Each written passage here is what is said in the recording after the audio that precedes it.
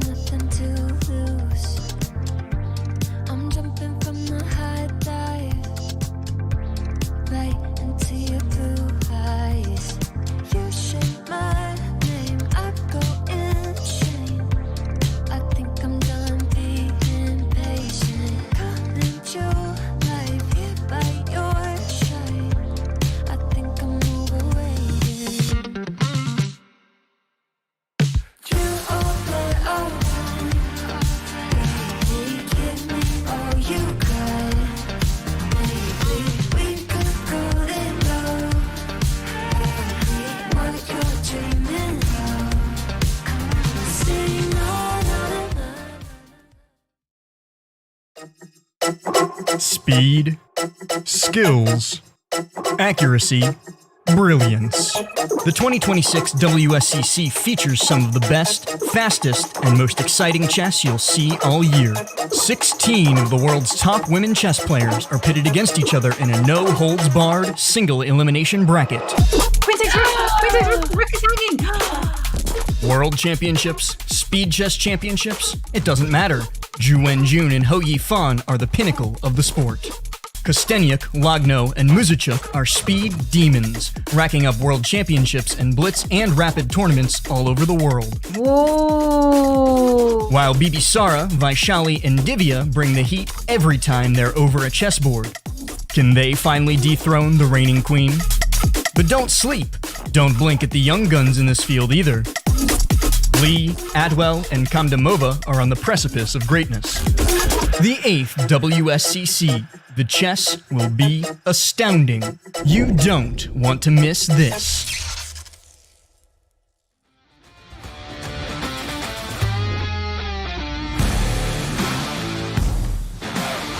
Hello and welcome to the 2026 Women's Speed Chess Championship, and the stakes just got a whole lot higher because we are in the quarterfinals. There's 3 time controls, 1 clock, 0 room for weakness. Well, it's going to be a lot of fun today. I'm International Master Jovi Hauske, and I'm absolutely delighted to have back with me International Master Anna Rudolph. Anna, great to have you back, and wow, we're in the quarterfinals now. Quarterfinals indeed, and I'm so thrilled to be here witnessing it from the best seats in the audience. But I'm so happy as well that a lot of our regulars are already back, ready for the quarterfinals to kick in, because this is it. This is the top chess event of the year when it comes to speed chess among the top female players in the world, and the stakes are only getting higher and higher every day. Some players advance to the next stage and others need to stay home and get knocked out of the tournament. Exactly. It's ruthless here. One mistake, you are out. Everything is all about how you perform on the day. And these are our 4 quarterfinal matches. So today it's a double header, but Zhu Wenjun will be taking on Alice Lee. That's going to be happening on Friday, July the 24th. We have later on today Katerina Lagno against Anastasia Avramidou. Anna, I gotta ask your thoughts on this one. Anastasia being the big upset, defeating Polina Shuvalova in the very last round of 16. That was huge, and the fact that Katerina was leading the match throughout the first 2 time segments, throughout the blitz, and it's in bullet where Anastasia managed to not only tie the score but completely flip the script and qualify to the quarterfinals. So it was a huge upset against Polina. Sorry, I'm confusing already. Today, Katerina will try to take revenge for Polina, for her teammate, because it really was a huge surprise. And the fact that the bullet portion, Jovi, is only 15 minutes long. Anastasia had 15 minutes to change history, and she did it. And the her elation was absolutely there for everyone to see. And later on, we're going to be seeing Bibisara Saubeva against Divya Deshmukh. But on Monday, Ho Yifan, who's currently touring, I believe she's now in New Zealand, she is going to be playing Anna Muzachuk. Now, that one's going to be a real battle of experience. it will be such a thriller. I think that should be a very close match, in my opinion, to see the highest rated female player who you found back at the board online, and Anna Muzichuk, very active player, of course, online and also over the board. They have been seeing each other throughout so many years now in so many different time controls, and I cannot predict who will make it through. I think they both have very good chances because they are two of the top female players in the world. Absolutely. And as we saw, Anna Muzichuk in her round of 16 was in impressive fashion defeating Vaishali, but then so was Ho Yifan. But it's all going to be about Divya Deshmukh, Bibisara Alsailbaeva. That's coming up next. But the round of 16, well, it brought with it some fireworks, also some spectacular moments. Let's take a look at what went happen. They are down to their final seconds, so of course there are mistakes. Now this is another mistake. There's a rook sacrifice. She sacrifices the rook, and if you take it, then new queen on the board. If you don't take it, your bishop is lost. Vaishali will be happy now. This is the best position she's had for a while, but big threat, rookie one. Of course, Vaishali spots it. No, she didn't. And checkmate E1, she moved the knight away and misses checkmate. That means that Anna Muzichuk wins yet another game. Rook e8. Oh! Rook e8, Filippo. Oh, yeah. The look on Karina's face is priceless. Bishop centralized, but okay, look at Alexandra. She knows the technique. You overprotect absolutely everything. Rook takes h6 is there. Now she can mobilize the other rook. Oh, bishop takes rook. Bishop takes rook, Judith. Oh, yeah. I see.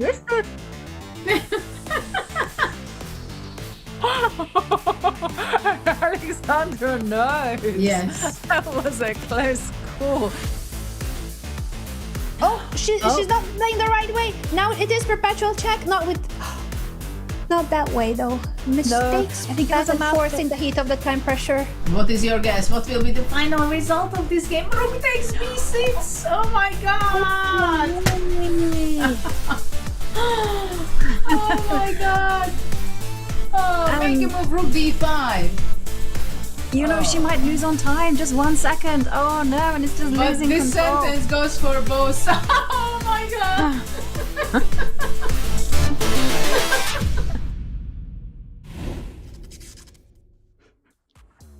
Some priceless moments there from the round of 16. But in the end, a lot of the favorites, they crashed through, and two players who were in their element were Bibisara Alsailbaeva and Divya Deshmukh. They're now going to be facing off against each other in our next quarterfinal. Anna, how pumped are you for this one? Super pumped. I think these two ladies, as Bibisara said in her interview as well, they play against each other every year at several events, all sorts of different time controls. But for today, I also have the question, will Bibisara also listen to music? Because Divya sailed through the round of 16 by just enjoying herself, listening to her favorite playlist, dancing, singing, bopping her head. And Bibisara, when we were interviewing her, she was kind of surprised that it's okay to listen to music. So will she listen to music today as well to meet Divya, the queen of Indian chess, who is already in the zone? I see that gigantic penguin rooting for Divya as well. And her Norway chess bag. She's in the zone, definitely. And I definitely think she has some banger songs for today's match. Yes, that is going to be a big issue of the day. What playlist does Divya have? And will we see her dancing, bopping? I mean, we saw her sail into the quarterfinals in a good mood, showing us that chess is fun. And for Bibisara, I think you mentioned it there, Anna. You know, her face literally lit up when she found out she could listen to music. She was like, hang on a second, am I allowed? And will Bibisara be there ready with the tunes? Will she match the vibe? But as we see, Divya on our screens, I'm going to say she's going to play a little bit more zen-like today. Whether this will work in her favor, I don't know. But both of these players, they are locked in, gearing up for a big fight. And the whole tone is going to be set by the 5+1, because Bibisara, it's I'm not going to say her weakest, but if there's a small Achilles heel in her armor, it's going to be in the 5+1. In the 3+1, in the bullet, she is a beast. And Divya, she has a very aggressive style. Divya is also very strong on the 3+1 and bullet as well. So it's so balanced, Anna. I mean, we were talking about close matches. I dare not make a prediction here. I think the same exactly, that the blitz and how the match begins will set the pace in general, and probably will give us a bit more information on which of these incredibly strong female players is in a better shape today, because I feel like either of them could win this match. So who is in a better shape right now, as of today? How are they feeling? I see Bibisara being a bit sleepy or tired, just getting ready, while Divya is already in the zone, as you said, more like a Zen mode, less head bopping and less singing, more meditative and focused. And we are just moments away from liftoff. Who will be immediately in the zone? Because every single game requires full concentration, and it's a very demanding format with 3 different time controls. Absolutely. It's a very intense format, starting off with 45 minutes of 5+1, then half an hour of 3+1, and then we go down to a time control you mentioned early on, 15 minutes of bullet chess. Anything can happen. And if the match is tied, we're going to be looking at more games of bullet, and everything could be decided in Armageddon.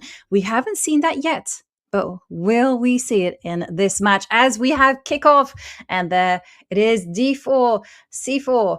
And we are seeing Divya open up with a Queen's Gambit, and the 5+1 has officially started. And I think they are both very well prepared. They have showed that throughout the event, and in general, of course, throughout their careers. Both of them are very well, very much in the book still here, and it's their preparation, what they expected for the match. It's the first moment where Bibisara is now taking a bit longer of a think. I still think that she is in her preparation, but maybe it's not exactly knight f8 that she expected for today's game, and she's taking a moment to recall what's the best line here for white. Yeah, it's an old line, which is basically where you get along with this maneuver that you want to go g6, knight g7, bishop to f5, trade off the light squared bishops. Usually you do this kind of stuff after castling, so it's an older idea just to do it before castling, do it whilst you can, and there castling does appear.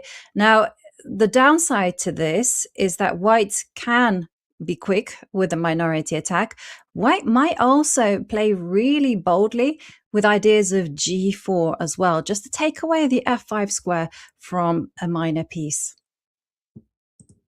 So many interesting ideas, and it's happening exactly as you said, because with rook to b1, Bibisara was all ready to launch the b pawn and start the so-called minority attack, where her 3 pawns on the queen side are trying to weaken these 4 pawns, the looking at the moment very healthy pawn structure of black. But the whole idea of the minority attack is that with this push, you will either create a backward pawn on the c file, or you will isolate black's pawns and open up the files on the queen side for white's pieces. While Divya is continuing with the plan that you mentioned, that the whole idea of that knight maneuver was that now with the knight on g7, she is ready to trade the bishop that for her is the worst bishop. That light squared bishop is in the same color as her pawn structure. All of her pawns, in fact, are on light colors. So trading this bishop is something that benefits black. Yes, and we are seeing the pure minority attack there on our screens. So what's going to be happening is that, okay, the knight is attacked on c3, but the whole fundamental idea is that after you trade off pawns, b takes c6, there is going to be a target for white to attack. And you want to be doing the whole Nimzovich approach, which is you control, restrain, destroy, which is that you stop the pawn from advancing to c5, then you restrain it, never going to get anywhere, and then you just munch on it, and that's it. You're a pawn up. Very well Even then- explained, Joey. I love it. Yeah, it's I always like to see it in operation. So queen to c1 is a move that both defends the knight and also asks the question of the rook. So I'm expecting that move there from Bibisara. But yeah, I would say that white has a small advantage because black is completely defending the weak point on c6. But you also got to remember that the white's king side is a little bit neglected. So I have seen situations where black gets actually very active on that side of the board as compensation. Yeah, everything that you have explained about the middle game strategies, what each side is playing for, I think is really instructive. And what the only other thing I wanted to add to it is I'm really impressed by how quickly Divya got all these moves in, because Bibisara is a fast player, but Divya is next level in how quickly she's playing this particular middle game and getting a really crucial advantage on the clock, which matters so much when the time control is 5+1 and then even less with only 1 second increment. So I think pressure now on Bibisara, not on the board, but on the clock, and knowing that Divya is so well prepared and she got what she wanted in this opening. Yes, and Divya bringing a smile to my face because I see that she is listening to the tunes again, and as she's bobbing her head, she was singing along. She is having the time of her life as she is calculating, and it's just a matter of personal preference. I personally like it because I need to be multitasking. Others prefer dead silence. But as we see the rooks come off, I mean, the idea is very much there for Bibisara to start targeting the c6 pawn. But Divya saying, hey, that knight on d6, it can actually pop along to the c4 square, which is an outpost.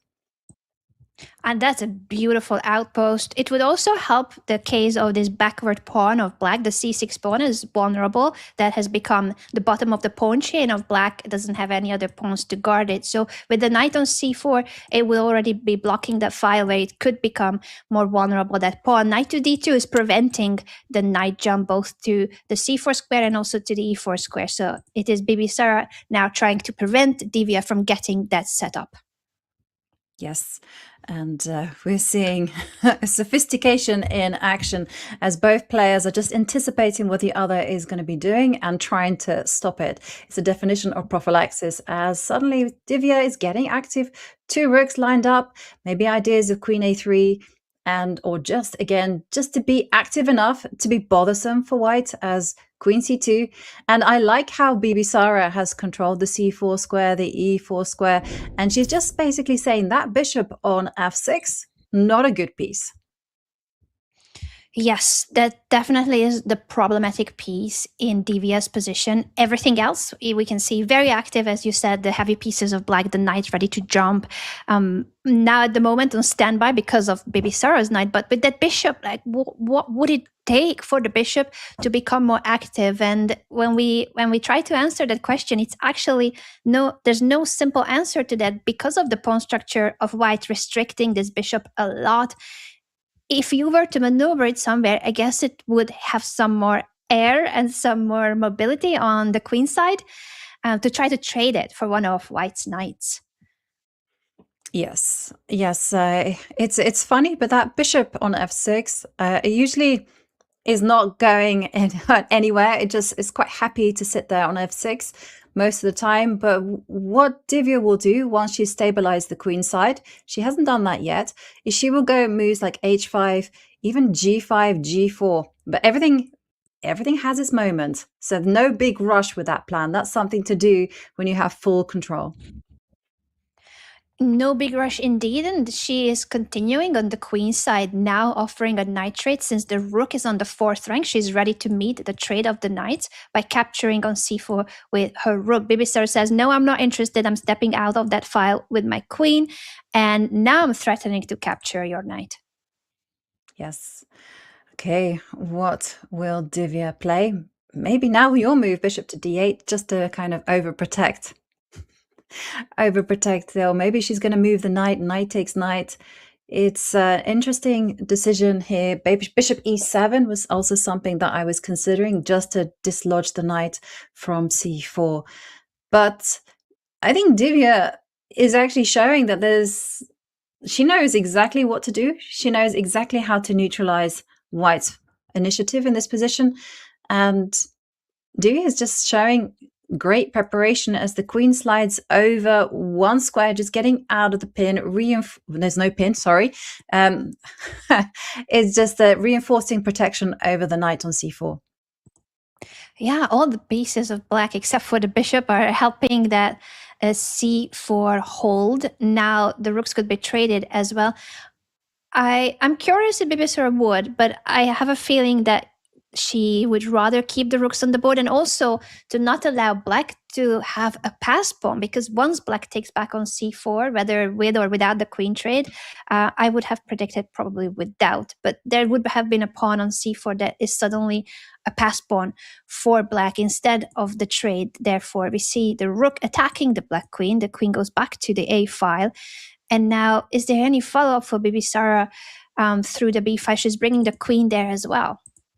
Yes, she's making sure that her king is nicely protected, because you couldn't get crazy with that rook lifted up to b7, because the queen on a5 would just pop in on queen e1, give a check, win some material. So bishop e7, that knight is going to get driven back to, I was going to say driven back to d3, but d7 is the choice from Bibisara.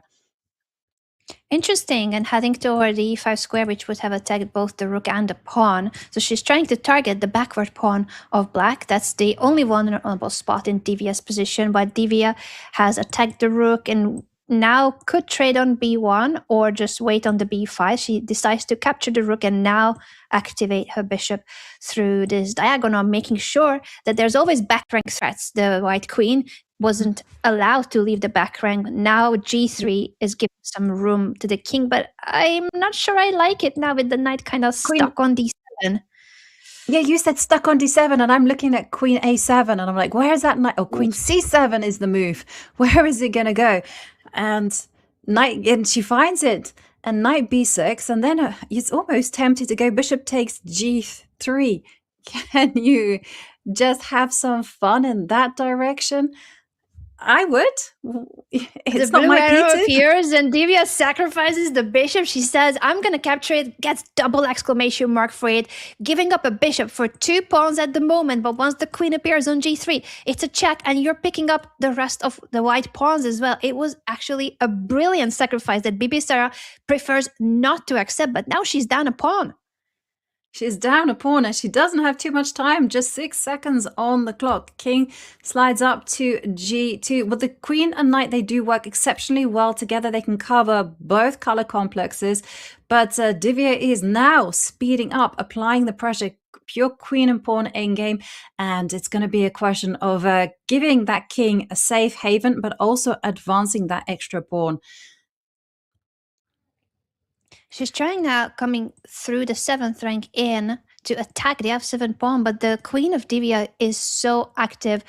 She could keep it on e4 or give a few checks to gain some time, and now she's guarding her pawn while attacking the white pawns as well. The white pawn structure is more weak than the black one, and now after the trades, again, it is Divya who will be putting a lot of pressure on Bibisara. But the time, Jovi, they are down to their final seconds. 2 seconds for Bibisara, 5 seconds for Divya. Look at Divya go. She blundered queen takes f2. Yes, and that blunder means that Divya is the one beginning with a win with the black pieces. And in the end, Bibisara just falling short when the clock started to run down to those closing seconds. For Bibisara, she's been in this type of situation before. I remember last year in her match against Eugene, she had to make up a 2-0 deficit at the beginning. So Bibisara has to bounce back, and we're already in a c3 Sicilian as Divya is just racing with those moves. She means business. She definitely means business. She wins the first game. So important to start on a high note and putting immediate pressure on Bibisara in this match. And again, she's proving that she is very well prepared, hasn't spent a single second to get this middle game position. And Bibisara is also, of course, very well prepared, but we see, I think, a bit of just adjusting and still probably under the shock of that blunder, because she was trying to hold her ground in that queen endgame, and she was successful. She was resourceful and successful for a while until she made that one move blunder. Yeah, and at that time she was almost like making those pre-moves because she just had 1 second on the clock, and she's going to have to adjust. I mean, that is such a big question. You know, the adrenaline is flowing, and you're going to have to immediately reset on your opponent. Look at Divya's clock time.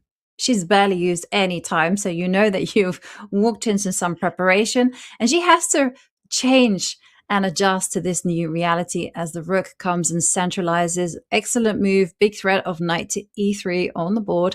And here I'm expecting Divya just take some time out with the queen, either to... Okay, I was going to say queen f3, but a queen e2, but that's not a move apparently. Still theory, knight takes d5 is the main move.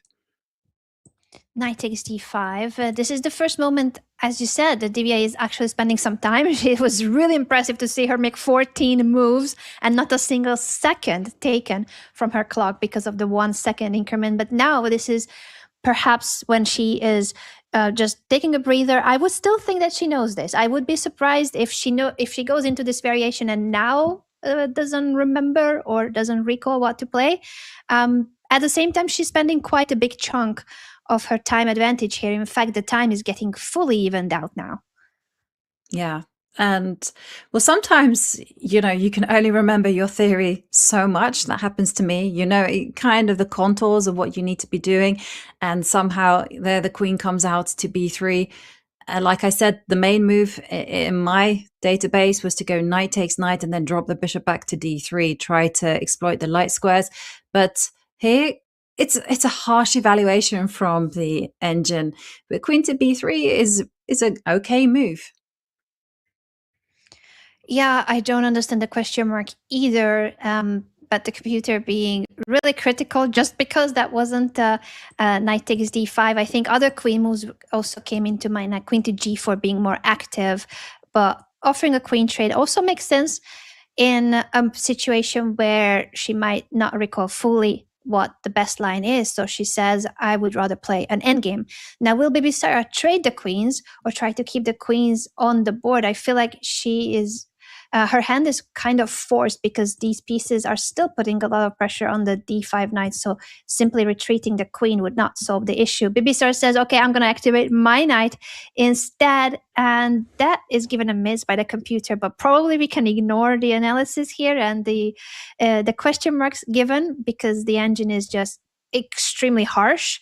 Those were very human moves, and after the trade, this bishop needs to go somewhere. Doesn't have too many squares. That's why this knight on d4 is doing a great job too, because suddenly that bishop is almost out of squares at all. d3 was the only available one. Yeah, and now that bishop on d3, it's loose. And so immediately your eye is drawn to discovered attacks. You know, the knight can actually drop back to f5. I was even thinking knight to b3, but probably that doesn't work because the a pawn is hanging at the end of the day. But oh, okay. I was going to say the blue arrow, but no. Anna's highlighting. Oh, sorry, my idea. I'm drawing. I need to change the colors. You're right. I gotta swap the colors. I'm not the blue arrow. No, it's okay. It's absolutely okay. But one thing I also wanted to note, and that the rook on f1 is a tactical weakness. I'm borrowing this from like the Russian schoolboy version of chess that I heard many times. And if you go like knight c6, and if the bishop were, okay, knight c6 on the board, now the bishop must be very careful with where it retreats to, because it goes bishop to c2, then the pawn on e5 will drop because the rook is undefended on f1.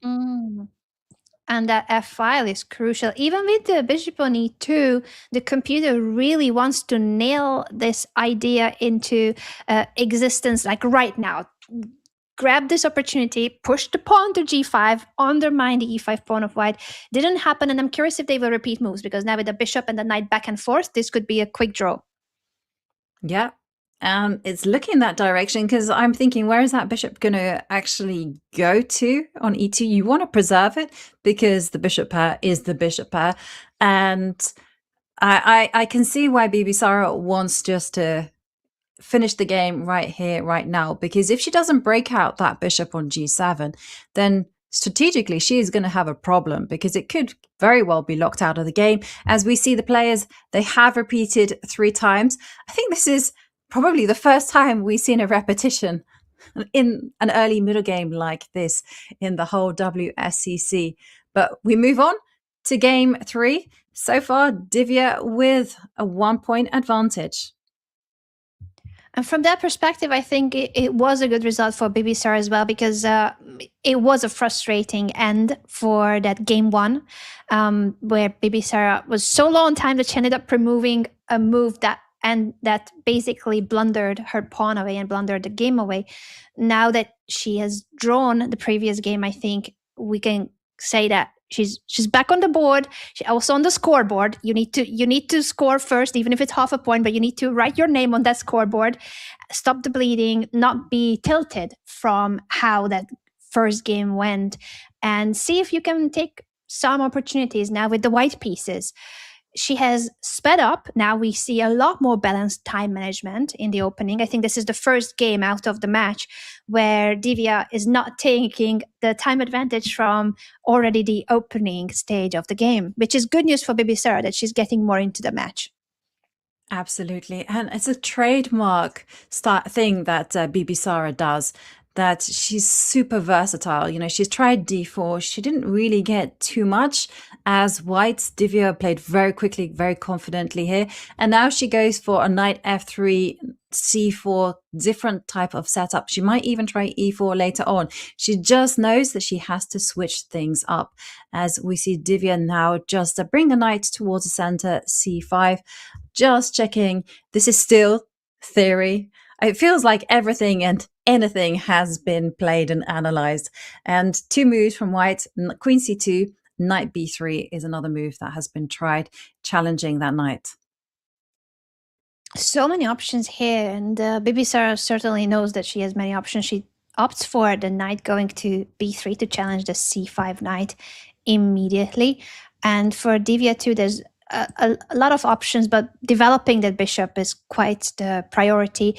Also making sure that she can now connect the rooks once the queen moves and finish development, while Bibisara is already moving her rook to the semi-open b file and saying that, hey, this pawn on b7 might become a target in a near future once the knights are traded and this bishop might move. The bishop could actually go to a3 without the trade as well if there's no tactics. Yes, and well, this is the move that was really tempting. I was thinking about it while you were talking. I mean, is Divya going to break out? Yes, she does. And now for Bibisara, she has a choice. She has to calculate, because after d4, there's going to be knight takes knight, followed by some e3 pushes. And if she doesn't play d4, then she's looking at capturing on e4. Now, is that a good idea? Because c4 can be a potential target. Is there any other move that I'm missing? Knight takes knight, maybe? I don't think so.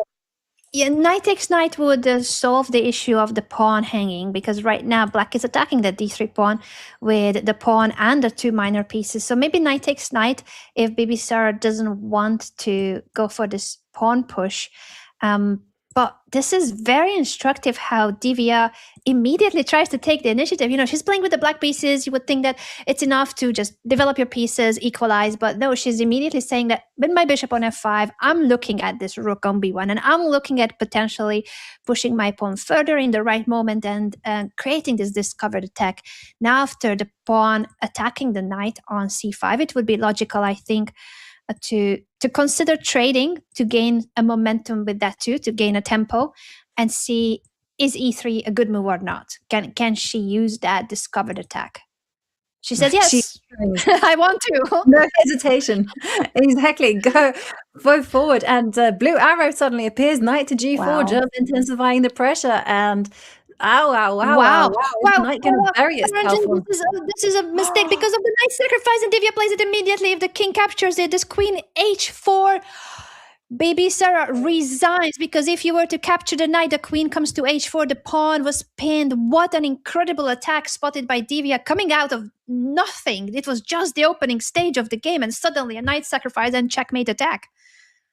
Wow, that was so beautiful as well. And so quick and ruthless as well. Knight g4, knight takes h2. And I just can't get over the speed with which Divya is finding these resources. It's like child's play to her.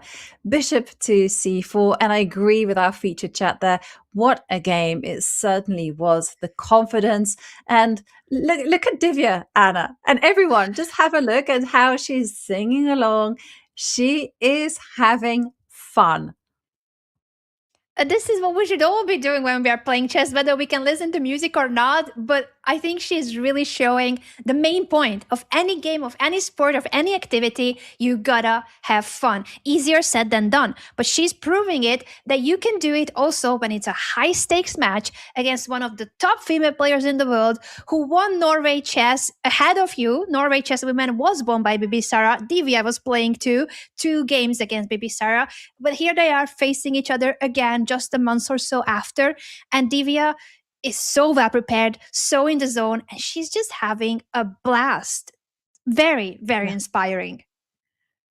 Totally. She is so goated. Yes, that is certainly the vibe. But now it's all in Bibisara's hand. She's got the black pieces. It's a Sicilian. The last encounter in this particular color complex, it was a draw. We'll see whether Bibisara wants to again just steady the ship and turn things over with the white pieces, or is she going to say, hang on a second, I'm 3 times women's world champion in Blitz.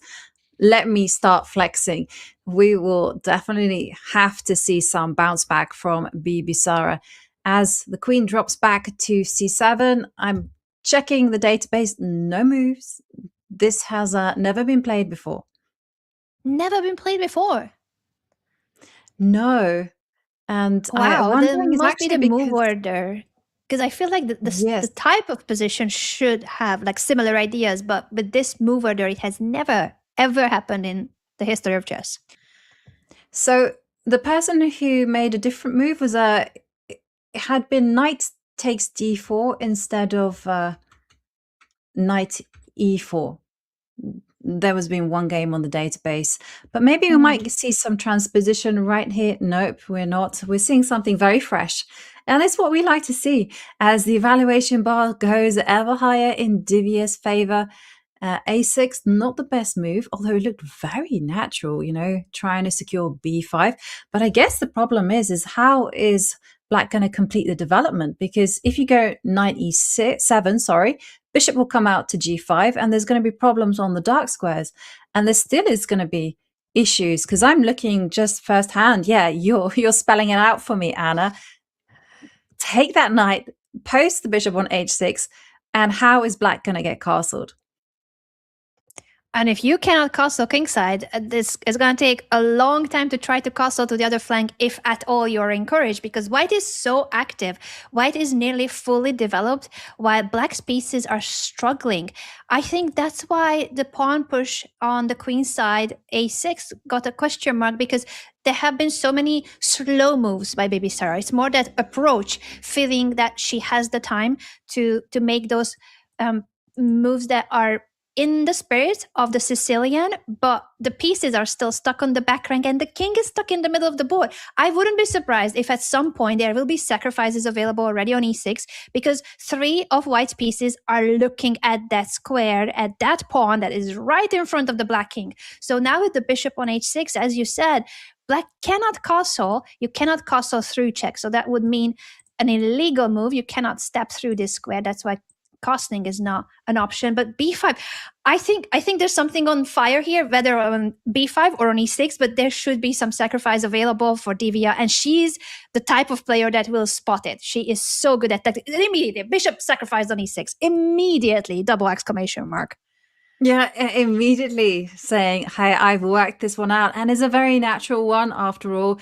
You know, the knight is going to land on e6, attacking the queen. The king is stuck there out in the open. You're going to follow that through with the rooks. The F rook is going to go to e1. The other one is going to come up to d1. And I'm reminded of the words of Tal, where he said, you know, look at my opponent's pieces. They're sleeping. There's bishop on c8, b8, and a8. I mean, they are just not participating. And Bibisara in trouble. In huge trouble now that the position is opening up for the white rooks as well, sacrificing a piece. But as you highlighted, there's so many more black pieces that are still on the bench waiting to be called onto the pitch, and they are not ready to fight in this game. And it's going to take too long to even try to develop. When the house is on fire, you don't have time for just slowly developing the rest of your pieces. What is Bibisara going to do about the queen hanging right now? You can either take the knight or you can move your queen, but both of them look terrifying, knowing that next up you are either in a check immediately or a rook is going to come to the e file, threatening a discovered double check. Yeah, and I honestly couldn't tell you which is the best way out. So queen to c4. This is a nice attempt, but it does allow now a fork, as Divya now just wins a rook. There's going to be an issue, though, on how to extract that knight from the corner. Maybe you can drop the bishop back to f4, or maybe you can just say, hang on a second, it's going to take a long time for that knight to actually be threatened, and you can just use that time to go moves like rook a, d1. But my vibe was drop the bishop back, knight b6 or knight c7. I like your idea. I would do the same to try to save that knight, and then the rooks will come anyway to the open files. But with the bishop on f4 or on e3, you're giving a chance for that knight to stay in the game, not be captured, because right now black is threatening either to move the king or to the bishop to b7 and attack that knight in the corner. So I'm expecting Divya to be looking at those options. She's investing quite some time here. She is doing it so to make sure that she's playing it precisely. She knows that she has a decisive advantage, and once the knight is out of the corner, this is material advantage and exchange up for Divya. And it's not even just the rook alone, but it's a rook and 2 pawns that she got for just one minor piece, just a single bishop of black. And here, the only thing that I can see Bibisara doing is that she wants to meet a knight c7 with a knight to e5. But if you don't rush with getting the knight out of dodge and you go rook, I was going to say rook e1 just to prevent that knight getting to e5, then everything should be fine. But I like rook fd1. Makes a whole lot of sense. Rook to d6 in the air as well. And it's such a difficult position for Bibisara. At least she has one goal, and that is try to win the knight on h8. But isn't there some kind of ideas of knight b6? Knight to b6, beautiful move. If the king captures it, then there's rook d6 check. So Divya solves the problem of that knight stuck in the corner with this really pretty tactical pattern that would deflect the king from the protection of the d6 square and win the bishop on f6. So temporary piece sacrifice, and at the end of the line, it will be an exchange up for Divya. A rook and 2 pawns fighting against a bishop. That's very little material for Bibisara to compensate. And there's not much that she can do about this, because now that the knight is on b6, it's ready to either capture on c8 or go to, for instance, the d5 square, which is a beautiful central location for the knight. So Bibisara resigns. I was going to ask you about this, Joey, but she answered by resigning herself, because the match clock matters so much as well, and that position was lost. She considered it, Bibisara, that there was not a single hope left in the position, so she decides to save some match time. Yeah, I guess that she really wants to go into the 3+1 portion with at least having scored a point off her opponent. As we see, is already down to 13 minutes, and we're seeing a completely different approach from Bibisara. No trading on d5 just yet, and we're having a Cambridge Springs on the board, which is designed at targeting this potentially loose bishop on g5. Bishop takes knight, knight takes pawn, the queen gets driven back, and black's position is still very, very solid. And what black really wants to be doing is developing the bishop to e7. Castles, you want to preserve the bishop pair, and you're very happy to play on the back row. So you might see, okay, knight bishop to d6 is the move chosen, but moves like, I just wanted to point out, castles, rook d8, bishop d7, bishop e8, and then you just start groveling. But this is not Divya's style. Instead, she's like, let's just break out. I don't want to play this sophisticated long-term game. Let's just go for direct action. I love her approach and that she doesn't mind giving up the pair of bishops. She doesn't mind that this knight can trade for her bishop. She just wants activity. She just wanted to get in that central pawn push, open up the diagonal of the bishop. She's not interested in having passive pieces and playing it slow. She wants to grab the initiative as soon as possible. Whether she's playing with the white or black pieces, she's going for a dynamic, aggressive approach. And we could now see both players castling. Then this bishop will be developed as well. And it's a very balanced position. I think it is Bibisara who will try to see if she can create something. If one of the knights would leave the c5, then suddenly the pin could create some opportunities for these knight jumps. But even then, I'm not sure that matters that much. Bibisara instead says, I would rather see an endgame, so let's trade queens, and then I'm going to start bothering you with my knight jumps and annoy the pawn structure on the queen side. Yeah. That's a very nice approach. Otherwise, I think black was very comfortable. The bishop pair simply going to start to overturn things. And yeah, I like this whole concept that the bishop comes out knight to a5. And black has still got to answer some questions. They're not out of the woods just yet. Maybe you can go rook to d8. Bishop e6, knight a5 was the move that Anna was asking the crowd, knight a5. And now I love that move, by the way. Asking the question. I think it's very annoying with the bishop on g2 whenever you're able to do that. But Bibisara goes for it. What I'm not sure is if it's that strong as I thought, because I'm also looking at what will happen once the rook is on b. Divya says, no, I'm just going to protect my pawn. I don't care. And it's passive at the moment, but she says that it's a temporary thing because she could chase this knight away with a move like bishop to b4. And once the knight retreats, you can activate your rook as well. So she's playing it just very safe and solid and waiting for the position to be able to improve her pieces. Yeah. In fact, your bishop to b4 really annoyed me that much that I was thinking maybe it's forced for white to go a3, even though you are conceding some squares. The b3 square no longer covered. And the question is how is black going to fight this? So what white wants to do is kind of post up a rook on d1 and just say, hey, you don't have a free hand to challenge the open line with your own rooks because of the pressure on b7. And other moves would be, okay, rook to d8 there from Divya. I would go rook to d1, although I'm a little bit careful because you got to calculate that knight on a5 is not gonna get trapped. So that's why b4. I also think that this is very sensible from Bibisara, just to secure that knight. As the knight comes in, maybe knight takes knight, because I'm not very good at handling tension. For instead, I think she really is trying to get even more pieces toward the pawn structure of Divya. I like that she's trying to land that knight on c5 and say, okay, if you want my knight, to give me your bishop for it, because you would have to take on c5 to eliminate it. But then maybe Bibisara would even consider taking with the pawn to open up the b file. In certain cases, it might be handy to try to get to the b7 pawn. Very solid structure. I'm curious now what Divya will do, because we have seen her playing so well when she takes the initiative and she can make the game more tactical. This is so far the most solid of games. I feel like very balanced, and Divya with less time on the clock.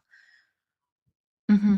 Yeah, and Divya just, I think she's just navigating because there's no clear-cut plan here for her. She can't go b6. She can't just come forward with her pieces like she wants to do. She just has to slow play it, maybe make a move like g6 bishop f8, bishop g7, you know, that kind of slow maneuvering where you just begin to improve the pieces. And that's not kind of in Divya's style. Divya's a lot more of a concrete player. Yeah, I think that's why she took quite some time there and ends up going for a different plan. I also liked your idea of pushing the pawn on the king side and slowly but surely making some progress for the bishop.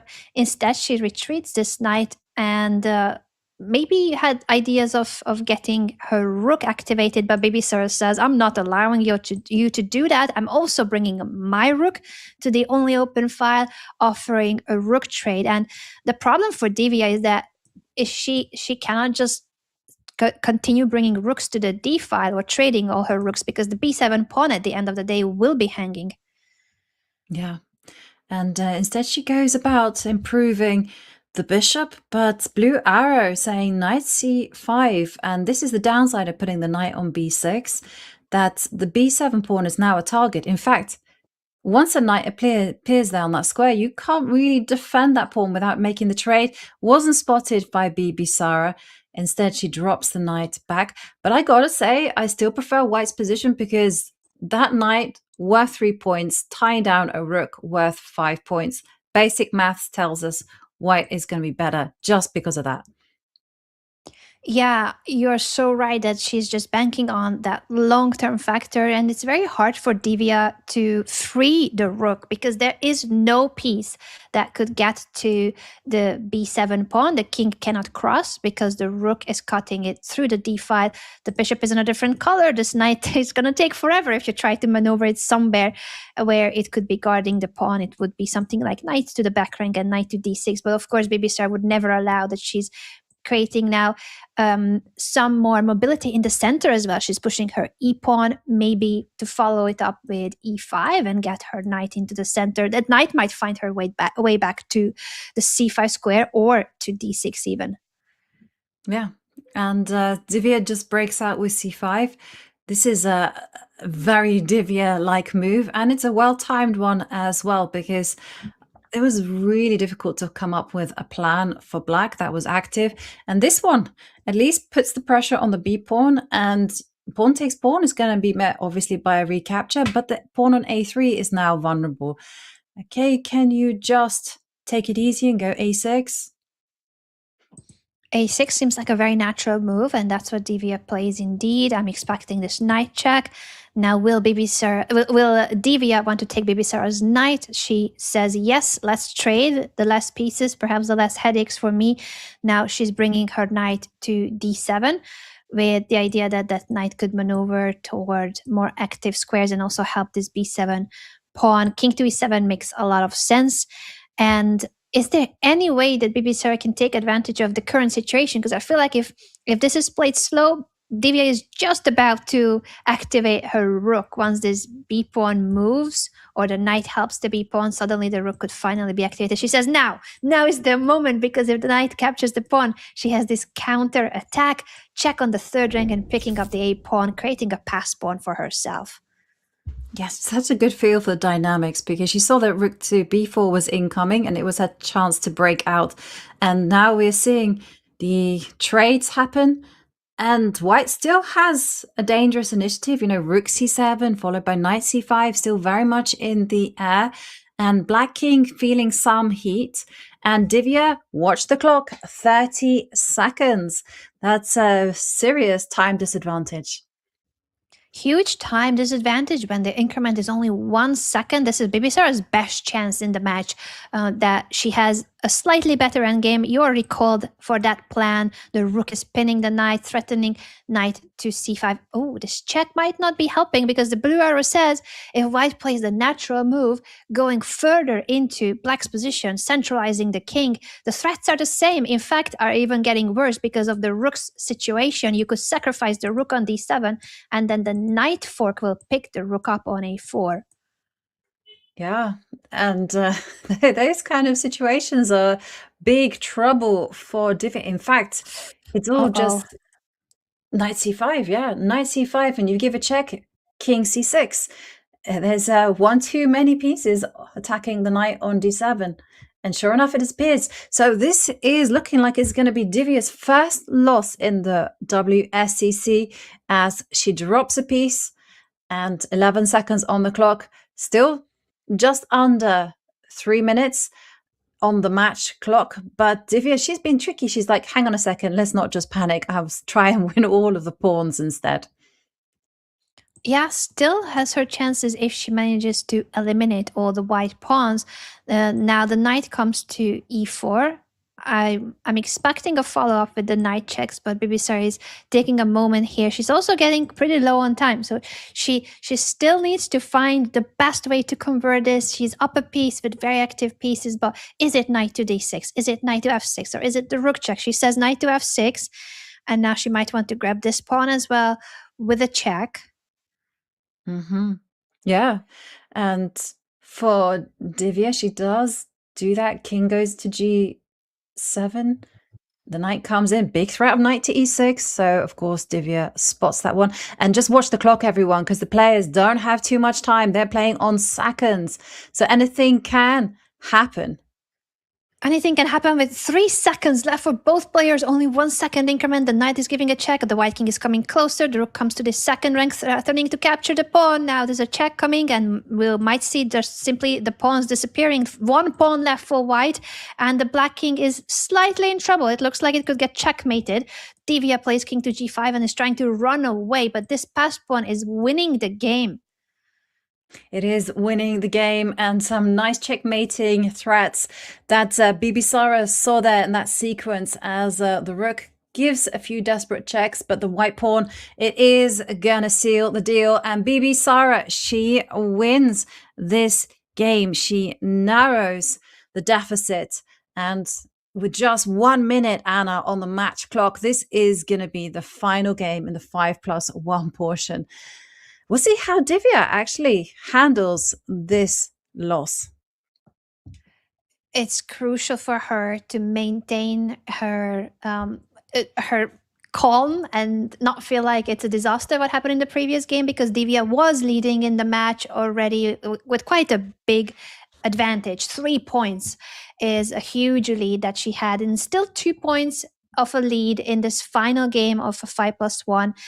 I think for Bibisara, it would be incredible if somehow she manages to play this game for a win and get a second win in, but not an easy one, especially knowing how Divya has been really in control of the match, so well prepared with both colors, and only this previous game was a little bit of a misstep from her, and her time management as well suffered in the previous game, I feel like. Yes. And the time travel, it makes fools of us all, as she came so close actually to wriggling out of a bad position. But I just love the way that Bibisara, no time remaining on the clock, she literally holds her nerves. She sets up checkmating ideas, and she just gets that win in with just like 1 second, 2 seconds on the clock. And here, this is still very much theory. Bishop takes bishop, blue arrow appears, also the main move on the database. And after that, we're going to be seeing knight takes bishop as the response. Sure enough, it appears. And the player is just playing super quickly. Divya saying, hey, this c3 Sicilian is going to be the weapon of choice. We'll see whether she switches from that in the 3+1 portion. But it's done her well so far, as the knight centralizes itself onto an outpost. And here, because black is lacking in development, I'm expecting moves such as queen to g4 or queen a4 to be played in order, again, to buy more time for white to just activate the pieces. I really like those options for white, and I'm curious with which direction we're going to see Divya handle this middle game. She has been so well prepared, and you're right, it really seems to be the case that she decided that the c3 Sicilian, the Alapin variation against the Sicilian defense, is her main weapon of choice for today. Whether she will maintain it for the shorter time controls or not is a big question, but for now it has worked so well for her, gaining her some extra time and confidence in this match. She places the queen on g4, one of the main moves you highlighted, Joey, and with this pressure on the g7 pawn, it's making it harder for black to finish development.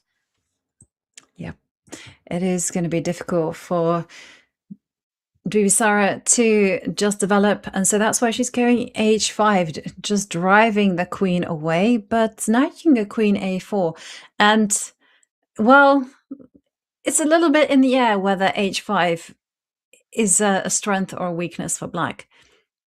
But one thing's for clear, Divya, because she has no structural advantage in this position, she's going to be playing with her pieces. Every move is going to come with a tempo and has to have purpose.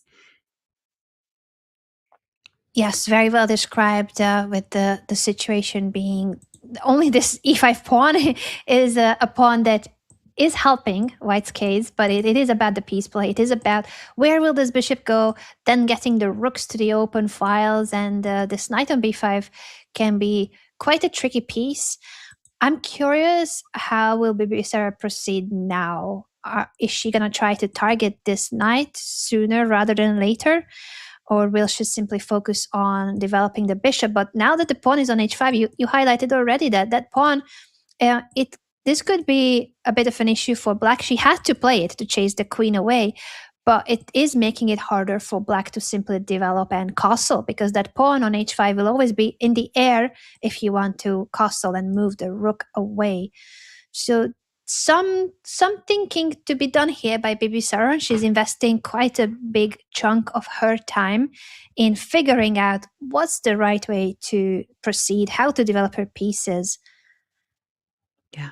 And well, I think she's thinking through like the consequences of going a6, how she's going to react, good ideas such as rook d1, knight c3 is coming. I think Divya for sure will be looking at destabilizing that very strong knight there on d5.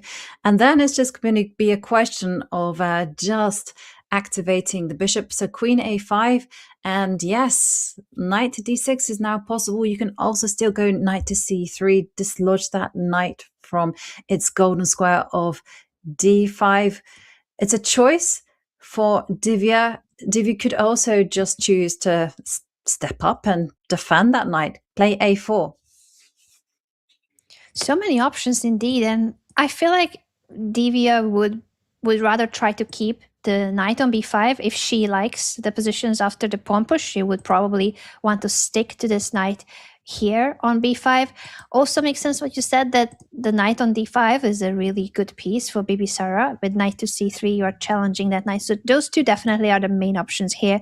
Knight c3 is the choice of Divya. She says that she's not interested in fixing her pawn structure and weakening squares on the queen side. She would rather trade the knights.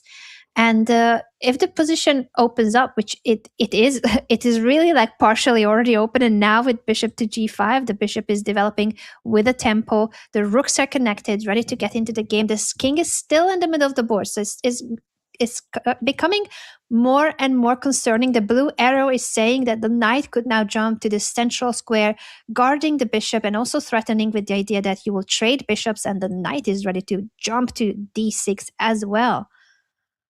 Still a good move, knight to King e4. e7. King e7, Oh, wow. such a great move there. I wasn't expecting that. I thought the knight would come back.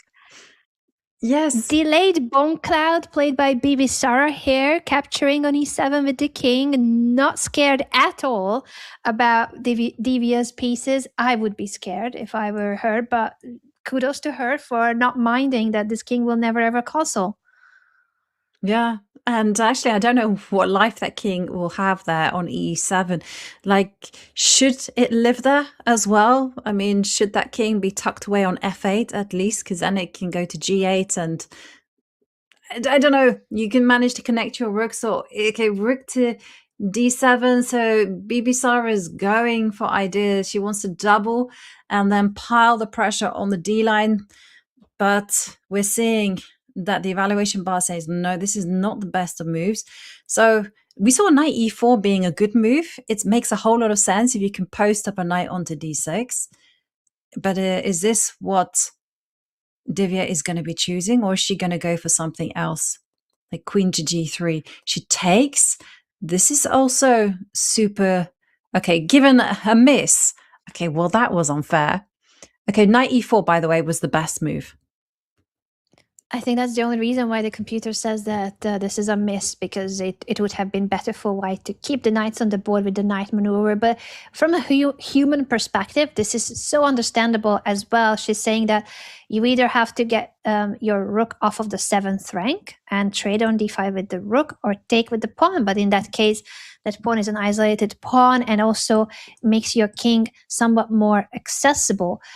Bibisara takes with the pawn, gets a question mark for it. Again, the computer is being very critical here, but trading the rooks would have gotten the king a bit more safety when it comes to the more pieces are traded, the closer you are to an endgame. At least the healthier this king situation would have felt. But now, goodness me, big move for Divya. After the queen comes to the 6th rank, she could apparently push her pawn to e6. That square is guarded by 3 of black's pieces, and yet it's a killer move because it will suddenly tear open black's position. Wow. And Bibisara, she took the piece on d5 because she was afraid of a check on a3. But in the end, it's going to be e6. But she goes for this one, which is also super logical, right? Take the pawn, attack the rook, and Bibisara got no time on the clock. She's playing on 6 seconds and it's ticking down, and her position is still really dodgy because the black king is not going to find a safe haven, not at least just yet. Not yet at all, and you're right, even though that pawn push was the computer's killer move, but capturing the pawn on g7 as Divya did was a very human way of getting the advantage, and her attack is still extremely strong now. The rooks are getting into the game as well. She could give a check on the back rank or follow up by she's playing a beautiful move. Tricky and beautiful move, hanging her rook on purpose, because the black king would have gotten checkmated had this rook been captured, and otherwise the rook is coming through into the game on the 3rd rank. What a move by Divya. Yeah, and so quickly. I mean, the whole idea that you just threaten a check. But she blundered her rook. She blundered her rook. The rook check, she blundered. The other one was a rook sacrifice, but this was a blunder. She forgot that the queen was looking back at the c8 square. But watch Bibisara's clock. Is it gonna be her friend as she loses on time and Divya wins? Wow. Goodness me. Both players are so confused about what has just happened. Divya blundering her rook and Bibisara losing on time. What a game this has been, with Divya incredibly strong in the attack. She was gonna win that game on the board, but then she hung her rook and then Bibisara lost on time. It's a 3-point lead now for Divya heading into the next time segment. Yes, and on our scoreboard, 4.5, 1.5. Oh, it has had everything, Anna. It's had opening preparation, it's had miniatures, it's had, blunders. We saw first someone lose on time. We also saw a 3-fold repetition quite early on in the match. I mean, I don't know what to make of it, but I do know that Divya, she means business. She means business, so well prepared, and even the game that she lost earlier didn't phase her. She was back on track, back in business right in the next game. And this game that we have just witnessed, I think this was probably the most chaotic when it comes to Divya fully in charge in the attack, having a winning, decisive advantage, and then blunders her rook. But Bibisara was so low on time that it actually didn't matter that Divya blundered the rook. No, it didn't matter that Divya blundered the rook, and it's going to be a challenge now for Bibisara as she tries to narrow down a 3-point deficit. And talking about challenges, Chess.com just dropped a monthly bot challenge. Right now, you can earn points just by playing to permanently unlock custom nature-themed boards, piece sets, and profile flares. So hurry up, because once the month ends, these rewards are locked away in the vault forever. So type !unlock in chat right now to challenge the bots and secure your limited edition rewards before they're gone. And remember, they are gone for good. And just after this break, we're going to be back with all the 3+1 actions. I'll see you in 3 minutes.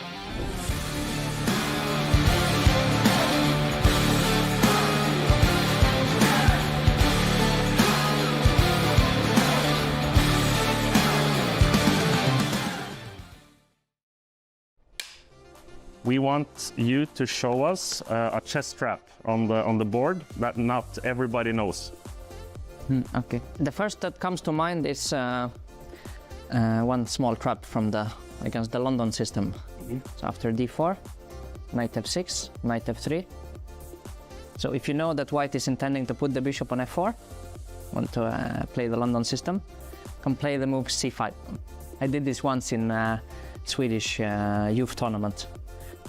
It's my shortest game ever, I think. My opponent played bishop f4 as expected. Now I took on d4. And here my opponent made a big blunder. We're captured by the knight. And now black is already winning because of the move e5. It's attacking both the knight and the bishop, and if white takes, then queen a5 check, and the bishop will get lost on the next move. So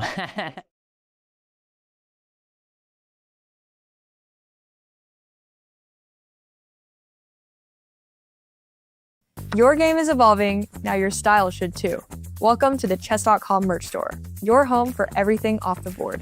We've studied the theory of comfort so you don't have to. The Essentials collection is the ultimate low-profile kit. Premium tees, hoodies, and hats with zero distractions. It's the baseline for your wardrobe that lets your moves do the talking. From the classic rook to the legendary mittens, our plushies now come in every color to match your setup. Mostly because they'll never judge your accuracy. And for those who still love the tactile feel of a win, explore our official chess sets. Durable, tournament ready, and designed to handle every celebratory slam or graceful resignation. Whether you're a beginner or a seasoned pro, we've got the perfect setup for you. So head over to chesscom.shop to explore these and many more. Grab your favorites before they're gone.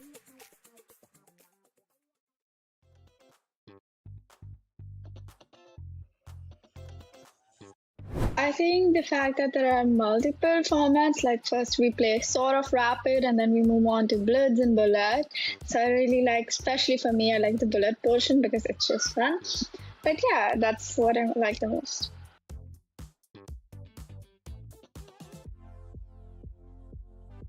I think not tilting after a few losses would be difficult, and also coming back from, let's say, difficult positions.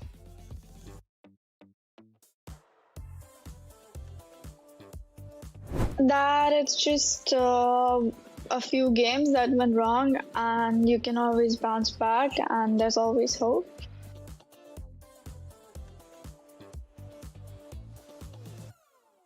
It feels very good on a personal level, but also on a perspective of chess. I think it's very nice that chess has so many fans, and because of chess that I get a chance to inspire people, so it is a very fulfilling thing.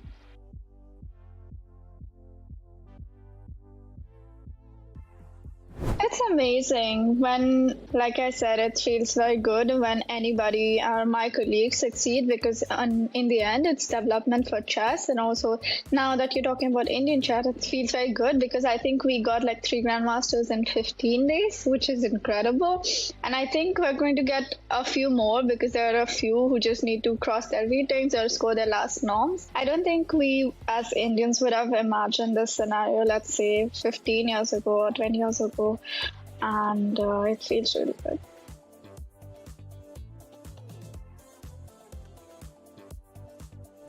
It would mean a lot. It would be a nice experience, but I'm not much of an online player, so yeah, it's okay.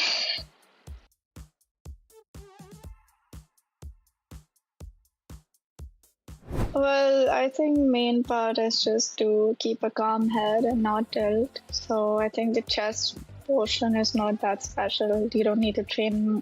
You just need to train your mouse skills, I'd say, and just make sure your Wi-Fi is good. And if not, then you blame Chess.com.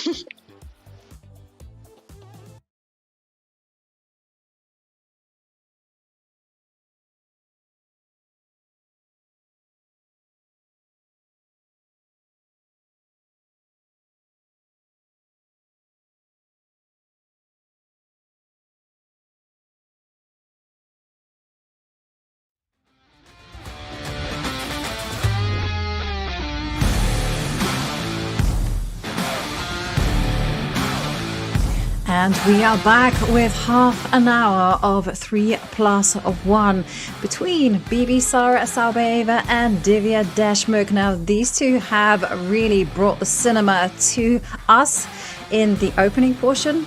As we saw Divya, she came to the games incredibly well prepared, full of fire. We'll see what the second chapter has in store for us. Anna, are we expecting Bibisara to shake things up now that she's chasing a 3-point gap?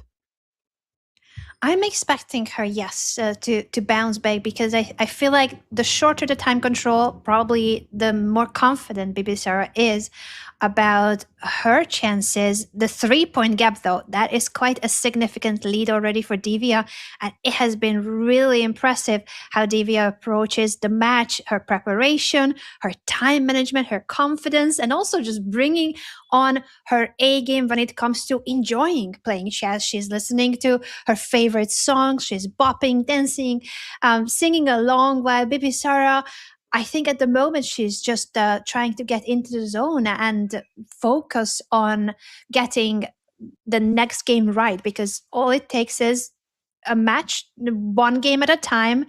3-point lead is significant, but there's 2 segments to go, and I think 3+1 is a better time control for Bibisara than the 5+1. You called it too, Jovi, that it could be that she's getting more confident with the less time segments, and 3+1 is now the one that will be, I think, a crucial portion of this match.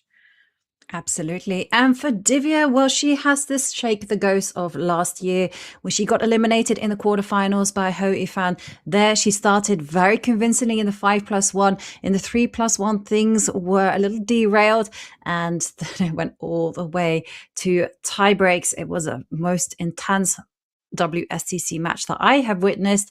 But here we're seeing a repeat of the semi-Slav situation, and now we have Divya going not for the Cambridge Springs of Queen A5, but something else, which is based on a well-timed capture on C4. Then you break out with B5 in order to get the bishop onto B7. And that's exactly what's happening. The pawn has been taken on C4. The knight jumps to D5, offering a bishop trade. And let's see how the game will proceed from here, with the other knight coming to F6, giving some space for the light squared bishop of black. But that bishop also will likely want to be placed more so on the long diagonal, so have some future perspective there and not just sit here on D7. I was wrong, actually. I thought it's more in Divya's style to try to get the more active bishop on B7, but she says, no, I'm fine with the somewhat passive situation at the moment. Maybe she's trying to break out in the near future, but both of these pawn pushes will be pretty hard to achieve. Yes. And I think, on principle, I think you're completely correct. The bishop wants to be on the long diagonal on B7, but Divya's plan is simply just to tuck the bishop onto E8. Okay, just to say, a bad bishop is an excellent defender, and the bishop can just wait there for a long time. And C6, E6, I mean, they're really solid and versatile pawn formation, because white will always have to watch out for either E5 or C5. Now, as you mentioned, this is a long way out, but these are the long-term ideas that Divya is planning to play for. As we see Divya, she's not entirely happy with her position at all, as she just gave us a little bit of a grimace. And I'm not surprised, because this kind of passive defensive approach is not her style, and there's nothing really terrible with her position, as you already highlighted the factors that are making it okay. But she is immediately trying to break out of the situation, and this is given a question mark by the computer, because it's saying that black's position is not ready for this pawn advance. In fact, it's just saying white could just take this pawn, preferably with the pawn, because if you take with the knight, the rook would capture on d4. So if white takes the pawn with the pawn, doubling the pawns, but there is at the moment an extra pawn for white. So we see how Divya really doesn't want to stay passive. She would rather sacrifice a pawn than to keep her pieces on the back rank. Yeah, and maybe this gamble is going to pay off, as Bibisara doesn't capture with a pawn. Instead, she captures of the knight, knight retreats, and e5, it is a coming, and you gotta post your knight onto d7, I was gonna say, to have it at home on f8, where there is no mate on h7. But now you're gonna Threatening have to block that checkmate. diagonal. Yes. Checkmate in 2 is the threat, so the rook is hanging, but the main threat is that your king is under this beautiful queen bishop battery attack. f5, so you could capture that with the pawn as en passant, but also queen takes, just continues renewing the threat over the diagonal. Now g6 is a tempo, the rook is still hanging, a really sharp position. Now the queen would have to move, and then Divya will have time to capture the rook. Yes. Well, the consequences of this whole escapade is actually going to be made clear, because yes, you won an exchange, but at the same time, the black king is not very safe at all. You know, bishop takes g6 is in the air.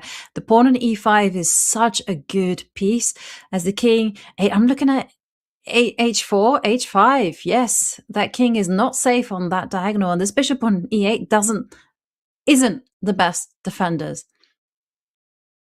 Not the best defender. The king is vulnerable. I love this pawn advance.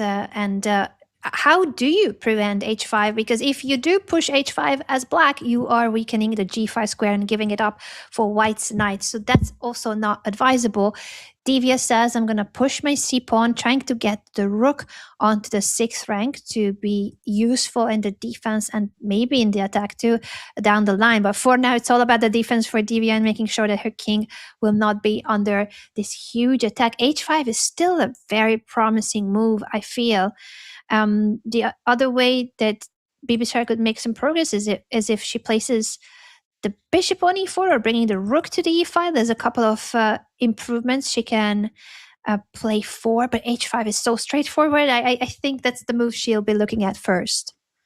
Yes, and I agree with you. I really like this move. And rook e1, she's getting ready to go knight to h4. The screws are about to be turned as we see that g6 is almost indefensible. I mean, it's very, very dangerous. Completely agree with our featured chat there.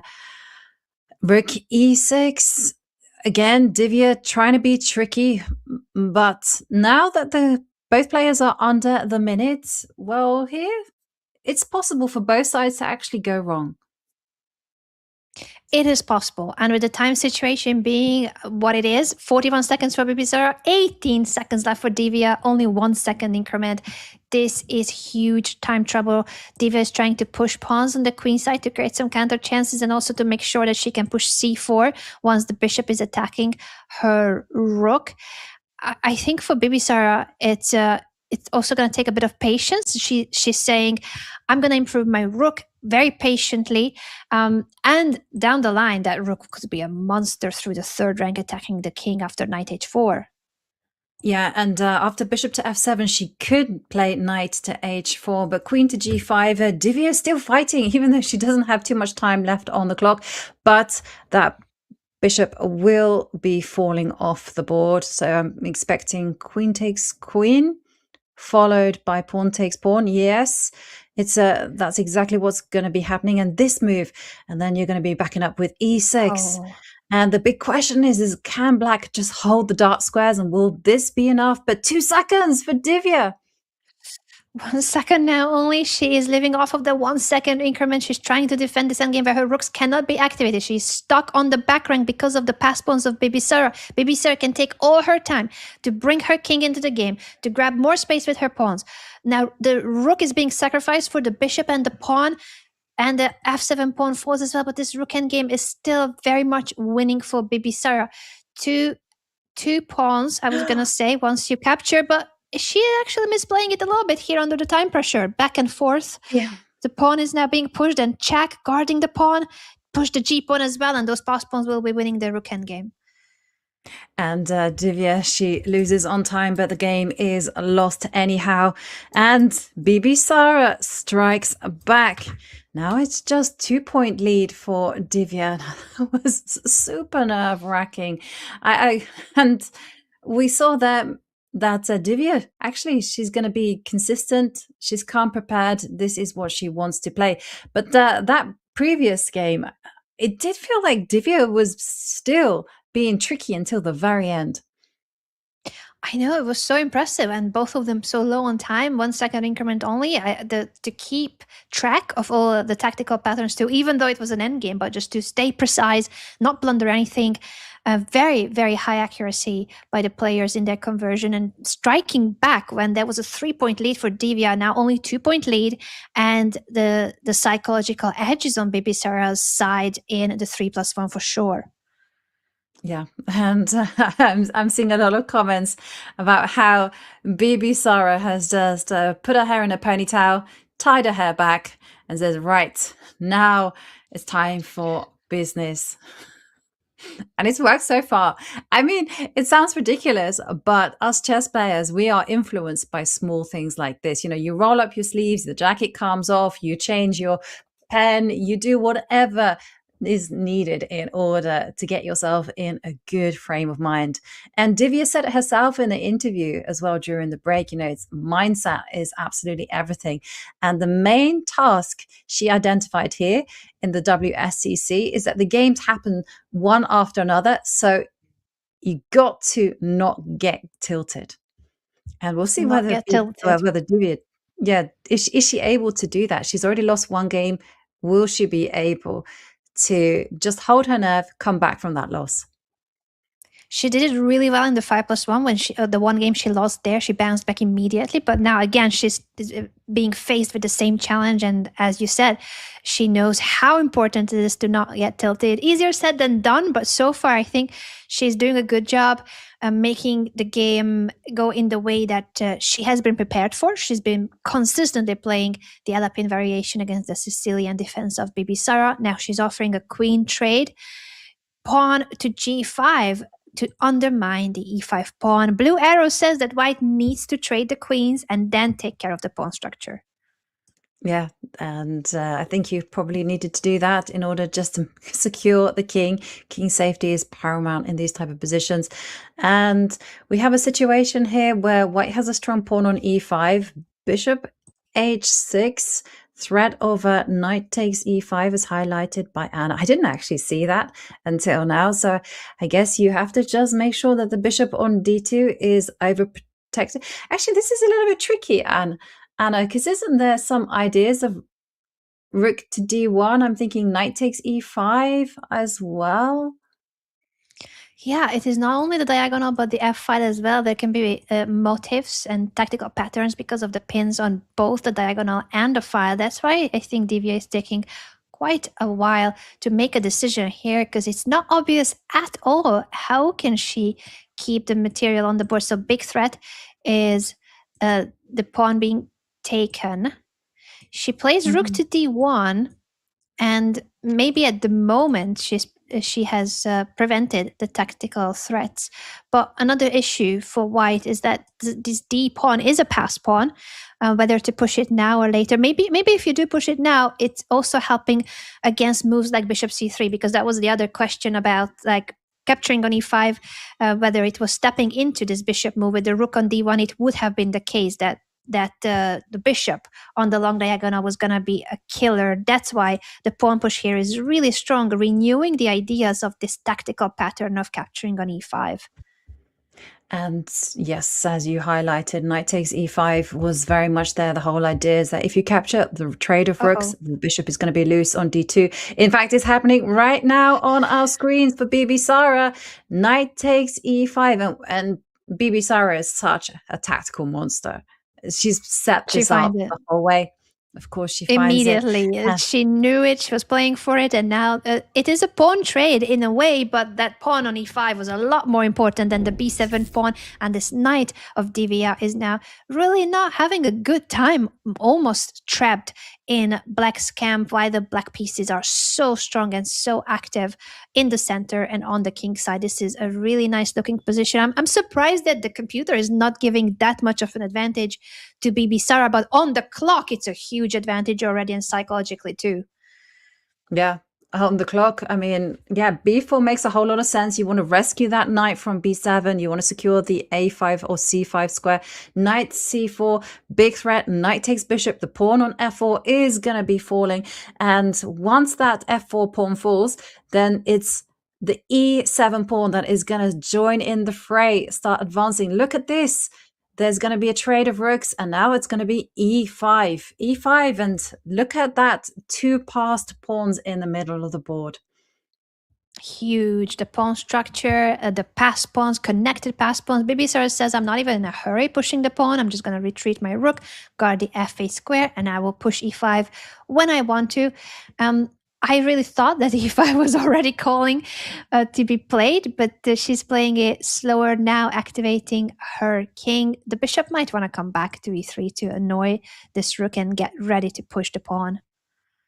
Yeah. I just love the control that Bibisara is displaying. She's like, I don't want to go e5. I don't want to allow any rook f5 business.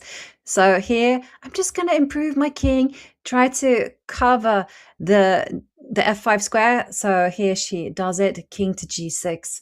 And this is going to be a clincher, as we see the king comes in, and it comes in with tempo. Now the king is going to come to e4, and it's going to be all about the d pawn. That's main character energy right there. Main character energy, and the black king is joining in on that main character energy because of the infiltration through the queen side, supporting the pass pawn and attacking b4 at the same time. And now the pawn is captured on b4, and both the pawn and the knight are hanging, so even more material for Bibisara, while Divya is playing on her final 2 seconds. There's a 1 second increment. That's how she's staying in the game. But what a difficult endgame, and no time on the clock. Bibisara wins yet another game. Second game in a row. We started this time segment with a 3-point lead for Divya. Now it's only a 1-point difference because Bibisara is back in business and strikes again in a must-win situation. Yes, ponytail is plus 1,000 elo. Well, it looks that way as we see Bibisara. You need to shake things up when you're on a downward spiral, and that's exactly what Bibisara's done. 3+1 was always going to be her forte. I mean, she is a 3-time Women's World Blitz champion, playing at the over-the-board time control of 3 minutes plus 2-second increment per move, as we're seeing a difference now in opening from Divya, with the bishop coming out to b4 to give a check. And again, checking my database, 2 games. So this is a bit of a rare line. So knight to d2 was the main move, as we see bishop comes out to d3. The bishop comes out to d3, and you could take on c4 or you can take on h7. So it's a choice for Bibisara which pawn she wants to capture. She says it's more important for me to capture the c pawn, not caring about this check. The black king would have gone to h8, and then you need to retreat the bishop. I'm expecting that there will be a castle kingside by Bibisara next move to finish development, connect her rooks, and then enjoy this pawn structure where she has more space and could potentially also push in the future her e-pawn. Right now, it's about where do you place the rooks, and is there any way in which you could make it more difficult for Divya to develop her pieces, in particular this bishop on c8? Yeah, and knowing Divya, we've seen her be completely fascinated with an e5 break. I was wondering whether she's going to strike out with e5 right here, right now, but she's gone for b6, bishop b7. This is perfectly fine. It's in fact the best diagonal for the piece, as we see rook d1, bishop b7, and well, you have to strike in the center, gain something. So e4 ideas are maybe cutting the board in half with d5. e5 is even a possibility, but for the time being, I'm going to see the queen is going to slide out from c2 and go and re-centralize to e2. Very good idea to get out of the c file because of that rook that was staring into the bishop and the queen on the same file. The rooks of white are coming to the central files as well with this pawn structure. Very healthy pawn structure, gaining space in the center. It is a very solid position from Divya's perspective, but I agree with you, Joey, that she'll be looking at a way to activate her piece. Oh, this is now hanging. I wonder if Bibisara just forgot that once she receives the bishop, that pawn is gone. Yeah, that there is no bishop to h7 check, nothing of the kind over there. Knight takes pawn. That is just some free material for Divya. So Divya, well, she can thank her lucky stars because that blunder will definitely help her in her quest for that comeback victory, as we're seeing now. Divya has a choice. She can double the rooks. She can also go rook takes rook. All is well. Yeah, and she took a moment after the bishop retreat of Bibisara to make sure that she's not blundering, that there was no follow-up. It was simply a missed moment by Bibisara that the pawn was no longer well protected. It's an extra pawn now in an endgame for Divya. It's still, of course, plenty of action. For black to convert this, you need a lot of patience because there's no pass pawn at the moment. In the future, not very near future, these two pawns will be pushed against this one pawn, and that's the way you will be able to create a pass pawn on the queen side. But this is still a long way to go, and the time is ticking. It's a minute and 5 seconds left for Divya, so she needs to speed up a little bit and not go down to her final seconds again. Yeah, but it's not so easy. I was going to say that I wouldn't be tempted to take that pawn on e4 because I was worried about queen d7 business. So apparently it's absolutely fine. We can see by the evaluation bar that this is nothing to be concerned about. But what is going to be the response after queen to d7? Like, where is the rook going to head to? I'm only really seeing rook c. No, I'm not seeing that either. So queen e2. For some reason, that move was rejected, but Bibisara going for the pin instead, but you can still post the queen up to a6. One thing is clear here. White needs to go on the front foot. Queen a6, rook d7, you just have to start throwing your pieces. But instead, we're seeing a pin. So f3 is an idea. Is it bishop takes bishop going to be Bibisara's idea and then post up the queen to g4? Could be what she wants. She really needs to not take the bishop, but the bishop and the queen line up on the diagonal. Divya was threatening to capture on g2 as well. She takes on e4 with the queen, forcing Bibisara into a rook endgame where it is one extra pawn for Divya. She's offering her e6 pawn because both the f2 pawn and the a2 pawn of white are hanging as well. If you lose your a2 pawn, these two connected pass pawns of black will be unstoppable. That's why Bibisara says, I'm going to try to hold on to that pawn and make sure that you don't have a pass pawn for now. Yes, and still really tricky because there is a way for black and white to go wrong. For black, I was just thinking rook takes pawn, rook takes e6, and maybe even moves like a5 and eliminate a further set of pawns.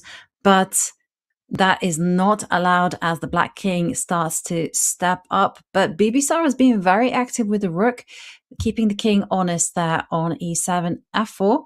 Well, watch the clock, everyone, because rook and pawn endgames are notoriously tricky. And this is going to be very difficult for Bibisara to defend with just under 20 seconds on the clock. Really difficult to defend. At the same time, she's doing her best. She has been defending well for now. And Divya also very low on time. So I think here the mouse skills and quick decisions will matter just as much. The rook is attacking the g2 pawn, and that's why white didn't really have a chance to capture. Now, if you capture, you're getting checkmated on the h file. So tactical patterns, even in this rook endgame, but Bibisara finding some really crucial moves and defending very well at the moment. Divya is not finding a breakthrough. Yes, and Divya is trying with the checkmates, as we're seeing rook h1 was a big checkmating ideas, and now it's going to be all about the g-pawn, and well, it is insufficient as it falls off the board. And Bibisara 10 seconds, 2 pawns down. And this is such a lovely move. Rook takes a4 and Divya strikes back. She wins, extends the lead to 2 points. Yeah, a lot of that was thanks to Bibisara's blunder, where she just gave away a pawn, and Divya just played really well from then on. But now we have another c3 Sicilian. The players can't rest. We can't rest either, Anna. As more moves, they just keep on a coming. Very impressive comeback by Divya, but as you highlighted, it was that missed tactical pattern that the pawn on d4 for Bibisara was no longer protected. She blundered her own pawn in a position that was just a really pretty position for white. Not much going on. g5 here by the blue arrow, by the way. Not the most human move, but it is with the idea of undermining the e5 pawn of white, which is a thematical idea, very much in the spirit of this position where white is gaining a lot of space and a lot of central control thanks to this pawn structure. You gotta undermine it as soon as you can. Bibisara didn't play it. She's instead going for knight jumps. Also makes sense the way she's handling this, and maybe in the future she will have the opportunity to strike with g5. Yeah. And I love the way that Bibisara is playing this position out. Just centralizing the knight, getting active because she's fighting fire with fire. Now there's a pin on the board. You got to get the queen out of dodge. And in fact, the only move to do that is queen to b4. You got to keep that connection with the knight. So that was a must, of course. Bibisara finds it. Queen c3. Okay. I'm really liking Bibisara's position, I got to say, because I would just capture the queen. I think that's forced, or you can go knight c6. That's another alternative. But the main point is that this pawn structure that white has with e5 and f4 can be dislodged with g5. And it's going to be happening right now. Knight d3, targeting f4 and b2. Of the two pawns, I got to say that it's the f4 pawn that is way more important. So you got to go g3, set up that connect 4.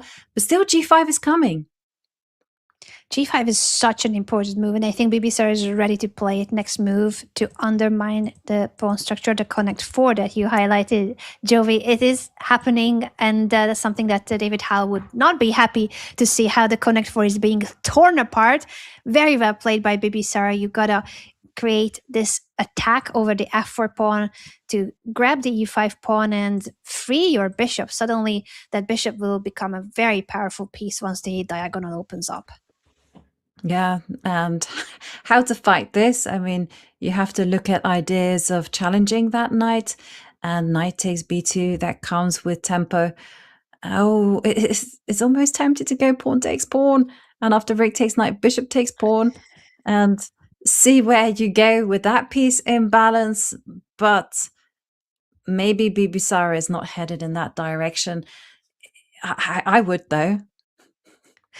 I really like your idea. Now that you told me, I cannot unsee it. Take the pawn on f4 and get your bishop in, so you don't need to waste time on moving the knight away. And if white takes back, then you could move the knight to attack the pawn on f4. That's a very different scenario. She says simply knight to c4 is a good move, offering a knight trade. And honestly, it makes sense because once she trades on c4, yes, the pawn on b7 is hanging, but still the f4 pawn is hanging. And once that pawn is captured, the e5 pawn is also in the air. I think a lot of simplification will take place over the next couple of moves here. Many trades. The pawns are disappearing from the board as well. This is a very balanced endgame. Yeah, a balanced endgame. I don't think the players are going to draw this one out for too much, because look at the match clock, just 3 minutes and 14 seconds ticking down. And like you say, it's completely balanced. And I think Bibisara will want to get an extra game in. 3+1 is perhaps her strongest format. And why not try to narrow the gap in this segment as we see the bishop come to c5? Still some play left in the position, because white does have an a pawn and black still has a passed c pawn. Yeah, very true. And at the moment, it is still an extra pawn for Divya, since the pawn on e5 hasn't been captured yet because of the rook on e7. So the bishop is attacked. Now the bishop retreats to d4, still holding onto the pawn, but the c-passed pawn is running. In fact, it's blundering the pawn push, which is a really strong move for white, opening up the diagonal. You cannot take the pawn because your bishop is falling, and otherwise that pawn is a monster. How do you stay in the game now? Where does the king go? Yeah, and this is the problem. Like, you have to literally, at one point or other, you have to put your king on g8. But then there's going to be either rook f1 check or rook to g1 setting up a pin. And where is the killer blow? Or maybe you're just... it's not that easy now that I look at it, because rook king to g8, rook to g1, and then rook c7, you're still keeping things alive. Maybe you just go bishop to e5. Could be the case. That's what Bibisara needs to figure out, because she's about to lose a piece. If she doesn't play this precisely and she says, I don't find a way, I'm going to give up my bishop, but at least gain the time I need to push my pawn. She's threatening to promote. Now, Divya needs to stop that pawn. If she could move the bishop to h6, she could come back to b2, but keep an eye on that c1 square. Rook to c1 would stop it too, but that's quite a passive move. Yeah. And by the way, this was Black's very best, because if you try to hold on to the bishop early on with king to g8, then after rook to g1, you're never ever getting out of any pins. So this was the best that Black could do. But the problem is, this is the passed a pawn. That little one is going to start running up the board. But Divya is not rushing things. She just wants to, again, have full control. And now she's going to start pressing. Rook, okay, rook c. That wasn't on my radar. I thought she'd go bishop c1 and go a4 and just onwards and upwards. Yes, it was a slightly misstepped moment there by Divya, but now she's back in business if she starts pushing the pawn, apparently. This rook move makes sense as well. She's trying to keep the rook on the king side now, and she's not worried about the rook coming in neither to b2 nor to b1 because of the bishop helping block the c1 square. She gives up the a pawn, but what she will gain instead is attack over on the h7 pawn. I was thinking she brings her king to e2, so it's ready to go to d2 as well whenever she needs to. Rook to c3, now attacking the c2 pawn. Yes, and I think the way that Divya has played this is actually really good. The way that she mobilized the rook, got the bishop behind the passed pawn, and is now was able to corral the advanced c2 pawn. And now she's just gone for the win. There we see a win for Divya Deshmukh. And wow, this segment had all the fireworks, Anna. But in the end, we're seeing 6.5, 3.5. But at the start, it looked like Bibisara was making a comeback. It was looking good for Bibisara at the start. As you said, she won the first 2 games of the 3+1, but then Divya striked back. And at the moment, it's still a 3-point lead with only the bullet portion remaining. The bullet is going to be 15 minutes. So it is Bibisara who will have 15 minutes to change the course of this match. Can she make up for a 3-point gap? She is trailing with those 3 points, but she probably is the favorite in bullet. Will it be enough time for her to win enough games in 1+1? That, I think, is the last question for today in their matchup. And what a thriller this has been so far, Jovi, the back and forth. I was going to say exactly the same, Anna. It's going to be a thriller in the bullet, as we are going to be seeing Bibisara trying to chase down a 3-point deficit. And talking about thrillers, well, the Esports World Cup is bringing the planet's top players and clubs together in Paris for a massive $1.5 million prize pool showdown from August 11th to the 15th. EWC Chess is going to be absolutely wild, and you can get 15% off your tickets right now using code CHESS15. Don't miss out on the ultimate live chess experience, so hit !EWC in the chat right now to claim your tickets. And we are going to be back in just after this break with 1+1, 15 minutes of exhilarating chess. See you in a few.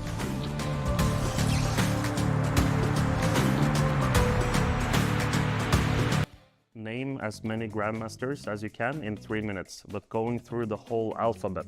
And you can have first name and last name. So if you say Garry Kasparov, you can choose if that's K or G. You have 3 minutes. Go. Andy Woodward, Anish Giri, Okay, Abdusattorov, Anatoly Karpov, Boris Gelfand, Borknik, Boris Gelfand, Magnus Carlsen, Caruana, Caruana, Carlsen, Dmitry Andreikin, Ding Liren, Dubov, Alexander Donchenko, Andrei Esipenko, Yefim Geller, Esipenko, Edis Gürel,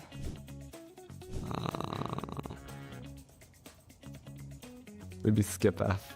Fabiano Caruana. Oh no, I said no. Fischer. Fedoseev,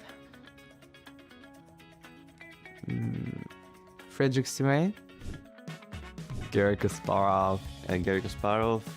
Grandelius,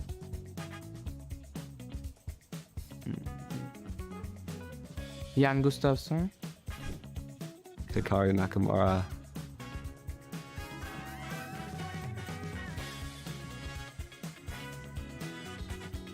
Hans Niemann. Hikaru Nakamura, Okay, let's skip this age.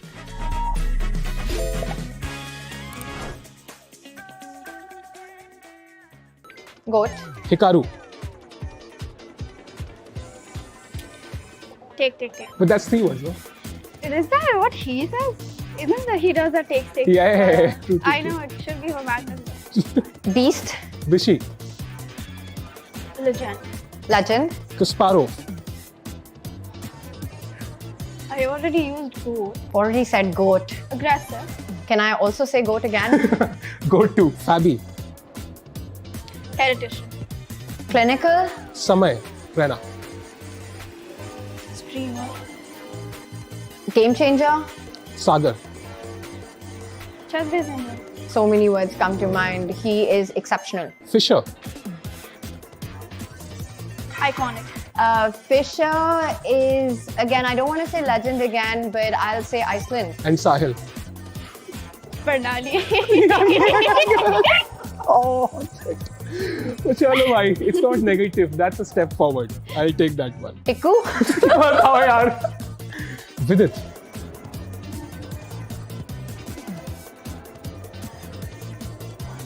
Vlogger. Sahaj. Sahaj is my best friend. Prag. Solid. Arjun.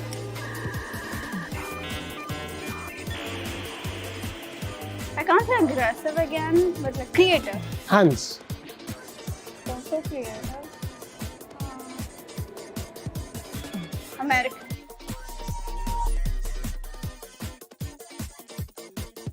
Hi, I'm International Master Ivanka Hauske, and welcome to my first course for Chessable, starting out the Caro-Kann. Light square strategy is what I like to call it. You put your pawns on light squares, you develop your pieces, and then when the time is right, you break out in the center. What I need you to do is get in the focus of quick development.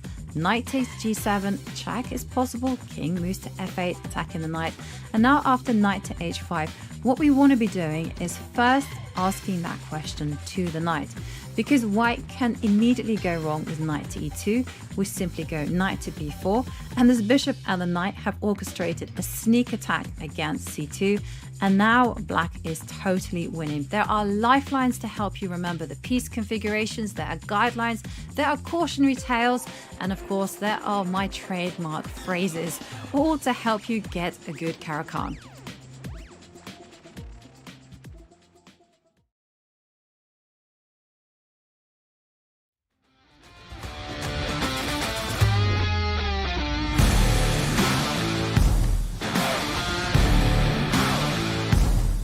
We are back and we have 15 minutes of a bullet ahead of us, and the tension is palpable because right now Divya is nurturing a 3-point lead over Bibisara Asarbeva. Will she go all the way into the semi-finals, or will Bibisara make that comeback? That is the question. that I think we all want answered, and we will get those answers in just 15 minutes and take a look at the scoreboard. Anna, it's been a showstopper of a match so far, very spectacular. What do you expect from the last segment? I think this has been an absolute thriller. The back and forth in the 3+1 especially, it looked like Bibisara was making a comeback. She started with 2 wins in a row in that time control, but Divya did not get tilted. Also then made a huge bounce back with a must win and ended up keeping the 3-point lead. I think for Bibisara, the question will be, can she win enough games within 15 minutes? Because she probably is the more confident player in the bullet. Both of them, of course, extremely strong. But I would say Bibisara going into the match was perhaps confident, feeling good about the bullet. But the fact that it's only 15 minutes in the quarterfinals, the bullet segment, and she needs to make up for a 3-point gap, this is going to be a close one. And don't write off Divya and her bullet skills, because this Indian lady, she barely lost a single game in the entire Women's Speed Chess Championship, full stop, in any of the time controls. Yeah, totally. I mean, she started the round of 16 with 14 points, the most clinical performance we have ever seen. It was just like boom, boom, bang, she wins. And Divya is very quick as we see her coming to the games. Well prepared. She knows exactly what she wants to do. And she said it herself in the break in an interview. She said it would mean a lot to her if she managed to win the WSCC. As we see B4, an aggressive try there from Bibisara. It's met with E5. That's a strike in the center. And D5 locks out the bishop. I'm expecting A5 just to kind of clarify the situation on the queen side, but no, G6 instead. And G6 has got the idea of setting up an F7, F5.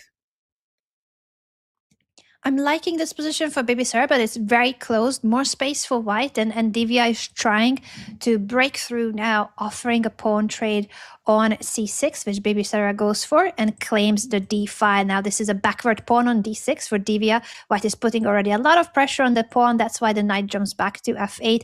Then it could hop over to E6 and gain some potential jumps toward the center. At the moment, it's this knight on F3 that's stopping the black knight from making it to D4, but quite a positional fight that we have here with the weaknesses, the weak pawn, the weak squares.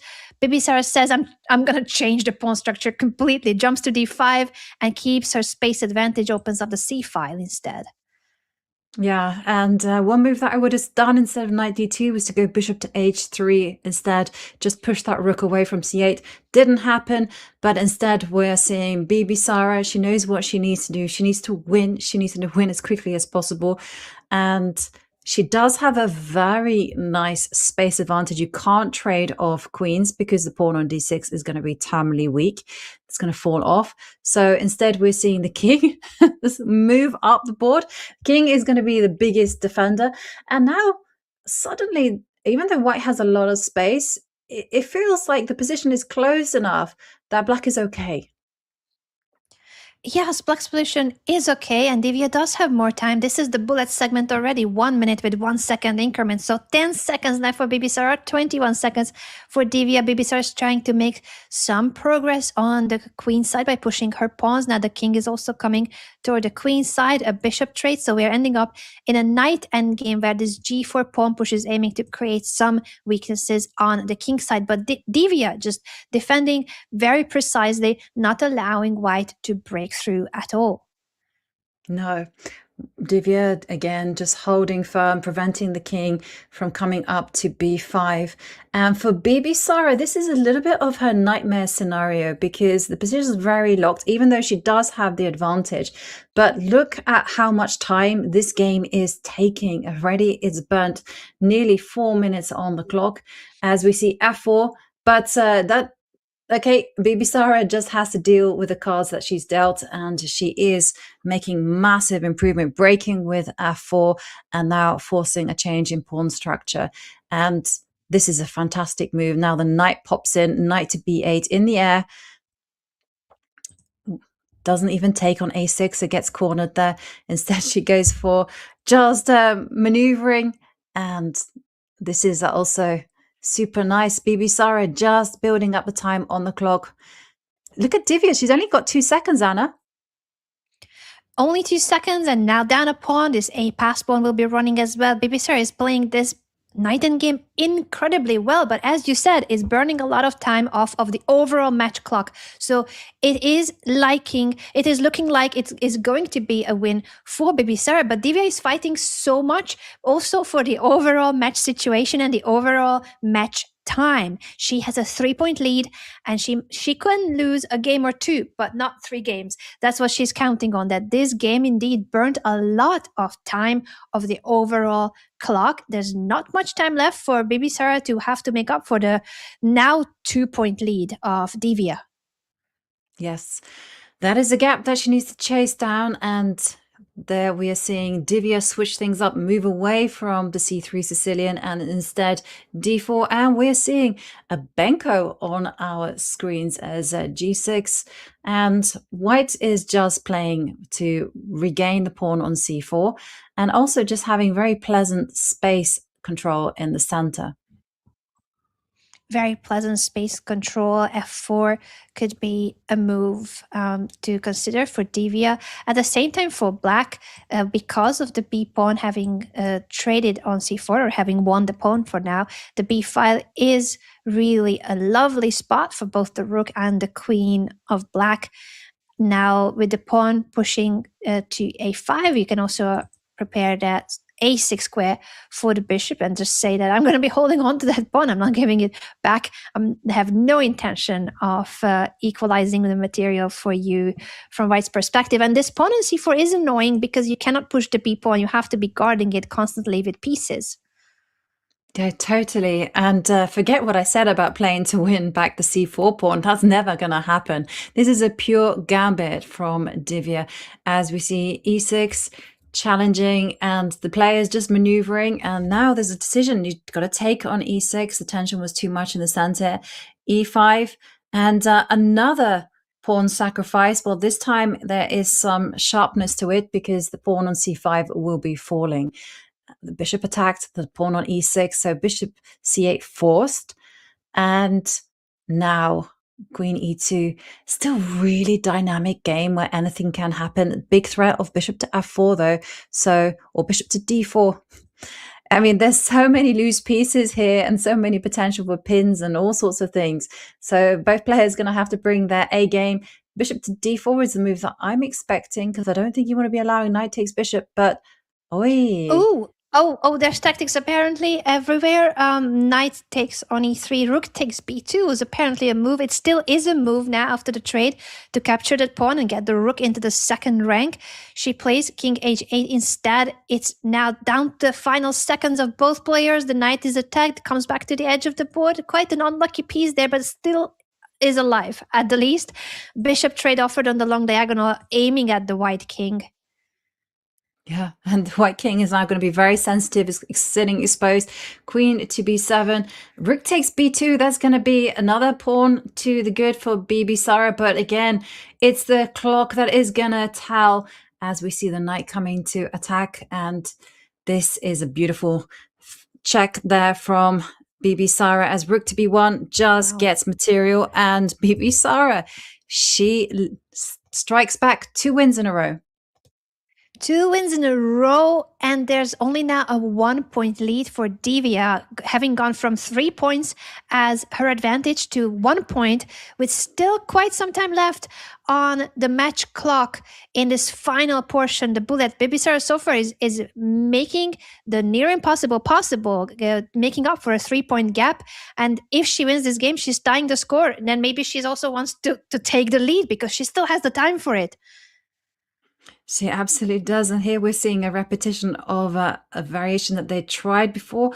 I gotta say, I wasn't that satisfied with the resulting position that Divya got from it, but she must be happy with her chances, as we're seeing this particular situation, as Bibisara is the one that changes. C takes d5. And now it's going to be Operation C-file, where both players are going to be looking at taking control. And f5.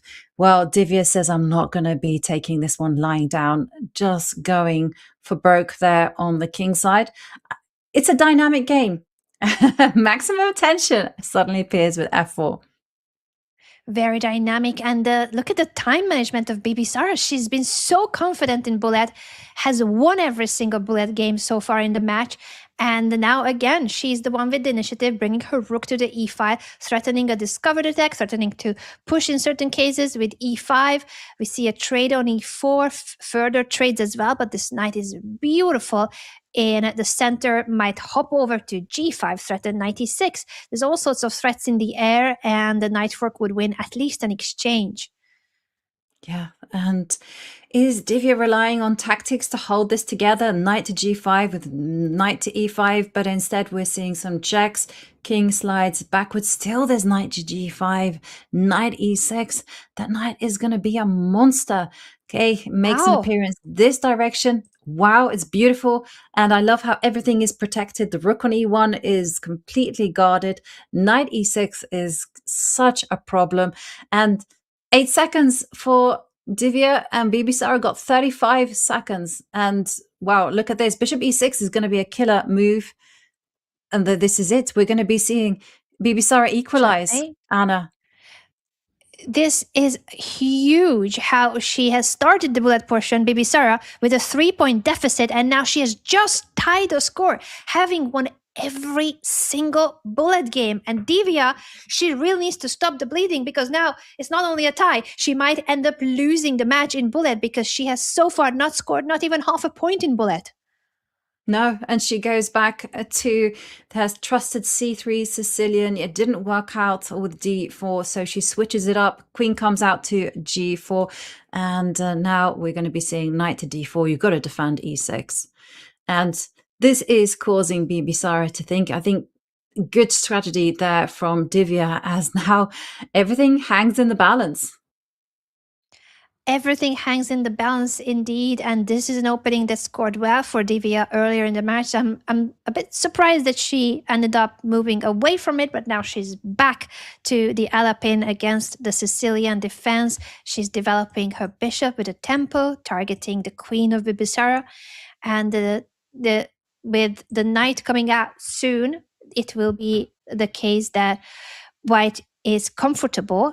I was going to say comfortable, but then I'm looking at the bishops and they're a little bit tricky with having so many tactical patterns like knight jumps, like knight forks that end up attacking both the queen and the rook and the bishop. Suddenly, black is winning again. Bibisara is unstoppable in bullet. Absolutely. I mean, it's all falling apart for Divya here. I mean, she has to give up at least a piece. And Bibisara is just turning it around. She is going to take the lead.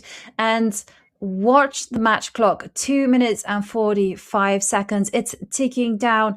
And Divya probably should just be practical here, resign this game, and just get on to the next. She has to somehow reset, refocus, just lose that tilt, throw it out of the window as we see the queen drop back. But there goes the bishop. Knight c2 is going to be there. As we see, knight takes knight can be played. And Bibisara is just a comfortable piece up. She can't drag out this game for too long, Anna, because, well, there's the match clock to think about as well. And that's the problem for the players, that in the heat of the bullet, you don't even have time to look at the overall match clock. You are so right, Jovi, about the fact that for Divya, if this is a loss and it is a piece down, she would need to resign to at least get another game in, not let this game drag out too much, not let it consume all the remaining match time, because she needs a chance. And that's why she's resigning here. A very good decision by Divya. It is a painful one. She has lost all of the bullet games so far. Every single game in 1+1 has been won by Bibisara. Huge comeback, completely turning the match around. And now it is the Kazakh Grandmaster Bibisara Sobayeva with a 1-point lead. And this could be our final bullet game in the match. Totally. And Bibisara is just in monster mode in the bullet here. Look at how quickly she plays, how she spots the tactical opportunities. Now she just lines up the rook. There's no e5 for Divya. Full control. It's like this time control was just made for her. Everything is just working to perfection. And now there we see Divya. She goes for developing the bishop to the long diagonal. She wants to break out with c5. And with just 50 seconds left on the match clock, it is a must-win situation for Divya. Divya has to win to tie the match. If it's anything else, Bibisara is the one who waltzes into the semifinals. And so far, she has really been proving that bullet is a segment where she cannot be underestimated at all, making it back from a 3-point deficit in the match and now leading with 1 point. And again, it is her position that is promising. Look at that knight jump into the middle of the center, the other knight on c4. They're both ready to head toward the d6 square, to head toward the black king. This is not looking good for Divya at all. And somehow she needs to win this game with the black pieces, not only survive the attack. Yeah, and like you say, this is going to be a big mountain to climb, but can she do it? Anything is possible in bullet, but for Bibisara, I gotta say, very impressive performance there from her to win 4 games in a row. And she looks on the cusp of winning another one. Bishop comes out to a6, maybe something that Bibisara overlooked. She's going to be sacrificing an exchange. No, because the rook on a8 was hanging. So everything under control for Bibisara, everything working to perfection, lifting the rook up, covering b2. I mean, she has this beautiful knight on d6, and Divya is the one who has to play very precisely. Apparently, she had f5 according to the blue arrow. There was a good chance for Divya to strike with that pawn push. She missed that momentum, and now with the trade on d3, Bibisara pushing b4. It is a pass pawn on d3 for Divya, but it's not easy to support that pawn. In fact, white's pieces are so active, getting into black's position. The queen is now annoying. The black pieces here on the queen side might just slide back to c5, maintain the c-file control, now also putting pressure on the d3 pawn. And we might see when it's possible, it will be pushed, the A and the B pawns on the queen side for Bibisara. And we're seeing Bibisara repeat. Yes, but Divya can't repeat because a draw is as good as a loss. Divya in a must-win situation if she wants to tie the match, and the d pawn has fallen, and Bibisara got 5 seconds on the clock. She's doubled up on the c line. She's just securing the king. She's just waiting it out, and Bibisara on the cusp of walking into the semifinals. What a show in the bullet. Oh my goodness. She blundered. There was a blunder for a second, but it was not spotted by the players. Now the game is completely messy again with the queen threatening. Divya wins on demand. What a comeback. That game has had it all. Both of them were winning and losing at the same time. Wow. And as we saw the evaluation bar just fluctuate there in the end, well, Divya found a nice way to coordinate the queen and the bishop to threaten the checkmate, and we are now officially in overtime. It's going to be tiebreak, and the players will play a mini match of 4 bullet games of 1 minute plus 1 second increment. Now, if this is still tied after 4 games, we are going to be seeing the Armageddon, and I always feel like doing this sound effect, dun dun dun, because that is going to be the ultimate in drama. But Divya winning in demand from a losing position, and she managed to keep her cool with just 1 second, and Bibisara on the cusp of being in the semifinals, losing control there in time travel. I mean, it had to be a tie breaks, right? With the way that these two have been entertaining us, I think it's a fitting end. It's a very fitting, and the fact that Divya has had the better control of the match in Blitz than Bibisara was completely dominating the bullet. I think the fact that the tiebreaker here, the overtime, is a mini match of bullet, that should favor Bibisara. But this final game, this one was a game that was supposedly in control by Bibisara. She had the upper hand, she had the winning position, and then she ends up losing it in the heat of the time pressure. So psychologically, she really needs to just put that game behind her and not get tilted. Divya, very capable of playing really good chess in bullet as well, but so far in the match, this has been her weakness, her weak spot. She really needs to find her way into scoring in the bullet as well in this mini match that consists of only 4 games. Right, and as you can see on our screens, the players are not being given a break. They have to just somehow reset, adjust to the new timeline, and we are seeing C3 from Divya as D6, D4 appearing, and Bibisara has to shake off the disappointment from that previous game, and she was so close, but there is a new reality in town, and it's tiebreak time. Knight F6, Knight C3, and we'll see how the players adjust. As we're seeing castling, we're seeing, even though Bibisara is playing super quickly, she's a little bit slower than what we saw in the 1+1 in the match segment earlier. Understandably, the fatigue also must be kicking in because they have been playing this match, very intense match, for so long already, and it is going to be decided in overtime in this tiebreak format of a bullet mini match of 4 games. Now the knight is being chased away, the bishop gets a lovely spot on f3. I really like Divya's position. Blue arrow saying that Bibisara should hang her bishop because of the pin on the e file. That bishop would have been fine on f5 actually. Knight to b5 is showing Divya a really good opportunity to bank on that weak spot, the weak pawn on d6. She missed that moment, but in bullet, of course, these things happen. Missed opportunities here and there, but the game so far is still a better position for white and better time management by Divya for now. Yes, and for Divya, she just has pressure against the d6 pawn, but it's enough to make Bibisara's life uncomfortable. It's not going to be very easy for her to wrangle her way into activity. She does advance the h pawn.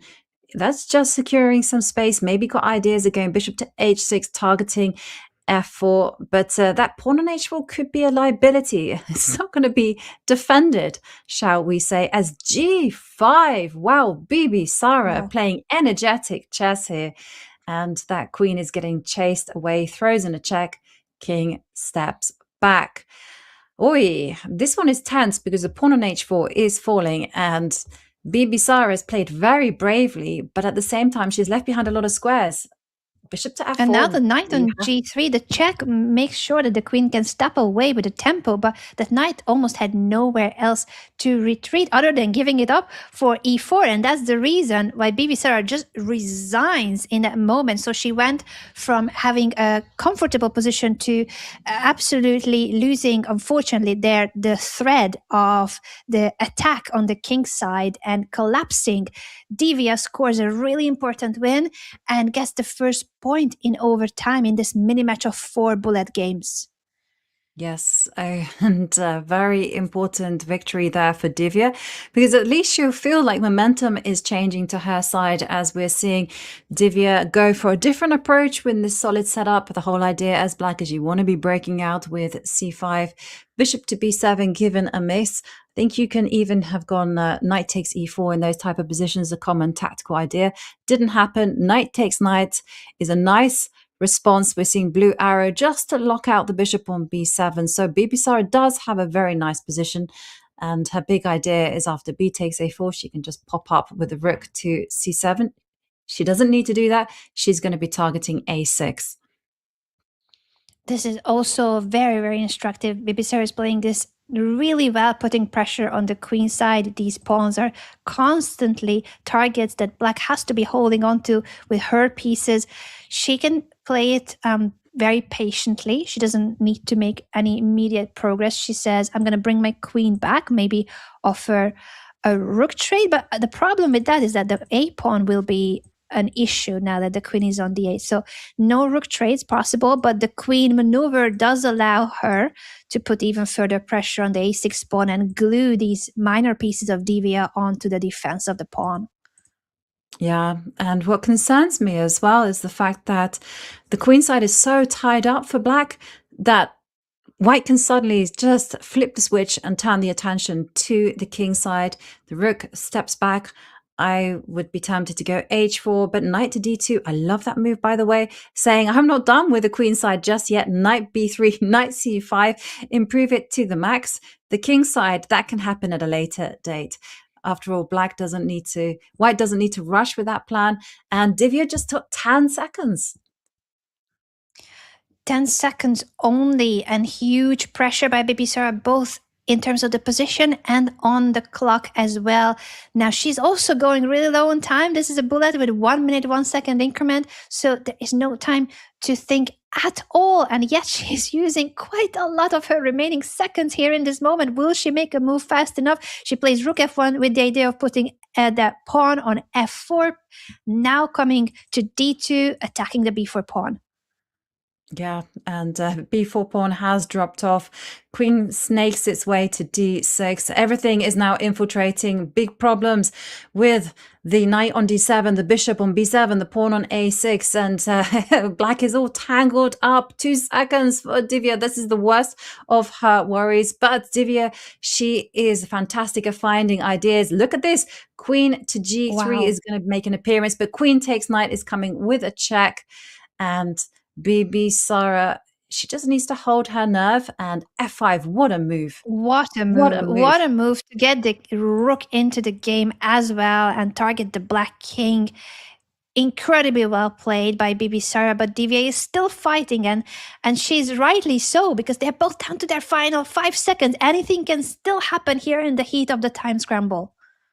Totally, and white king is not safe there on h1. Black is threatening to go queen f1, queen f4, so this is why we're seeing queen c1. Queen takes queen, she blundered the queen! She blundered the queen. Bibisara strikes back in the playoff. It's a 1-1, the mini-match at the moment, with 2 more games to go. 2 more games to go, and good recovery there from Bibisara. Really well played game there in the middle game. In the end, you can always just forget precision is impossible when you just have seconds left on your clock. And we're seeing a switch up from the c3 Sicilian. Instead, rook to e1. It's a Rossolimo, knight c3, and white is going for a well-timed d4, and there it appears on our screens. And Divya perhaps sharing with us her preparation for the bullet segment. It could be that she was preparing different openings for different segments, and now going for this setup with the queen and the rook coming to the d file. It is very nicely looking, but also not posing that much of a challenge to black's structure and black's ideas. Now b5, gaining space on the queen side. Bibisara retreats the queen to c7. She could also push d5 in the right moment, and I'm wondering, is this the right moment? She says yes, it is. It is the right moment to break out. It's exactly what she needed to do. And she's a very active player. She takes, and will we be seeing her go e5 just to push back this bishop? Yes, it does make an appearance. The thing is, though, that once you start advancing the pawns, you do leave behind weak squares, and there isn't a square on d5 for a knight to pop into. But I like the way that Bibisara is taking over, setting up a pin, and the knights, they don't have any good squares to jump to, and Divya now in trouble. Divya is in trouble, and it's both pressure on the board and pressure on the clock. She plays knight to c5. It gets a question mark from the computer, but it's quite a complex situation.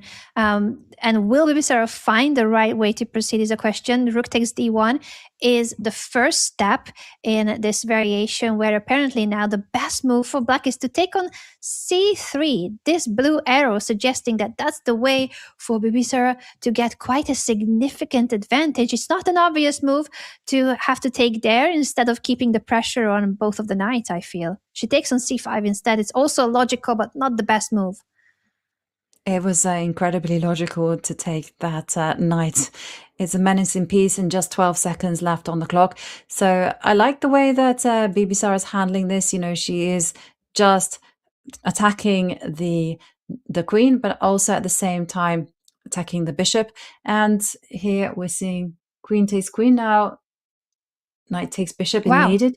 And because of bank rank mate, yeah, everything happened so quickly. The back rank checkmate was the main threat there for the king. Steps to f8 and now e7, a rook and knight endgame with the pawn at the moment. This c pawn is a pass pawn. It's equal material, but a c pass pawn for Divya. 3 seconds for Divya and only 8 for Bibisara. Now is it beautiful knight fork wins the piece. Yes, and well, Bibisara wins this one, and once again, Divya finds herself in a must-win situation. She has to win this if she wants to take the match to Armageddon, and there we are seeing Bibisara open up with the white pieces d4, and it's now a Benko e3. This is something that Divya has tried on occasion. She's gone for an e6 setup. She's in a must-win situation. She has to unbalance things right from the get-go. For the second time in this match, Divya Dashmukh in a must-win situation. She has to win with the black pieces in order to make it to an Armageddon. Any other result will mean that Bibisara qualifies to the semifinals and eliminates Divya from the Women's Chess Championship. What an incredible battle this has been. And this final game, whether it's the final game or not, it's up to Divya. Can she somehow make a huge comeback and tie the score and earn an Armageddon that will be the final decisive game? Yes, and we're seeing that although the evaluation bar is not a big fan of Divya's position, the clock times is telling us otherwise, as Bibisara is burning time on the clock. e4, great move from Bibisara, disrupting the pawn chain you couldn't capture because of knight to g5 possibilities. And here it's same. Black is very active, and this is what Divya is depending on. This tactic to maintain the balance, and now you capture with the, I was going to say with the knight, but she trades off the queen. But this is going to be a very difficult one to win, I'm going to say. Yes, to trade the queen is quite puzzling when she's in a must-win situation. Divya Dashmukh here with the black pieces. She does have more time, but she is missing a pawn. Very active pieces for Divya. I love the knight on d3, putting pressure on the pawns of white. But what's the follow-up? How can she put even more pressure on white? Is it going to be the rooks? Is one of the rooks coming to b8? She says the f rook will be putting pressure on the b pawn, but b3 is trying to undermine the defender of the d3 knight now. Yeah, and this is a problem now for Divya as the position begins to level out. What she wants to do is rook takes a3, but that's going to be met by pawn takes pawn, and a set of rooks are going to be they're going to disappear from the board, and we're seeing it right here, right now, as maybe we're going to be seeing this is as level as it gets. But Divya does have a bit more active knight and 2 seconds extra on the clock. Wow. Will she do it? Just to move the knight to c3. Rook c1 is going to keep it all pinned. Oh, this is very difficult to win this one, but anything can happen as Divya has to go into hustle mode. For Bibisara, she has to hold her nerve. It's within grasp now, the semi-final spot. She just has to maintain the equality. Knight gives a check. Checks. The king will move to the side, try to step out of repetition of moves. Divya cannot allow a draw here. Now knight to e6 is the threat, so Divya pushes her pawn to not allow it to be captured, but knight f8, putting pressure on the pawn. And with each pawn trade, the chances of Divya are getting smaller and smaller. Only one pawn left for black in the position. Only one pawn, and there it goes. It disappears off, and Bibisara sits back. She knows this is it. A draw takes her to the semi-finals, and Bibisara makes it through on tie breaks. But what a match, Anna. Absolutely fantastic play in the bullet portion by Bibisara Asalbayeva. She was staring down the barrel of defeat going into the bullet. and she just keeps on winning again and again. And hats off to Divya as well, because Divya needing to win there in the bullet, and she wins, takes it to tie breaks, and in the end, it just wasn't enough. It just wasn't enough. But what an incredible fight by both of these amazing players. Divya Dashmukh winning the battle in Blitz, but Bibisara making a huge comeback in Bullet. Then Divya tying the score in a must-win situation in the Bullet, and we saw overtime. That could have gone either way, honestly. Divya had her chances too, and both of them deserve so much the qualification, but only one of them can make it to the semifinals, and that player is Bibisara Sobayeva, who manages to prevail in overtime. I would not have been surprised if we also were going to see Armageddon, because these two are absolute warriors. They have given us their best. What an incredible fight this has been. And I would have been watching them for hours and hours if we could, more overtime, give them more time. Yes, let's go. But we will have another match to cover too. So it's not even the end of the show today. There's so much happening today, Joey. There's absolutely so many things happening, but there we have our first semi-finalist, Bibisara Asalbayeva. It was a showstopper of a match, but she did it, and we are going to go on a short break, because when we come back, we will get the thoughts of Bibisara Asalbayeva, so stick with us.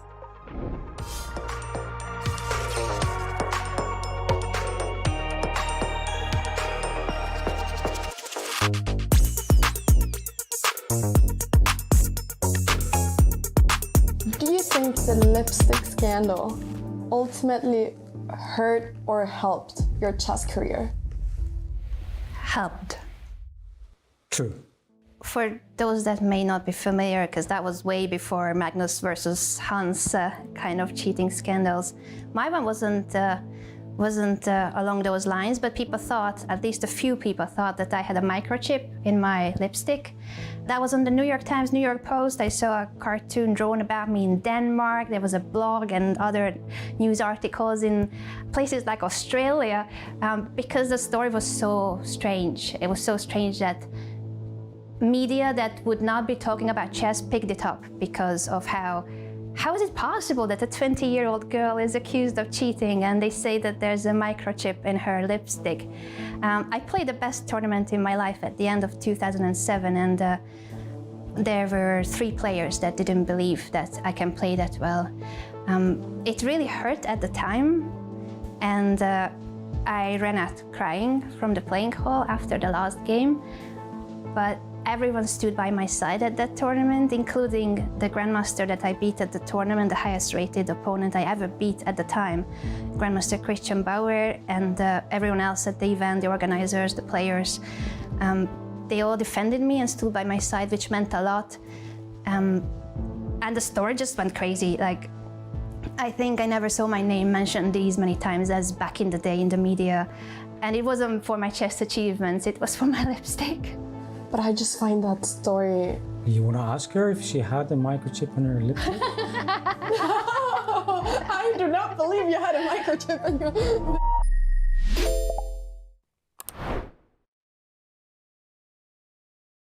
We're here with Grandmaster Bibisara, and we're going to have you play one of our Chess.com bots.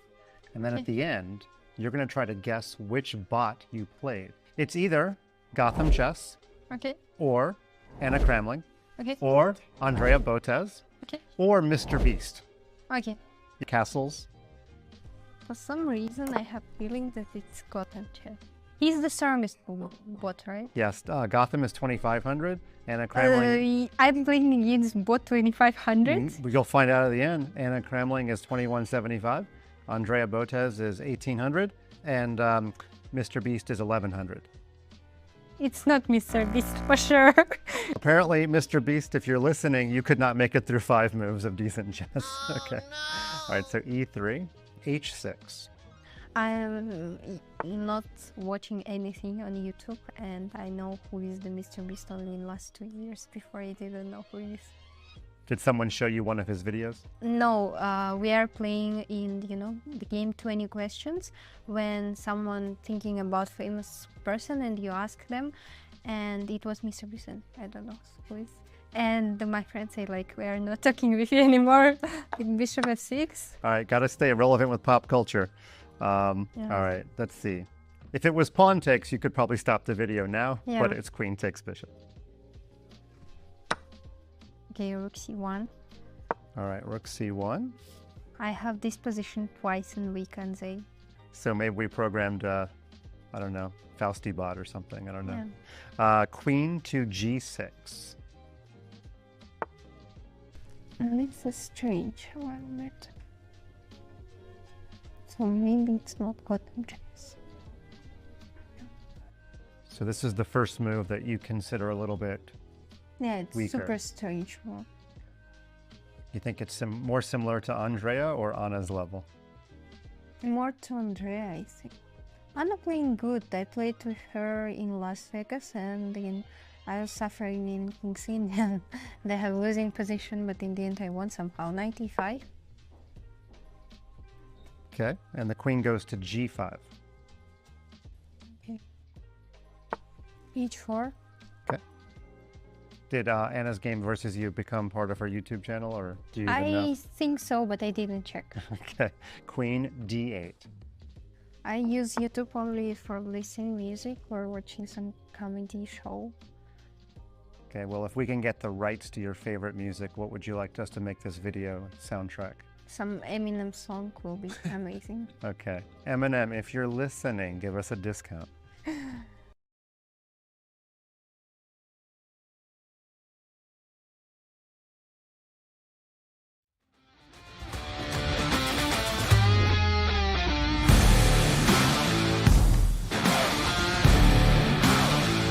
Welcome back, everyone, and we are here with a winner of our first quarterfinal. She's walking straight into the semi-finals with pride. It is, of course, the one and only Bibisara Asalbaeva. Bibisara, that was a thriller of a match. Can you just walk us through your feelings, your emotions, and what got you through those tough times? Yeah, it was tough match, especially because a few days ago I come to USA and I have some jet lag, and also I'm playing in the morning. And I just woke up 30 minutes before the match just to open the proctor. And I think the first half match I just blunder everything that I can. And yeah, in 3+1 I start to play better, but in last two games I blundered in good position again, and just before the bullet I have -3 points, and then I just play better bullet and have a comeback and even have a good chances to win the match, because the last game which I lost I should was winning, but in the end I'm happy how everything ended. Bibisara, congratulations. I think we are all impressed with the huge comeback that you made and how well you handled the challenge of having to make a comeback from a 3-point deficit and then absolutely ruling the bullet. And the question from one of our viewers is about this, about how do you do this despite being under pressure? How do you manage to keep it together and still come out on top? Can you reveal your mindset and what was it like today? I don't have a lot of pressure because it's just online match where we play bullet, and if someone will check the games, they saw that we are giving a piece for free. But in general, I thought like, okay, if I will win the match, that will be amazing. I will play next match. But if I lost, that's also not a big deal. I will preparing for my next classical tournament. So yeah. Yeah. Wow. Okay, well, you mentioned that you're in America and that you're perhaps preparing for our next classical tournament. Can you reveal to us where you're playing? Yeah, soon I have a Karen's Cup after 2 or 3 weeks, and I just want to come a little bit earlier because of the time difference. But also, I like to be in America, and yeah. That's why I come so We'll early. definitely be following. We'll definitely be following your tournament there as well, and good luck with the preparation. When it comes to the women's speed chess championship, you are now through to the semifinals. Do you have any thoughts on who would you prefer as an opponent, or who are you rooting for in the other quarterfinals of the bracket, and who do you think you will face?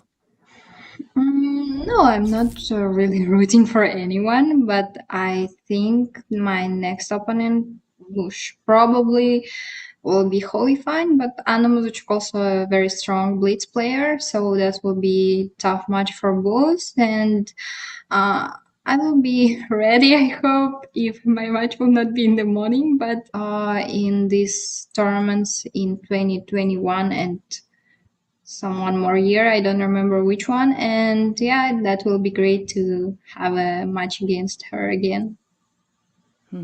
Yeah, and I'm sure it's going to be very entertaining.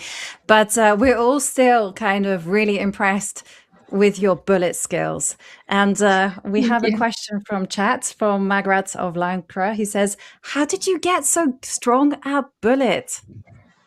I don't know because, I try to forget about our last game in 5+1. I have absolutely losing position, but then she blundered a rook in one move.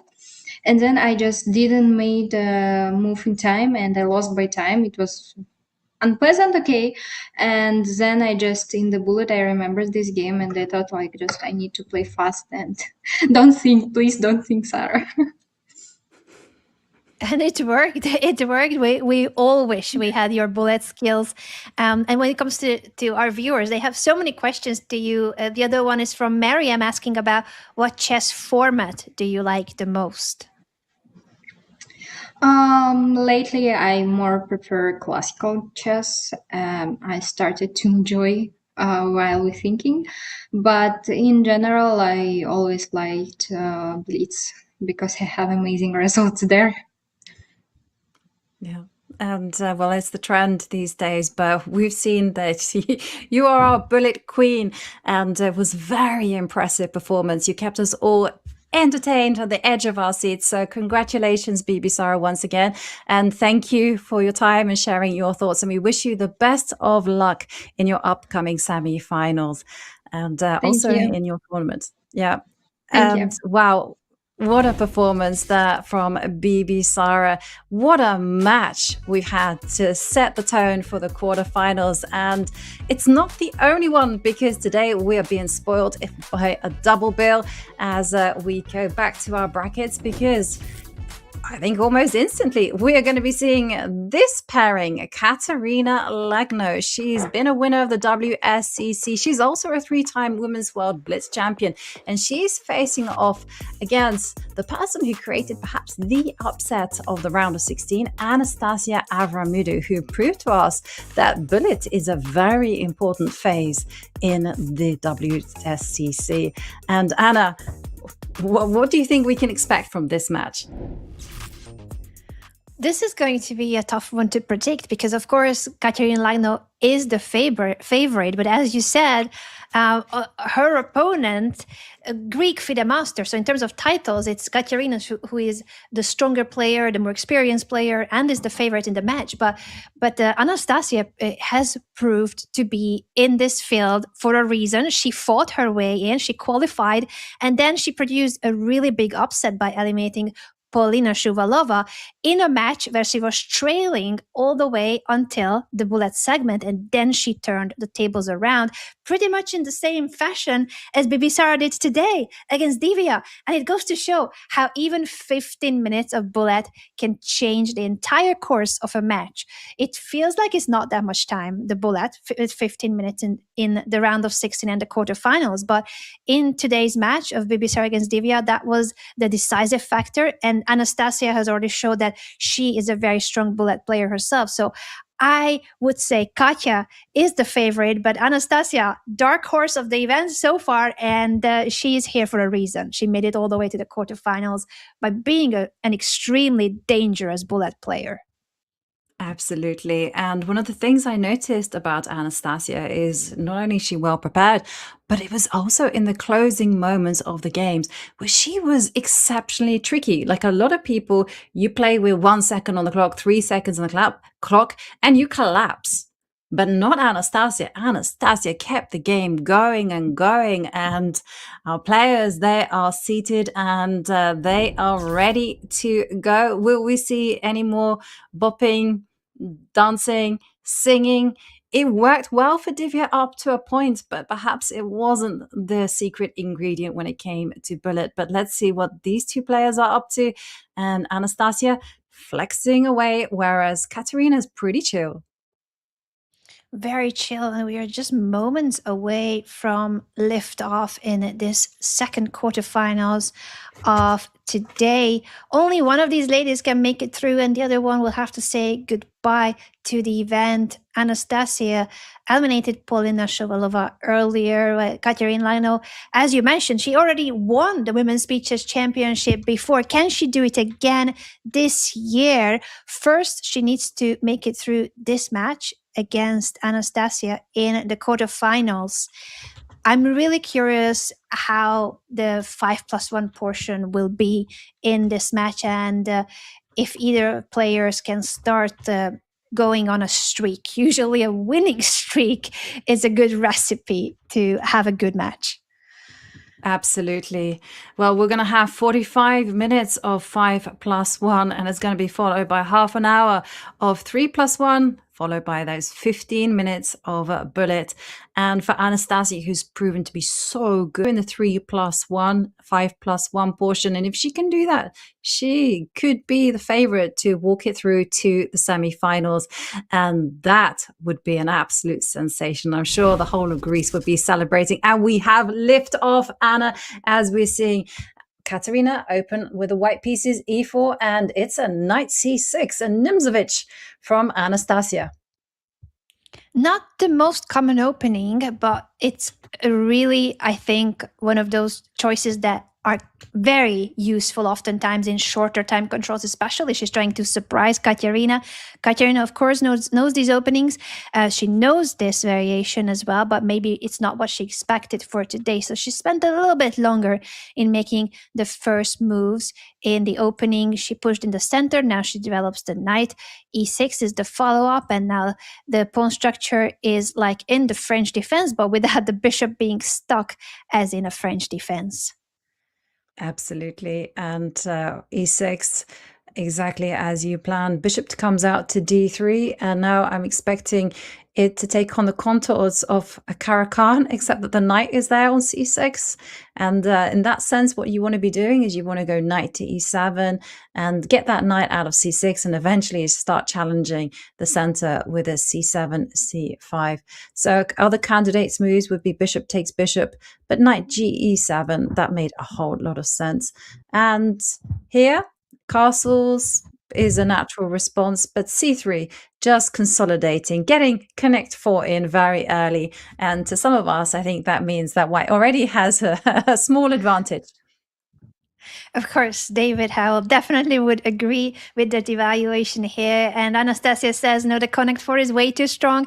But let me put also my pawns on that diagonal. This is a beautiful geometry, but it's all about trying to damage the connect 4 of white, putting pressure on the central e5. Exactly. And you either challenge the base or you challenge the head of the chain and f6. And I remember once being taught in the Caro-Kann Advanced that if you can't get c5 in, go in for f6.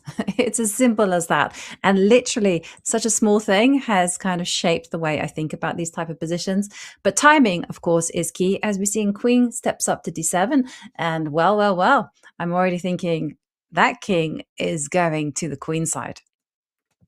And that's great news for us. It's going to be a very dynamic position with opposite side castling. There's already a semi-open G file on the king side, where black will be trying to get to the white king, and Katerina is pushing her pawns on the queen side because she wants to attack the black king. This is all about who gets their attack in faster, who will prevail in this opposite side castling, opposite side attack position. Apparently this rook move was not needed. She's trying to create some space for her knight after b5, but it wasn't necessary because the knight also had the a5 square available. So it might not have been the most accurate, but still I'm enjoying this position. I think from black's perspective more, the semi-open g file is quite useful. I would expect this knight to move as well to open up the diagonal for the bishop and head toward f4.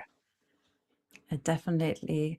I got to agree with you. I'm kind of preferring this rook coming to g8, bishop takes bishop, and knight will come into f5, whereas this looks really tempting.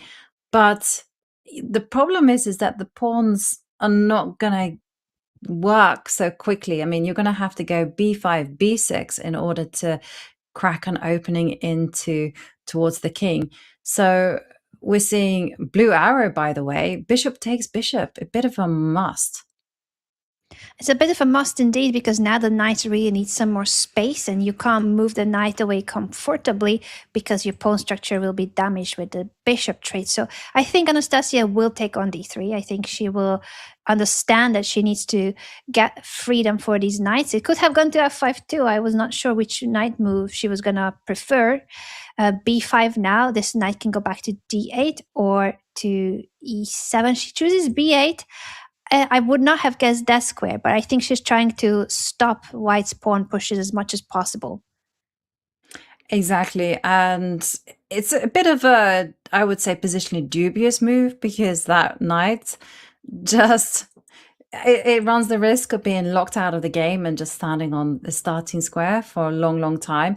But on the other hand, I understand the whole point, because she's just arguing that if you go b6, you'll first capture and then you'll close down the A line with A6, and the knight is very much needed on B8 in order to prevent any type of sacrifices. So C4, Katerina striking in the center, and it's still very much a fight, because it's not going to be very easy for black to actually target something, because the knight on G6 is in the way of his rook on G8, and white is threatening to go C5, C6, and the demolition has begun. So I would be taking on C4, but okay, we saw bishop to B4, attacking the rook, also good. Perhaps what Anastasia is planning is once the rook moves off the E line, then E5 is going to be the strike. That could be a great move if she gets in a central pawn push, because as you said, c5, c6 is on the agenda for white and her attack. So e5, this could be the moment to try to get that pawn push, threaten e4, and if you end up taking on e5, the pawn will take back on e5. It's really messy, and the pawn is hanging on d5, so there's a lot to consider here from Anastasia's perspective, but she finds it. That's the best move in the position. Now white needs to take the pawn. You can take on e5 with the pawn or with the knight. Knight trade, I think this is a good idea, because that does open up the g file for the rook. And now she takes on e5 with the rook. She says, I'm not interested in giving that pawn up that easily. White can take it, but you have to take with the c pawn if you want to grab the pawn. And then it allows a lot of attack on that open g file, I feel. Yeah, I agree. And you have to tread carefully as white in this position, because, you know, you have rook takes g2 ideas, you know, also queen to g4, as you've indicated. Also, this pawn on f2 can be a target as well, with the bishop dropping back to c5. So it's I can understand why Katerina is reluctant to kind of lose the momentum of her attack and go c takes d5, but maybe I'm a pawn grabber. I think I would just go for it. But there we are, seeing Katerina also believing in the power of extra material. And whoa, I did not think that c6 is a must for black in this move. I didn't even consider it at all. What a move. And to me, it looks like it's beyond human understanding. C6 voluntarily opening up the D line. No. I would have never thought about that move. I think Queen G4 looked like it made sense. H5, it is an idea that makes sense, but I feel like it's a bit too slow here to try to push. And while I'm saying it's a bit too slow, Katerina makes a blunder. Apparently now, Blue Arrow saying Queen to G4 here is an extremely strong move, threatening checkmate, and you are in trouble because now the white queen has too many things to do. It has to also be guarding the knight and not just take care of the white king. It was a missed opportunity by Anastasia. She could have had a winning position, apparently, had she found Queen to G4. Yes. And you know what? It's so natural to go bishop takes c3 because the natural queen takes c3 is going to be met by queen to g4. And you have queen takes g2, queen takes rook. And okay, she plays it. She plays it, but queen to g4, it's a killer. You can't defend. You have to give up material. And this is not going to be good enough because you can just simply go rook takes bishop, rook e takes bishop, and then just zone in on the g2 point. Apparently, the computer says that you need to take with the G rook, while I was thinking the same, that rook e takes g5 is very logical, but apparently not as strong as rook g takes g5. This whole game is quite hectic, but Anastasia keeps finding the best moves even when they don't seem the most natural. And Katerina down a piece. Her only chance is that piece up that Anastasia has is at the moment sitting on the b8 square. So she has a bit of time to try to create something, but that something is also disappearing because the pawns are being grabbed on the fifth fight. That's why I think the G rook capture was so strong, because suddenly who will be guarding the white pawns on the fifth rank? Yeah, but this is not easy, Anna. This is so not easy because suddenly, look at the knight on b8. If it were on d8, it's a completely different ball game. It's super easy, but that knight is not going to get activated, and the queen and rook are so active here. Rook to d5, great move. Threatening rook to d1. Just get rid of the attackers and get into an endgame. But wow, I gotta say, I see with just 12 seconds, I can see Anastasia going wrong in this type of position. It's so complicated. Very complicated, and because of the time factor, I think you are absolutely right that it's 3 possible results. Katerina down a piece, but with extra time on the clock. She's pushing now b6. The increment is only 1 second, and Anastasia is down to her final 11 seconds. She is capturing on c7, then guarding the king with this blockade on d7, with the rook pushing on h4. Really strong moves by Anastasia, and so far she's playing it very precisely under time pressure. h3, Katya is trying to be very tricky here, but so is Anastasia, targeting the e1 rook and gaining momentum now that rook is hanging, simply hanging. Yes, and you see how Anastasia just keeps finding those resources with no time left on the clock. And I love the way that she played it. It was a very difficult position, but when b6 came, she just knew exactly what pieces to trade off, and she got that knight out into the game. Now it's Anastasia with the white pieces, and Katerina is the one playing catch-up. And we are seeing it is a scotch on our screens as the knight comes back. The bishop throws itself in to give a check.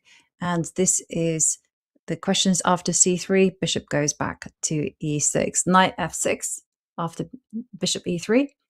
Bishop e3 given a question mark. That's a bit unfortunate. So strange. Yeah, I would not have considered that a bad move. I think the computer is being very critical here. I think this follow-up is what maybe the engine wanted to prevent with the pressure on the e4 pawn, but it's still okay enough, I would think. Katerina does have the better chances now with the knight on d5, putting pressure on the e3 bishop. She's ready to castle, while white still needs to develop the bishop to get the king out of this really, really dangerous open e-file. And she's lost the bishop pair as well. So, okay, well, I can see why bishop to e3 wasn't the best move, but Blue Arrow says that white has to go all in, castle queenside, which is again not a natural decision. So I can understand why Anastasia just goes for trading off the queens.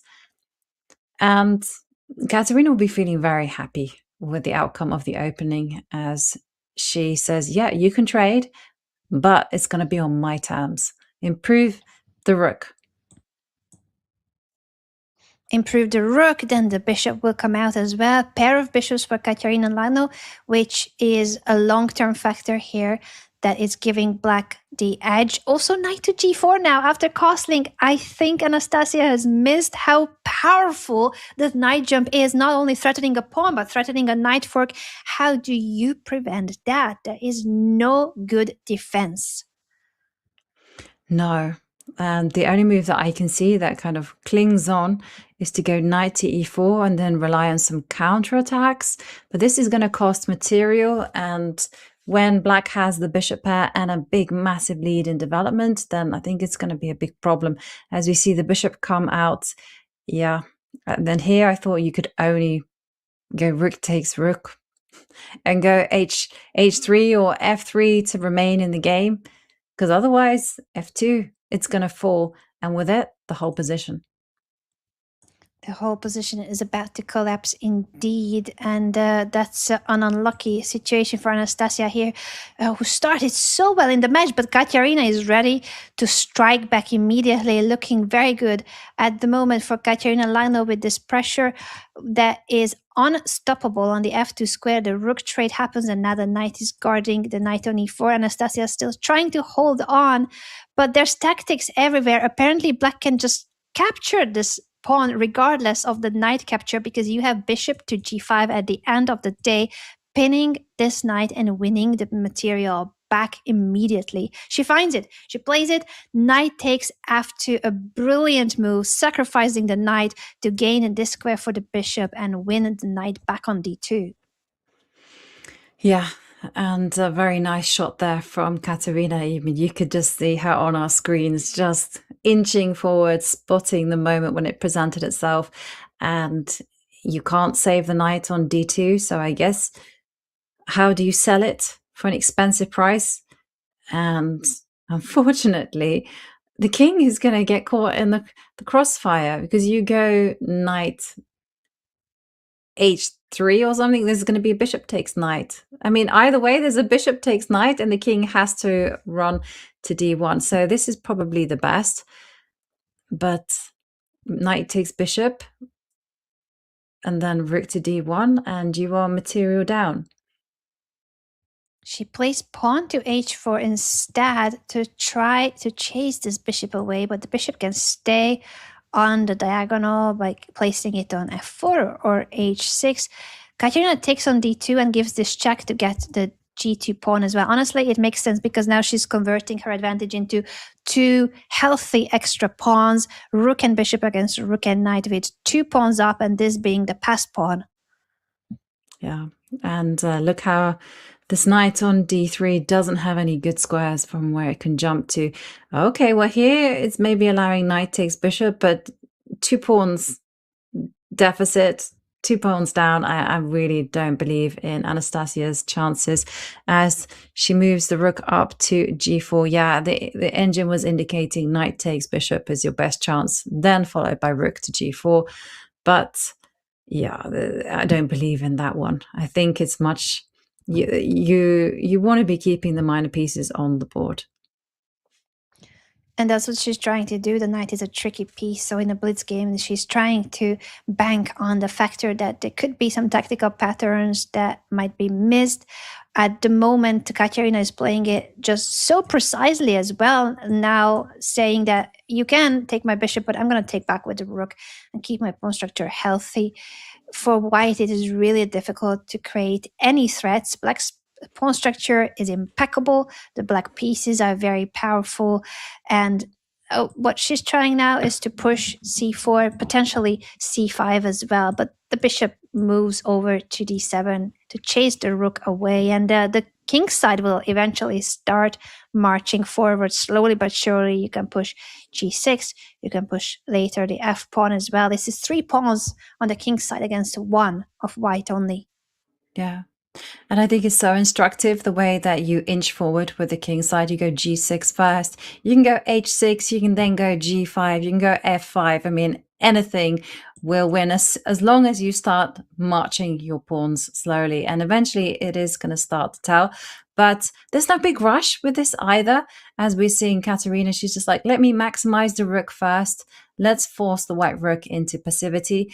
And the knight on d3 doesn't have a good square from where it can jump to. And here knight goes back. I'm expecting the bishop to come out to g4. Okay, bishop to c6, same idea, preventing a knight from getting to f3.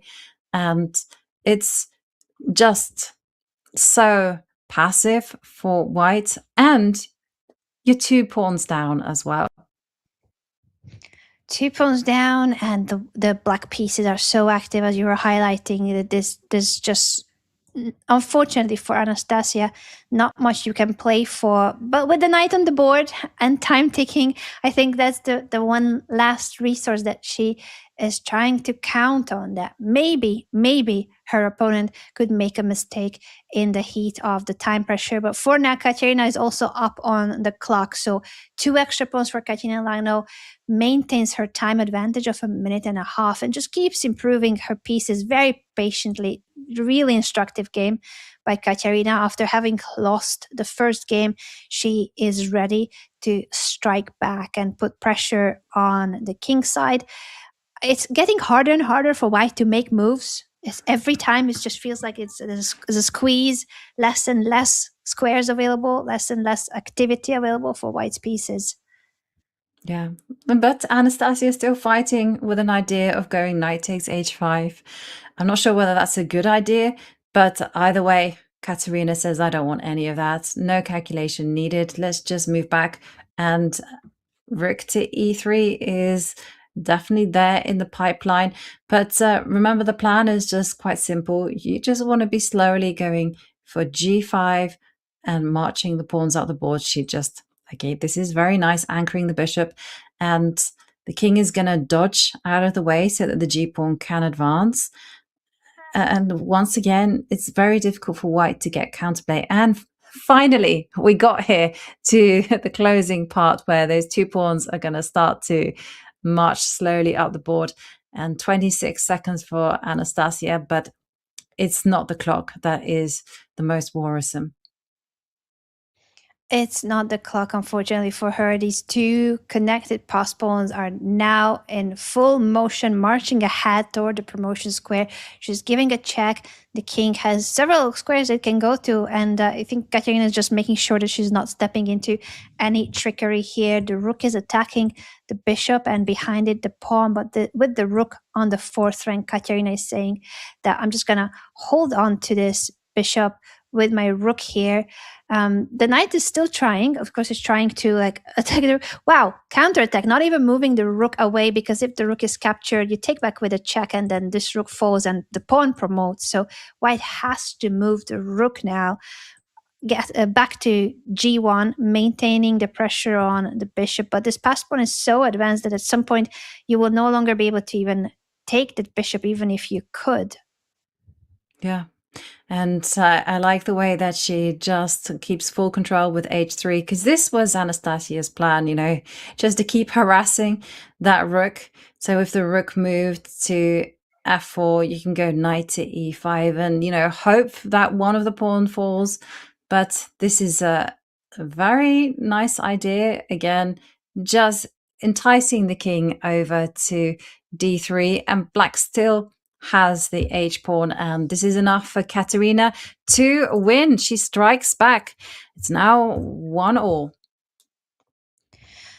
Tying the score, she's the favorite in this match, but Anastasia starting the match with a win and proving that she's really sharp even in time scramble. She's sticking to the same opening choice. She's going for not the main lines, but this knight jump that has proved her a really good game.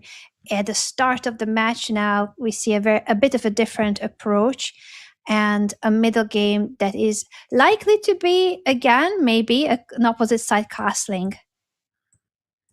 Yeah, I think we're going to be seeing opposite side castling. I agree. And I like this. I like the fact that Anastasia keeps choosing such uncompromising openings. Knight to g4 is also a great move. I think I would be tempted by that because I really adore the bishop pair.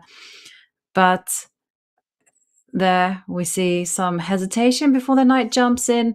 For Katerina, I don't think she can afford to lose that bishop, so she's going to be wanting to make moves such as bishop to f4. She might want to do that, and immediately she says, yes, I agree with you, Jovi. The bishop is everything to me. I'm keeping it on the board, while Anastasia is using that chance to push her pawn and now push e5 as well and strike in the center. Interesting that she's going this aggressive while the kings are still in the middle of the board for both players.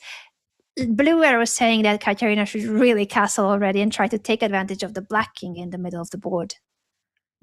Yeah, then that's a kind of common theme in the 150. You just go for queenside castling, but she's kind of trying to do it in and maintain the flexibility of her kingside pawn structure. After all, her big idea is that if knight takes knight, now you can castle and you don't have to worry about the integrity of your pawn structure. There's no knight takes f3 in the air. So I'm expecting castle queenside or h4. And maybe you can even slow play h4, go f3 first, just secure the e4, the g4 point, and then go h4. But Anastasia is the one who is in trouble here because she doesn't have a clear home for her king. If she castles kingside, she's castling into a ready-made attack, and it's going to take a long time for her to get organized in order to castle queenside. That is the problem with this situation, that the position is already opening up and it's going to take still some time for black to castle. Katerina says, I'm going for the king immediately. She's giving a check. I would think that you need to stop it by pushing c6, but that does have a drawback of weakening the d6 pawn, and that's why Anastasia is taking some time and maybe considering, what if I just step out of the check and accept the fact that castling would take me too long? She's offering a bishop trade, insisting on keeping her king's ability to castle. But will she have enough time for it? Can she now move the queen? She says bishop to c6 first, and then getting the queen ready to go to the 7th rank potentially and castle. Nice defense there from Anastasia. Again, she's keeping things flexible. I love, because if she can get castled, I think she has more or less solved some of her problems. But Katerina is not letting up. h4 and asking the question, well, what are you going to do about the g5 point? If you go queen e7, there's knight to d5s in the air, and then white has the bishop pair. You also have to factor in any funny business with f4. And we have queen f6, so that rules out knight to d5, and pawn takes pawn. Looks like a very natural move to me. And the big question is, after rook takes rook, rooks are off the board. Now, how is white going to continue? And here you absolutely must not step back with the knight. You gotta just accept the trade is going to happen, and then get your king out of the center as quickly as possible. That's exactly what she needs to do, and that's why Katerina is trying to play with immediate forcing moves, now attacking the knight and putting pressure on the pawn. So the trade was pretty much forced on f4. The bishop takes back, and now that means that you cannot castle queenside because it would step into this attack with bishop g5, and the rook was going to be hanging on d8 at the end of the line. Now the bishop is cutting the king, still preventing it from being able to castle. Now the bishop is coming here too, just to make sure that you can never ever castle queenside. Yeah, and it was a resource that I didn't even see, this whole possibility of going bishop to g5. So well played to Katerina for finding this resource, and the questions, they still are there. And Anastasia says, you know what, I'm not going to be answering these questions passively. I'm going to go b5, b4, and threaten my own with queen takes b2. What a move. If you go a3, well, black is simply going to go a5, and I'm insist on pushing that pawn to b4. And how to even defend against this? Maybe you have to go, no, you can't even go rook f1, rook f5, because that's just too slow. This is tricky.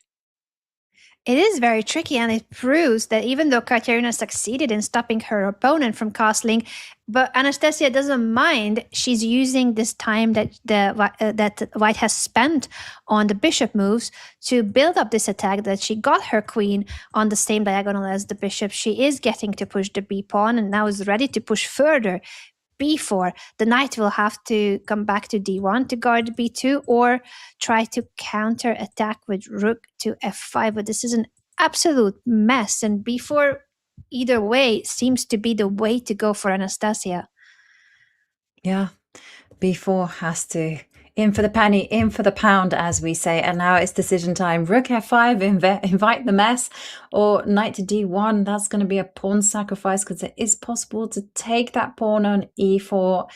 I think I would step up with a rook just for fun, and you get away with it because taking the queen would come with a check. Otherwise, pawn takes knight would be a killer.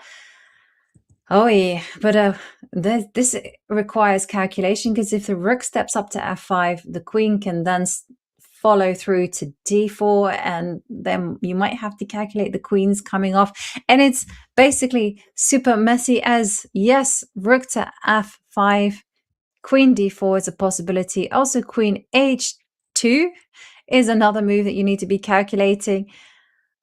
This is just mess. Queen g3 as well. I've just noticed that possibility. Where do you go with Her Majesty? So many options here for Anastasia, and it's in her hands whether she wants to keep the queens on the board or not. As you said, queen d4 would force the queen trade, but all these other options for the queen as well, to g3, to h2, even to e6, and claim that once the knight moves, the a2 pawn is hanging. There's so many options here, but she's burning time because there's so many options and she wants to figure out which one is the best option. Now a minute of time advantage for Katerina, and Anastasia going below a minute. It's only a 1 second increment in all of the portions in the Women's Chess Championship, so this is getting really into time scramble mode. And how do you keep finding the best moves if the position is messy? Yes, and this one was seductive, but it was not the right step because knight to d5, a counterattack. Yes, the bishop on g4 is hanging, but there's knight takes c7, which comes as a cold shower for black, picking up material on the rook, and also not just that, targeting the black king. No, this is not something that black really wanted to see. I mean, what do you want to be doing? Okay, we're going to be seeing it anyway, but the king safety is everything. And now, where is the king going to run? You step up to f8. There's even queen takes d6, check, before you even think about picking up the rook. And now you can also choose to take the bishop instead of the rook, and the rook will still be hanging. Suddenly the tables are fully turning and white has a decisive advantage. Yeah. And she goes for your approach, Anna. I mean, look at it. Suddenly, just like that, it's all changed. Okay, but it's not going to be over as we see the blue arrow appear until the white king has basically secured itself a safe home. And at the minute, no one is protecting His Majesty. So knight to d5, only move. You kind of want to be threatening moves like knight to f6, locking out this bishop on h8, which is a sleeping assassin. This position is still mega complicated, and Katerina has just over a minute to navigate things. Queen takes g2 in the air, the king unsafe on c1. Such a complicated position. Very complicated. It's a lot easier for us seeing the evaluation bar supported by the computer as well, saying that the knight jump is a winning move. But for Katerina to figure out that it's just okay to give up the g2 pawn, it's okay to allow the black king to get into the back rank and start giving checks. Apparently, the white pieces are so powerful that you can allow all of that with bishop coming back to d2. Honestly, a lot more human approach. And this queen move is also criticized by the engine. So both the bishop move and the queen move. But 8 seconds for Anastasia, that's what matters more than the engine. Katerina on 30 seconds, and everything is going to be happening so quickly. Who will deal better with the time pressure? White's pieces are menacing, and now the attack against the black king. Yeah, it's dangerous, but at the same time, I don't want to be writing off Anastasia's chances, as the White King isn't that stable either. Queen giving a check there. Where is the king going to be hiding? Because if you step back, it's going to be met with another check, so you have to step forward. And now the rook is involved. 13 seconds for Katerina as she offers up a queen trade. And this is a good move. And now the a pawn is falling, and Katerina can breathe a temporary sigh of relief as she goes into an endgame and the complications are over. There goes the b pawn. But Anastasia is still finding ways to keep things alive. 1 second. Knight is going to defend, or she can go on the counterattack, start asking questions. And seconds as the knight starts jumping across the board. Who will have the better nerves with 3 seconds left for both players? There's only a 1 second increment per move. Anyone can still win this game because of the time scramble. The knight coming back and forth. The rook is now attacking the knight. The pawn on b4 is captured, and the g3 pawn as well is falling. Yeah, but you see Anastasia being ever so tricky, but Katerina, she is cool as she loses the e-pawn, but it's all about the a-pawn as it starts moving down. And now another pawn has fallen, and the rook has gone all the way to c8 to cover. Wow, she blundered into the pin, and now Anastasia is suddenly winning from going from a lost endgame to capturing Katerina's pawns, and now the knight as well. She's suddenly winning with the black pieces. Complete turnaround of events in the time scramble, and Katya is losing on time in a position that was already lost to. Goodness me, what has just happened?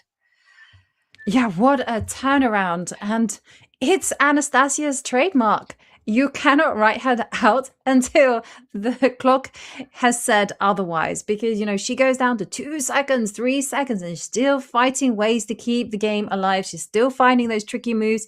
And in the end, pure panic, I gotta say, from Katerina. But, okay, we have a new position, a new game on our hands, and Anastasia going for a different approach. Her last outing did not quite work for her. But we're seeing, I'm just trying to read the featured chat. I'm Greek, and Anastasia is playing versus my favorite women player. Interesting for me. Yes. Well, I think you have to choose. You have to support your favorite Greek player. That's how I choose to support. So always the English person, and then the Norwegian, and then a Uruguayan, and then it goes on personal like. I see they have your tier list depending on, of course, your origins and where you live, and when it comes to our viewers as well. It's so hard to choose in situations like that. I'm here with my Spain bracelet, of course, but that's for the World Cup. We don't have a Spanish player in the Women's Speed Championship, and I hope that they'll qualify next time, because there's some really strong Spanish players as well in the women's chess, of course, in the world of women's chess. But for now, this is Anastasia here with a lead, 1 point lead against one of the favorites of the Women's Speed Chess Championship, Katerina Lagno, former champion of the Women's Speed Chess Championship event. Extremely strong player. She has been such an established top player for so long, and yet it is Anastasia, Greek FIDE master, who has the lead in the match so far. That is absolutely incredible.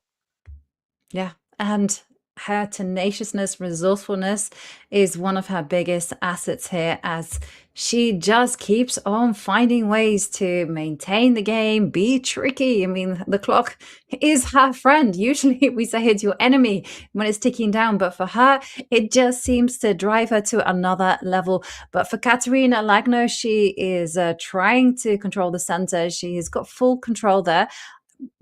Between white and black, I actually prefer black's position, because I think it's easier to play with a lot of space, as we're seeing the rooks potentially doubling up on the E line.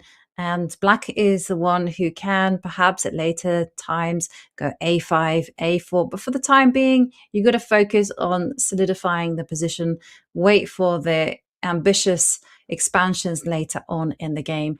But all very natural for Katerina as she strikes, well, she looks to strike back. I'm curious how Anastasia will approach it because, as you said, those are all ideas that are in this position. Anastasia chooses to attack the rook on e8 by placing the bishop on b5, and now she's dropping it back. Will we see a repetition of moves? Because this is the first moment in the match where the players could repeat moves if they wanted to say that, okay, I'm happy with the draw for this game, give me the next one. Okay, and that's exactly what they've said. We have our first draw of the match, which means that Anastasia is still leading by a point. And once again, Anastasia has come to this match with a plan, and it is a Nimzovich plan, as we're seeing this time d5, followed by f6. Now, that's a gutsy move if I ever saw one. And the fact that she's been playing this as her main weapon in the match, but she's mixing up a little bit how it follows up later. So the pawn push, the f6 pawn push, it really is a move that we usually tell our students, our viewers, our fans, do not do. Do not touch the f pawn, especially with your king in the middle of the board. It's just getting it really vulnerable through the h5 e8 diagonal, but Katerina needs to face the surprise element. Anastasia is going for not the main lines, not the most known variations, because she wants to gain time on the clock, make Katerina think, and that has worked really well for Anastasia so far, the surprise element. Definitely. And you have to also have to bear in mind, if you're in Anastasia's shoes, I mean, you're playing someone who's highly experienced, knows her preparation, opening preparation inside out. We saw in her match in the round of 16, Katerina was there with all of the opening ideas and really deceptively tricky ones as well. So why not, with the black pieces, take it into the arena where Katerina probably has looked at the Nimzovich, but how many moons ago? I would say you hardly ever face the Nimzovich in over the board chess. So I think it's a fantastic strategy from Anastasia, who's seeing the bishop come out to e3. The big problem, I got to say, in black's position is that knight doesn't really want to be on c6. I would feel a lot happier if that pawn on c7 could magically lift itself up to c5, and then you could start challenging the center. For the time being, it's going to be very difficult just to dislodge. Joey, that's exactly what I was going to say about this, because I love the fact that it's like a French defense, but with the bishop out, so that the light square bishop of black is actually really active. And you're looking at it from the Caro-Kann defense perspective, of course, and we are all like, that's c-pawn.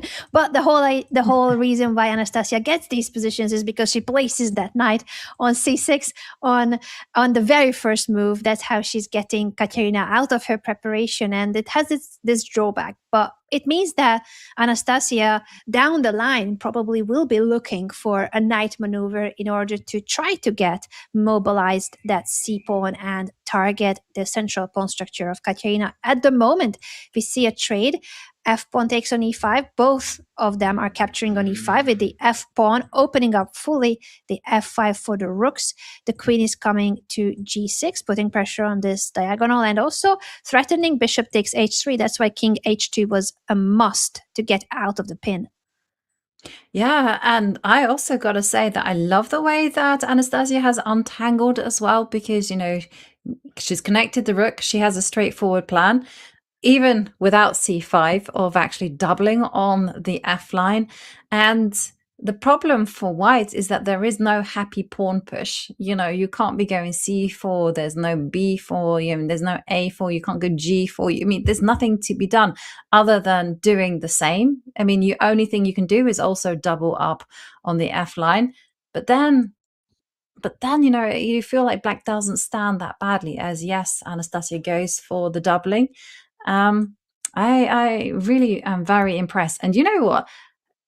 We are soon going to be going on to the 3+1. I suspect that Anastasia will have prepared a different response to e4 for the 3+1, and we're going to be seeing something completely different for the 1+1, because it makes sense to keep dodging. Was it ducking and diving? I think so. I think that could be the case. Either she will be sticking to the Nimzovich defense, but keep changing up a little bit how she proceeds from after, or it could be the case what you mentioned, that maybe it's a completely different opening that she has picked for each time segment to continue with the surprise element. Blue arrow, by the way, saying that now the rook move of Katerina can be exploited with this bishop attacking the white queen, and that bishop move will free the f5 square for the knight that is stuck at the moment on the edge of the board. But once you get the knight to f5, where will this e3 bishop go? Who will take care of this check with the queen coming to g3? Suddenly, white's position could collapse if Anastasia finds the bishop move. And she did it. She just played it. She just did it, and suddenly everything is problematic for white. I mean, who'd have thought it? Like, I literally was advocating for doubling on the F line, but it turns out that black's pieces are going to spring into action as knight to F5. This is brutal. I agree with you. Knight F5 and the queen to G3 is incoming. Where is that bishop going to go? It has to go to F4, but then it's literally in the eye line of those two rooks. So that's why we're seeing Katerina go, yeah, I don't want any of that. So queen G3, and everything is changing. Everything is changing indeed. And Anastasia finding this opportunity that was given to her because of Katerina's rook f2, it was not that obvious at all. And she immediately spots it. Now bishop to g5. Can she find that follow-up as well? Queen f4 is a move as well to guard the knight on e3, but it looks to be the case that the bishop move is the strongest. Just simply saying that there's a huge pin on the f5, so the bishop can never be taken, and otherwise the bishop is supporting the knight, and it might come to f4 later. There might be further attacks. Anastasia says, I would just rather retreat the knight. I don't want anything hanging there. Potentially makes sense too, and she might want to place that knight on h4 down the line because of the pin on the third rank, and also trying to eliminate a defender in white's position. Yeah, and this is the reason why she needed a knight posted up on e3, because knight f1 just boots out the queen from its beautiful post on g3. But I gotta say, I'm still liking black's position. I mean, she's the one ready and able to control the f line. And the Blue queen is arrow loose. saying that now knight takes d4. The knight can jump here, attacking the queen. This is a loose piece, so when you take the queen of black, there's an intermediate move. The knight that's hanging on d4 will capture your f3 knight and then take the queen back. Anastasia spots it immediately. Again, she's so sharp. She has been spotting every single tactical opportunity, and Katerina doesn't give many opportunities to you, but it's been Anastasia who finds those moments. Yeah, and she keeps on finding them at tempo. And there we're seeing, okay, she's now entering this position pawn up, but it's also not just a pawn. It's also a beautiful position. The pawn on e5 is super weak as well. And look at those dark squares. They have Anastasia's name written all over them. And this is going to be the last game in the 5+1 portion. And remember that Anastasia's specialty is the bullet portion. She is a regular in the, what do you call them? Those ones on Friday, the bullet brawls. She's a regular there. She wins a lot of prizes. This is her expertise. And if she manages to be within touching distance, she might even cause another upset, as we're seeing a5 just planning to restrict the queenside pawns. The knight comes to g3, just trying to control the f5 square, but the rook is going to come in. And now, wow. Does she do a lot of puzzles? Yes, I would say that yes. I think you develop this because when you play speed chess and you play these hyper bullets and bullets, you know, you literally, that is your bread and butter, right? You have to spot those checks, those captures, those threats as quickly as they come, as we're seeing Anastasia down to 34 seconds, but do not be fooled. That is when she's in her element. That's indeed when she is in her element. She's leading the match by 1 point, but she could increase that lead by getting a second point if she manages to convert this position where she is up on material and putting still so much pressure on white's pieces. The moment this e5 pawn falls, the position for white will be collapsing. That's why white is so trying to hold on to it and create some counterattack by attacking e6 as well. Anastasia defends the pawn by placing the rook on e8, and this is the final 5+1, as you said, Jovi, and we are getting into the shorter blitz time control and then the bullet. The fact that Anastasia is the one leading the match in the format that was supposedly Katerina's best time segment, the 5+1. Now knight h4 is threatening the knight fork, but this check steps out of it immediately, and now this check is no longer that dangerous. Anastasia guards the pawn, the knight comes back. Knight comes back and everything is covered. We're seeing Katerina, she's trying to generate play. You know, she had ideas of knight to g5. That's promptly covered by knight to d8 from Anastasia, covering e6 and now offering up a trade of rooks. That will just eliminate all of the danger if she gets those rooks off the board. And then she can just focus on the job in hand, which is she has an extra pawn on the queen side. She can start to push that. And nicely done as the king sidesteps that check. And the problem for Katerina is rook takes rook. Yes, it's opposite color bishops, but as long as the knights are still there on the board, there is still a high level of a high chance for Anastasia to win. And this is nice. Bishop to f4, big threat. Bishop to f4 is a huge threat, and even if you prevent it by a move like king to g3, then bishop to b2 will be attacking the c3 pawn, and behind that pawn is the e5 pawn. It is bound to collapse the position for Katerina, but she is forcing the trade of knights. So the pawn is falling, but at least from Katerina's perspective, she's getting opposite colored bishops. I think that's what she's banking on, that the knight trade leads to this bishop endgame should be winning for black, but it's not that simple, especially since white is trying to build up some blockade on the light squares, as the squares that got the bishop of Katerina is controlling. 1 second left for Katerina, 12 seconds for Anastasia. Yes, and the problem is that at some point white is going to have to give, and Anastasia wins, and she takes the lead. She has a 2-point advantage. And for Katerina, well, she's a 3-time former Women's World Blitz champion. She's going to have to start. Just these are the results on the floor after the 5+1. And we see Anastasia Avramidou, FIDE master from Greece, who is in the lead. A 2-point lead in the 5+1. I don't think many of us would have predicted this start for Anastasia, that she's the one not only holding her ground, but she's the one leading the match, winning in crucial time scrambles, being so sharp tactically. And Katerina now has a big task ahead of her to make a comeback in the 3+1, because we know that Anastasia's specialty is the bullet. So this is looking really good so far for the Greek FIDE master, who already made a big surprise, a shock for qualifying first to the event, then knocking out Polina. And today, it's looking great for Anastasia again. Katerina needs to somehow make a comeback in the 3+1. She needs to make a comeback in the 3+1, but one thing is guaranteed, is going to be entertaining. And you know what is entertaining? Twitch is better with a subscription to Chess.com. Your sub unlocks exclusive emotes made just for the Women's World Championship, entertaining content during breaks, plus an ad-free experience on Chess.com. So use !subscribe in chat to level up. And we are going to be back with a 3+1 right after this break.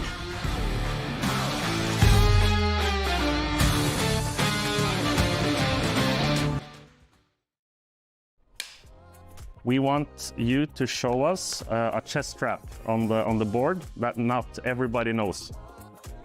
Okay, so it starts as d4, e5, takes.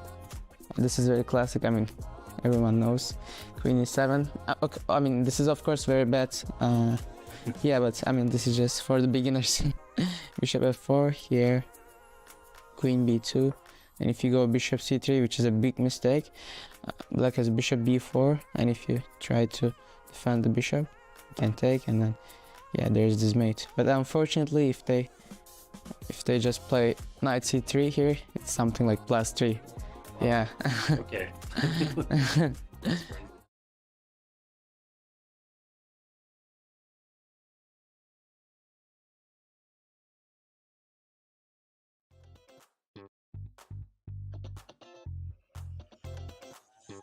I hope that I will have time to prepare a bit for the tournament.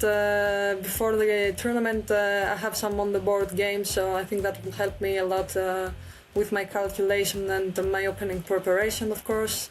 And in general, I play a lot of blitz and bullet, so I don't think that I need so much training to play speed chess. Probably more training to prepare my openings based on my opponent as well.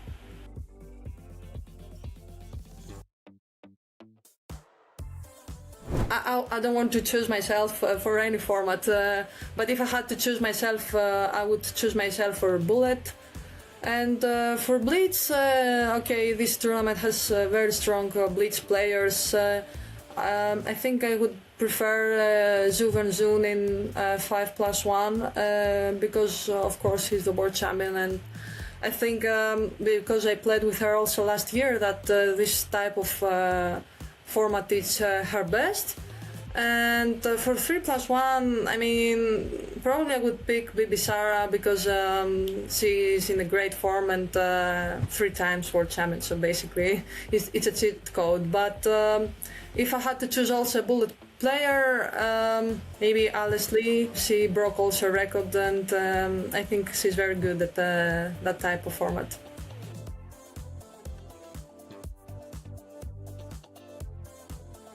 I mean, it would be very important because I really like speed chess in general. I think it's quite entertaining to play, and to win it, it would be a dream for me, actually.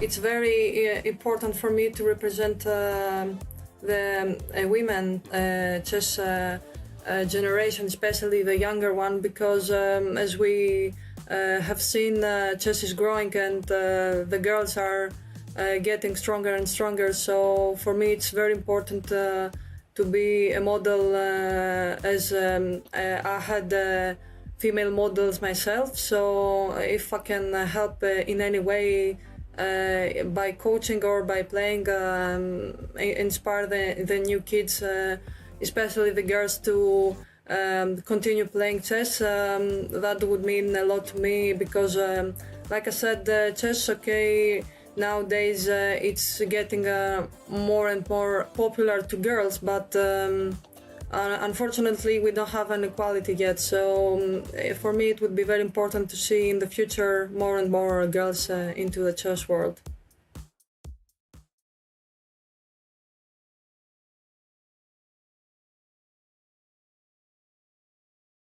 Hey guys, if I make this in one go, we're gonna launch a no ads plan.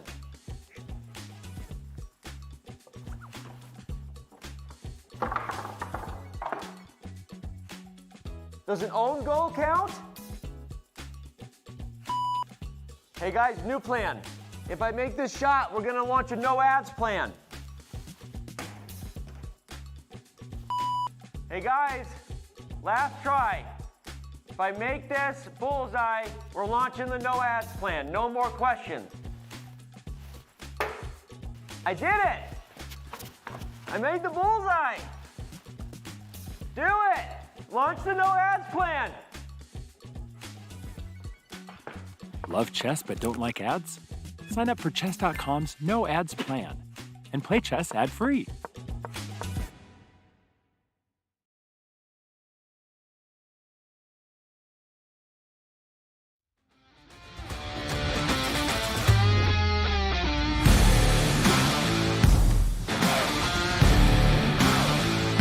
And we are back with a 3+1, and the question is, can Anastasia keep up the momentum? Will Katarina fight back?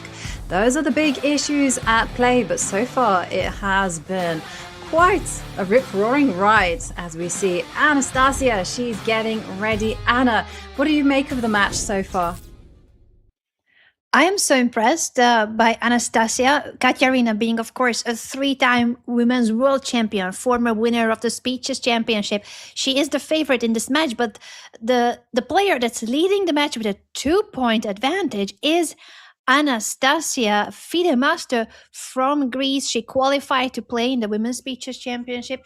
She knocked out Polina Shuvalova, which was an upset, and now she is on looking really good about this maybe potential huge upset against Katerina Lagno. She has been so good in the 5+1 blitz, very sharp, keeping her cool under time scrambles. And I feel like the shorter time controls should be better for Anastasia's style. We know how strong of a bullet player she is. Yeah, she's incredibly strong at bullet. I mean, we've seen it consistently there. You know, when the clock starts ticking down to under the minute, 30 seconds, she could have a winning position, difficult position, losing position. She just keeps on fighting, being tricky until the very end. And now for Katerina, I think she has to go back to the drawing board and do something different. As we see, the games have started, and it is the 4 nights once again. So Anastasia being consistent here.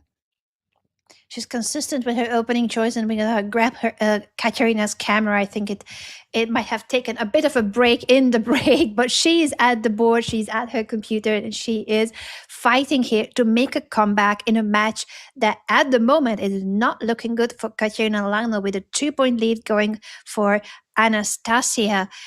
And when it comes to the match approach, I think it's also Anastasia who has been the more successful one with her opening choices and being able to surprise Katerina with the variations that she has prepared for today's match.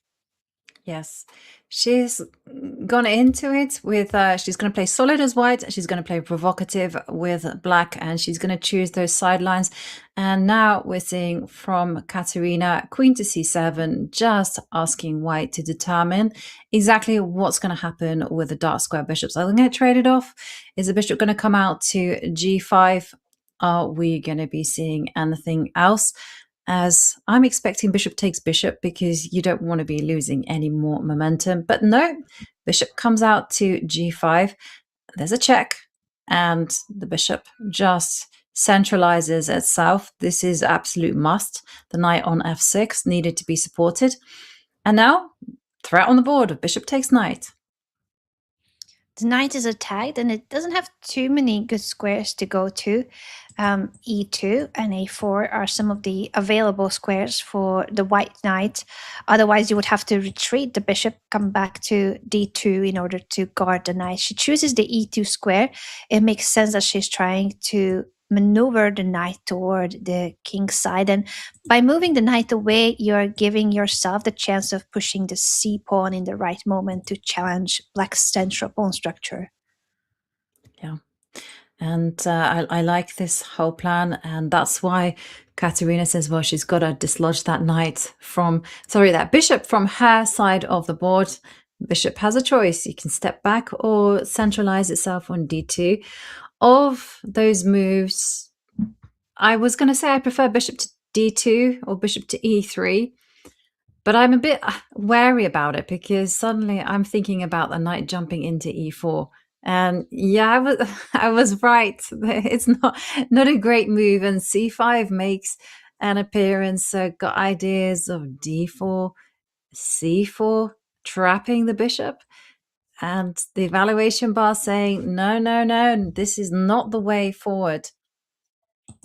Yeah, those pawns are looking menacing. d4 or c4 are certainly moves that Katerina will be calculating here to see if she can immediately capitalize on the way that Anastasia misplayed that middle game, with the bishop coming back and forth and now playing this passive position with very good central control and very active pieces for black. The bishop on b7, threatening to push d4, a discovered attack toward the queen and attacking the bishop as well. It is white who has to hold on to her pieces and try not to lose material here. Yeah, and that's the big question, because d4 is coming, and you literally have to go Okay, you can go bishop takes bishop, but then you're going to have to move your queen to g3. And this is the issue. You can just pile up on the E line, and actually you're never going to be untangling yourself from the pin, because you move that rook as white from E1. Rook takes knight is going to be a killer blow, and you cannot just jump out with a knight because the rook is hanging, and Anastasia in big trouble. Huge trouble, and a great way of taking advantage of these moves. Oh, okay, this is happening. So apparently, Anastasia plays knight to g1, capitalizing on this pin, but it feels like there should be a refutation to this with the pin and counter pin. And there we see it. Katerina sacrifices the bishop. Double exclamation mark. Brilliant move. If you take it with the queen, then the rook can be captured. If you take it with the king, the queen was going to step out of the pin with a check and then win the rook. Lovely, lovely shot there. And look at this. The pressure is just relentless. And now, after a trade of rooks, the queen, she has to move. She cannot take the bishop because the rook will move over to g5, and that is going to be bad news for white. 18 seconds, and it's just nothing but problems along the diagonal. Anastasia decides to give up the queen, captures on g2 with the king, now takes on g3, but she only has a bishop and a knight to try to compensate for a full queen, and after rook e3, the king is still under huge attack. It is, yes, and a position like this is simply going to give at one point, because the problem here is that black is the one that can simply start advancing. You can take your time, but ultimately there's going to be g5 going to make an appearance, king to instead. Katerina says, no, I just want to simplify. I want to be picking up the queen side, and queen takes b3. The a4 pawn is also going to be falling, but d3, and this is more or less it. No coming back from this one, as I'm expecting queen c2 jack, and then you want to be queen e2. The knight will have to move out, but ever so precise, because the queen is going to land on e2 with a check, and the knight will fall. So Katerina begins a 3+1 portion with a win. Very impressive win there. I gotta say, something is going wrong for Anastasia in this Scotch 4 games setup. Yeah, and she might want to change it, but she's not changing her approach when it comes to her opening with the black pieces. She's sticking to the Nimzovich defense, which worked really well for her so far in the match. That's the opening that got her many of the games where she scored a win against Katerina. But Katerina is changing up her approach on how she handles this opening, and we see a very different pawn structure. Now trades on e5. There could be a trade of queens as well, or castle queenside as well. Yeah, many possibilities there for white in order to kind of maintain the initiative. And for Katerina, bearing in mind that she still has 1 point to catch up, and she needs to really start accumulating the points in this portion. I suspect that she might just go bishop to d3, but no, she decides to swap off queens. Now there's a threat of a bishop takes knight, and after bishop takes bishop, a knight will land on d5.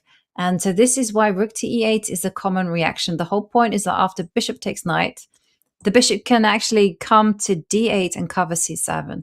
But it's a trick well worth knowing. Definitely important, and there's still some danger in the position, because these knight jumps can always try to poke you and threaten the pawn on c7, threaten with the knight fork, and black always needs to be ready to meet those threats with a defensive move. But so far, Anastasia is holding her ground in this game after a game that went not well for her in the 3+1. Katerina making the gap somewhat smaller. Now it's only a 1 point advantage for Anastasia, but she's still the one leading in the match. And this game so far is very balanced on the position and somewhat of a time advantage for Anastasia. A time advantage indeed, as we're seeing the bishops. Will they come off the board? So we're seeing Katerina, her big triumph is that she's going to be able to jump in with a knight to d5. But instead it is Anastasia that gets in first. The bishops do get traded off. I am expecting moves such as f3 just to solidify the e4 point and then go a4, knight c4. In some manner, the knight is definitely going to be appearing on that golden square. Now there's an idea of going knight takes e5. So Anastasia, either she's going to be dropping that knight back or she's going to be reinforcing it with a c5. But she moves away. She goes to b5, offering a knight trade. If this knight is traded, then the a5 would open up for the rook, so that's not very advisable for white to capture on b5 here. She might want to be looking in the opposite direction towards the central squares, knight to d5. That does leave the pawn on e4 hanging, but it's also quite messy what's happening in that position. Yeah, it is a very messy one, so I can see why she didn't want to go for it. But hang on a second, I was not expecting this one because knight takes e4. Once a pawn grabber, always a pawn grabber. What is wrong with that move? And Anastasia says, yes, thank you very much. I am taking it. Apparently nothing wrong with grabbing the pawn, so Anastasia is up a healthy extra pawn. Katerina is trying to get the pawn back potentially with this knight attacking the rook and the pawn, but it is black's turn and you can simply push the pawn. That's what Anastasia is doing, not allowing the knight jump. And then this knight is stuck on the edge of the board. It's not the best square for that knight. The knight's on the edge, fall off the hedge. But rook comes into d7, but it's getting nowhere because the knight on b5 is just keeping everything protected. Ideas to follow up for black would be like knight to f5. That knight is going to get driven back, but that's not a big deal. g4, maybe Katerina can go forward, but okay, that wasn't the best move. It was the most natural one. Maybe it also needed to go to the edge of the board from where it could jump to f4, but engines these days, they're a bit clinical. Very critical and harsh, especially in a blitz game. The players are trying their best, and there's sometimes moments where it's near impossible to find the top move of the computer because it's, as you said, not the most human approach to place the knight on the edge of the board, as it was the case for Anastasia. Now there's a rook trade and the knight is jumping back toward the center. Both knights are being improved here. Both knights being improved. And remember, Anastasia is a pawn up in this position, but Katerina, she's fighting hard, jumping in with a knight into the middle of the board. And what she wants to be doing is somehow organizing a c4, c5 pawn break in order just to start to infiltrate. And for Anastasia, it's not easy to come up with a move. So she goes f6. I love this move. King to f7 is keeping everything under lock and key on the king side. And b4. And we're seeing Katerina. She's just saying, hey, I really want to go. But knight takes c4. Another pawn falls. That pawn is now falling because the knight has abandoned the defense of the pawn. I think Katerina might have forgotten about her c4 pawn for a second. 2 extra pawns for Anastasia, both of them really low on time. But so far, the time scrambles have been very well handled by both players. The fact that it's 2 extra pawns for Anastasia is the main decisive factor here. Katerina, of course, doesn't want to go down. She's fighting on. She's attacking the knight with the king. This knight maneuver heading toward b5 is really strong. And even after a4, that knight is jumping into this beautiful central location. It is a beautiful square. And yes, black is the one that's firmly taking over. And sure enough, it appears as you predicted. And the problem, though, for white is that if you just retreat the knight back to c3, the other knight will also come into f4. But okay, that's all irrelevant because we've seen mass trades, and this is very, very helpful when you just have 20 seconds left. And for Katerina, 14 seconds, and she's fighting this 2-pawn deficit, and I'm seeing the kingside pawns just simply start to march up the board. That's what's going to happen. Anastasia is now pushing first with c5 to also get her bishop more activated, target the a pawn a4, but this knight will be jumping back toward the central squares. The trades did give up the h pawn, but now after f4, the bishop is stuck inside black's position. It's almost going to be trapped. Katerina really needs to try to find a way to get that bishop out before it's too late. Yeah, and that's a nice way to do it. Getting knights, but the knights are going to get traded off, and the bishop is still stuck there on the edge of the board. No, now it's been let out. She could have gone bishop to f8. It's now out, but it's come at a cost. And now the b pawn, it is going to march up the board and just clear a path for one of the pieces to infiltrate. b4.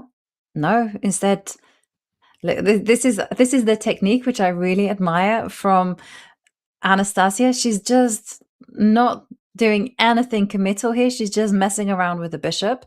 And then when she's built up enough time, there you go. b4 makes an appearance. She had to be so careful not to repeat the position 3 times, but she pushes the pawn. So now the count starts again with the bishop moves, and she's ready to now get the king, also helping that pass pawn, trying to get in through the a file and ready to push b2 as well. She wins on time, but she was also winning on the board now with b2 promoting and white having to give up the bishop. What a match this has been so far for Anastasia. Now again increasing her lead against one of the favorites of the Women's Speed Chess Championship, Katerina Lagno. And there we are seeing from our featured chat that Anastasia is actually a doctor. So she's saving lives and also being incredibly good at chess, and also incredibly good at speed chess, as we see her in the quarterfinals of the WSCC. Well, and Anastasia also saying that, okay, she's a big believer in the system that she's adopted in the Scotch 4 Knights, but it hasn't worked out well for her in the past. No, it has not. And I'm curious to see where she will deviate from the previous games, because this is the opening that so far has given Katerina the wins that she got.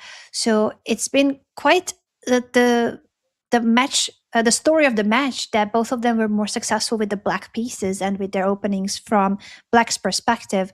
Now we are seeing so far a similar approach. I'm really curious if Anastasia will mix up anything, because as you said, it hasn't worked out that well for her so far. No, and the way that Katerina has been just eking out an advantage is that she's been going for c5s. She's been slowly just taking full control over the center, doubling on the e line, and it's a plan that Anastasia has been struggling with. But b3, keeping things relatively solid, and still some games. c5 has been played, but rook to e8 is the move of choice from Katerina, and here rook to b4. Yeah, this is what I remember once studying this for one of my students back when I was a teacher. Chess teacher, that is. Not a teacher. Isn't that the best subject to teach, chess? Yes, it is. I did like doing the research from my students, but often I would do all this research and then they wouldn't play it. And I'm like, well, why did I just waste my time? I'll play it myself. Thank you very much. So you're seeing c5. We are seeing all the moves that you have predicted, with the rook left and the pawn being pushed. Now rook's doubling on the e5. Bishop to b5 apparently is a mistake, because there was a tactical opportunity with bishop to g4. Will we see an attempt to repeat moves? Because if Anastasia does it, Katya might spot that there's bishop to g4. Maybe she repeats too quickly, but there was a missed tactical opportunity for Katerina Lagno. Instead of moving the rook, she could have sacrificed a bishop to win material. It's water under the bridge now, and it is now again Anastasia with the black pieces. Will we see yet another Nimzovich defense? It's looking likely, as sure enough the knight comes out. So my prediction where Anastasia would be changing things around, completely wrong. Instead, Anastasia is very consistent. She goes for this. You know, And it's very courageous of her, because optically it looks like white has a great position. You get this center, e5 comes in and challenges. So here we saw pawn takes pawn being tried. We saw this rook and pawn. So the queens come off the board. We saw this endgame where I would say that black was equal. And now we've got a different approach where white has castled queenside. It makes sense, actually, that Anastasia leaves the surprises in the back of her pocket for the bullet portion. It does make sense for sure. And we are approaching that bullet portion. There's not much time left in the 3+1. And I think it is something that Katerina definitely doesn't want, that she will be trailing heading into the bullet. But at the moment, it's a 2-point lead for Anastasia. And it's been a really successful match for her. And now the bishop is pinning the knight on c6, and both the knight and the bishop of white are putting pressure on the c6 knight. You can deal with this by placing the bishop on d7, and that's what Anastasia plays indeed. There might be a trade on c6, and you, I think, are likely to take back first with the bishop and then double the pawns. Yeah. There's a lot of tension in the center, and it needs to get resolved ASAP. So I am expecting that to happen as well. But I can understand Katerina's reluctance at doing that, because you feel like Samke there, e takes d5, and now the knights are coming off. But this bishop on g7 is suddenly going to become such a magnificent piece. And again, questions. How to take back. If you take back with the queen, you're kind of standing in the way of the bishop. And if you take with the bishop, it makes more sense. But bishop takes, the bishops come off. And then after this, it's like black is the one who has the plan at hand. You want to go a6, b5, queen takes, or knight, even actually queen takes d5. I didn't even see that one, Anna. Oh my goodness me, revoke my pawn grabber's license. I didn't spot queen takes d5. But it's just because then we can grab another pawn and threaten checkmate. Otherwise, it was stepping into this major knight fork. It was simply the tactical pattern of threatening checkmate. And that's why the knight retreats from b5, coming to c3, guarding the a2 pawn. Yeah. And here, with no pawns in the center, I actually prefer black's position, because if you take a look at who's ready and able to control the D line, actually I feel that it is going to be black. Rook a d8 is a very natural move. And if you step away from the center with your bishop, well, this bishop on g7 is suddenly going to start to improve. The knight is going to get out of the way, and this bishop takes knight ideas on the board. So queen f2, b5. Oh, I love the ambition here, because b4 is coming, and just like that, I feel the table's turning. Very ambitious, and I think this is now putting a lot of pressure on Katerina and Lagno in this opposite side castling position, where suddenly the black pawns are marching toward your king. And if you get those pawn pushes in, the pawn storm will make the white king really vulnerable. As you said, the bishop here on g7 is waiting for their chance, and the pawns are being pushed, ready to push b3 as well, or a3, and weaken all the possible squares around the white king. Yeah. And do you know something I've noticed with the engine? Maybe not these days, but it used to be the case that as soon as you got a pawn on a3 as black, it would be like, oh, you're winning. It's so much better. And a pawn on b3 is nonetheless very impressive, as you got to find a way to infiltrate, though. And that's not as easy, because the knight on f4 is covering the key squares. Yeah, not that easy. And I think Anastasia will definitely try maybe to bring the rook to the 4th rank, or bring it to d8. She chooses the 4th rank. I really like this. I like this rook lift and get that rook to c4 as well, but also just keeping an eye on this d4 bishop, maybe in the future some sacrifices. g5 gets a question mark.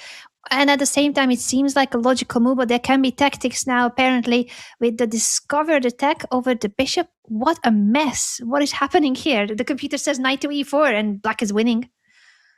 Wow. And such a classy move. I mean, the point is that after pawn takes knight, the queen is going to come and capture with a check, and there's too much pressure against the bishop on d4. But I gotta say, this is also really good because bishop takes bishop, given as a miss. But here I'm just thinking, if you recapture the bishop, there's going to be problems on the c2 square. And the knight on... Okay, this is also good enough as well. Knight takes f4. Oh, hang on a second. I just spotted rook to e2. Rook e2 was a big threat, so bishop f6 has to be played. And now rook e2 is not... You can't do that because of rook to d8, and that would be a back rank issue. Knight to e2 gets a question mark from the computer, but it's an absolute must to play rook d2. Katerina spots it because she has to be guarding the c2 square and at the same time attacking the knight on e2. Mm-hmm. And this one is being tricky because Anastasia is depending on the fact that after rook e1, there's going to be knight c3, discovered checks. But suddenly it is Katerina taking over because it's going to be difficult to defend the dark squares. I'm thinking h4, h5. Okay, double up the rook, back rank issues. h5 by Anastasia. The en passant would have blundered the bishop, so of course we don't see that move in this game. But with the structure now so fixed, no one can do anything about that bishop on f6. It's constant threats toward the back rank of black. Anastasia has to be very careful keeping everything there. There was a mischance now apparently, but with 6 seconds versus 1, Anastasia nearly flagged and she is getting checkmated. She gets checkmated, and wow, what a game! That, I mean, we've only got 4 minutes and 34 seconds, and wow, that was definitely adrenaline inducing. And the players are going to have to recover from this one as we go into what could be our final 3+1. And that checkmate there in the end there from Katerina, just showing that she was on the edge.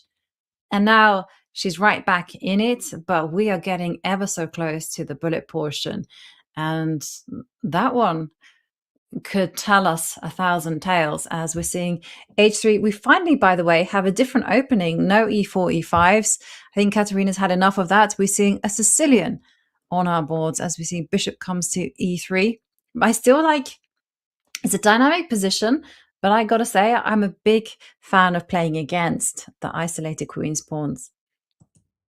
Me too, personally. I think style-wise, I would rather be the one that has this beautiful square in front of the pawn and claim that the pawn is weak. But for a lot of players, this pawn is an asset that gives you space, it gives you activity, and it's a very rich middle game position.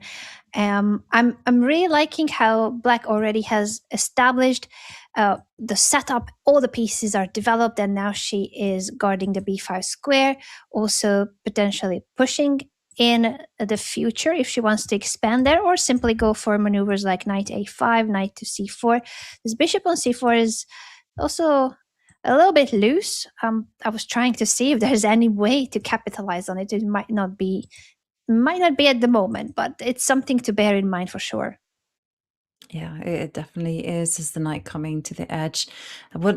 What black is planning for is that once the bishop moves, the knight will actually come back to c4 and start targeting, softening up the queen's side pawns. And I just wanted to point out that the bishop on g7 is such a wonderful piece. And the fact that the pawn structure is on e7, f7, g6, and h7, okay, it sounds very elementary, but it's such an important detail, is that the black king is safe as houses. There is no kind of traditional IQP attack where white is going knight e5s, knight g5s, d5s, exploding open the center. That's not going to be possible. So that's why Anastasia is very much on the defensive here. And we've noticed time and time again that she doesn't respect the bishop pair. No, she doesn't. She prefers tactical and dynamic factors, not the bishop pair. She's not too worried about giving up the bishop. And she constantly is trying to create instead a dynamic idea and very sharp in tactics. She has been spotting really well the tactical opportunities that she's been given by Katerina, and there haven't been too many, but Anastasia has been really sharp seizing those moments. Now, will there be such moments in this game? Because there's a lot of tension in this middle game. I think under so much pressure, one player or the other at some point eventually cracks, especially once the time is also getting into this final stage, the time scramble approaching, 1 second increment only. Who will crack in this game will tell a lot about the entire match, because we are heading to the bullet portion very soon. Yeah. And wow, we will see. We've been really singing Anastasia's praises in the bullets, and we'll see whether she starts showing her strength in that time portion. But as we see, big mistake as the queen can be chased away from d6. I gotta say, it's not entirely obvious why this is such a massive problem for Black, because you just think, well, the bishop goes back to g3, the queen will just move away, but it wasn't found by Anastasia. Instead, she chose to go for this particular approach. And here, the carry player in me says, take that with the pawn. And that's exactly what Katerina does. And the engine not too impressed with either of us, but I think it's a good practical choice, because you have one extra pawn to defend the king, and then you're going to be going f5 and releasing the bishop from its cage. She fully agrees with you, and I like that plan. That's as soon that pawn will be pushed, opening up the diagonal for the bishop, that the other bishop is sitting so well on the central d5 square right in front of the isolated pawn of white. I feel like Black's pieces are very happy. The engine only evaluates it as about equal, but Black's position, I think, has quite some venom in it when it comes to the activity of the pieces. But maybe I said that too quickly. Now we are seeing a trade of queens, trade of rooks, and the position simplifying a lot. It is simplifying, but still I would prefer the bishops, because, you know, they control a lot of squares and they can do the job from their home. I mean, that's one of the good things about bishops. They're a little bit lazy, you know. They don't have to work that hard. They're just very powerful naturally. As the knight just attacks the bishop is going to move out of the way. Where should go? b3 is a good square. And for Anastasia, it's going to be hard for her to anchor the knights. And I'm just thinking for the targets. Katerina is unchallenged in the dark squares, so I think the ultimate target will be f2, as we're seeing a set of knights leave the board. I'm expecting f5 at some point. There it comes. And this is a good move, threatening bishop takes knight and then capturing the pawn on d4. Rook to d8, and Anastasia still finding ways to keep the game alive, holding tight as the king enters the game. And the big question though, Anna, is like, if white just stands and literally doesn't do anything other than, say, king f1, king g1, what is the plan of improvement? Good question. It's not easy to make progress, and this is officially our final game of the 3+1. So with a 1 point lead in blitz and heading toward bullet, I think Anastasia should be confident about her chances. But this game is so crucial because for Katerina to tie the score before the bullet, that would be exactly what she needs. How can she do that is another question, when it's been such a tenacious and resourceful defense by Anastasia. Now she is telling Katerina, yeah, you can take my knight and I'm gonna just face you in this rook and bishop endgame. And suddenly this bishop is also having to retreat. The king might get some more space thanks to that pawn push. So white's pieces are getting more and more active. And white is just waiting while black is slowly improving the pieces. And it is Anastasia playing with just 3 seconds on the clock. But we said it time and time again, this is not a big factor for her. She's very experienced. But we've seen Katerina winning a pawn. Opposite color bishops, though. And here it's going to be about how to anchor. And I got to say, it's the doubled F pawns. Don't make a big impression. So that means that white is just simply going to be holding and holding until the end. And that's what she does. She's not even moving the bishop or the king because there can be threats against the white king. So she's only moving the rook, but that's good enough. Katerina is trying to set up threats, but with the trade of rooks, it's going to be now even harder for black to make any progress. The pawn is being targeted, and now there's going to be just an impossible to crack defense on the light squares, and the game ends in a draw. The final game of the 3+1 is a draw, and our leader in this match is Anastasia, a 1-point lead heading to the bullet portion where we think that she might be the favorite. Well, if her track record is anything to go by, then the 1+1 is gonna be Anastasia's game, but you never know until you get there. But Katerina has done one thing. She has narrowed the gap down to 1 point, and the big question is, how will the players handle the 1 minute portion? Well, the WSCC is a triathlon, but there's also a triathlon happening elsewhere because the 2026 Biel Chess Festival is live. And if you haven't tuned into Biel before, you are missing out on the ultimate test of chess survival, their signature triathlon format. We're talking elite grandmasters battling across classical, rapid, and blitz to grab their share of a massive $50,000 plus prize fund and be crowned the undisputed champion. So hit !BCF in chat to learn more about the event, or !schedule to sync your calendar and never miss a single match. And we are going to be back with the 1+1 right after this break. So Jeremiah from Guatemala and Eon18 from South Korea. We're the 3-minute game Yeah, as well? 3-minute game, no increments. And similarly rated. Yes, correct. White starts off with d4, d5, e3, c5, knight c3, oh boy, knight c6, d takes c5, d4. Yeah, this is not a good game. Knight f3. Oh boy. D takes c3, b takes c3, bishop g4, knight g5. Yeah, that's pretty egregious to do in a blitz game. f6. No. Knight e6. Oh boy. And then we have the queen takes d1. Queen takes d1 move. Yep. Yeah, this is. I have no idea. I think this is very, very, very low rated players. There doesn't seem to be a whole lot of thinking ahead. I'm gonna guess 250. You're too generous.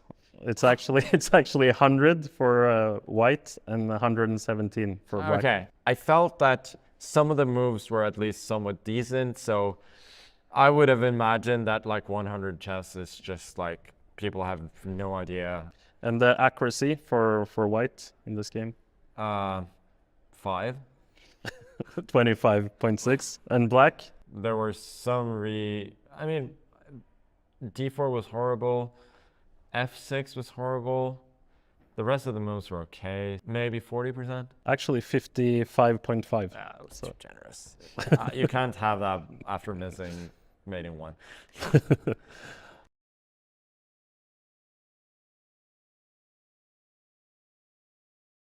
Are you tired of losing against strangers in chess? Donating ELO rating points to somebody you don't even know? Feels a lot better losing to a friend who could actually use those rating points and then thank you later. Sync your contacts and get started playing against people you already know in real life on Chess.com today.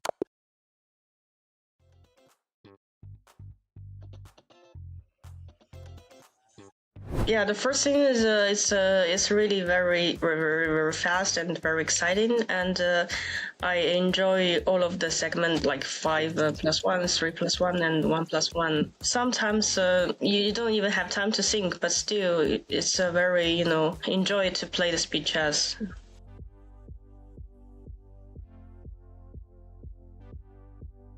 I enjoy the 5+1 the most because I think at the beginning I usually have a better performance because maybe, after 1 hour or 2 hour play, then already my brain is not so fresh. So I probably done some stupid or blunder move. Yeah.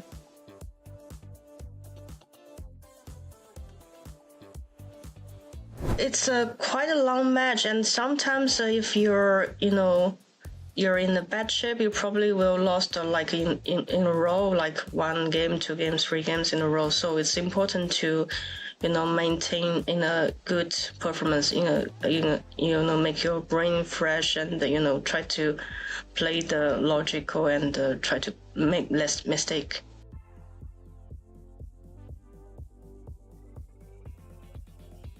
I did some like a little prep before the speed, and then I keep to have a, to keep myself fresh and try to have a good performance. And also, I guess just try to play maybe not so complicated and not so, not so chaos game. Maybe just try to play something which is not something very complicated. Yeah, the chess.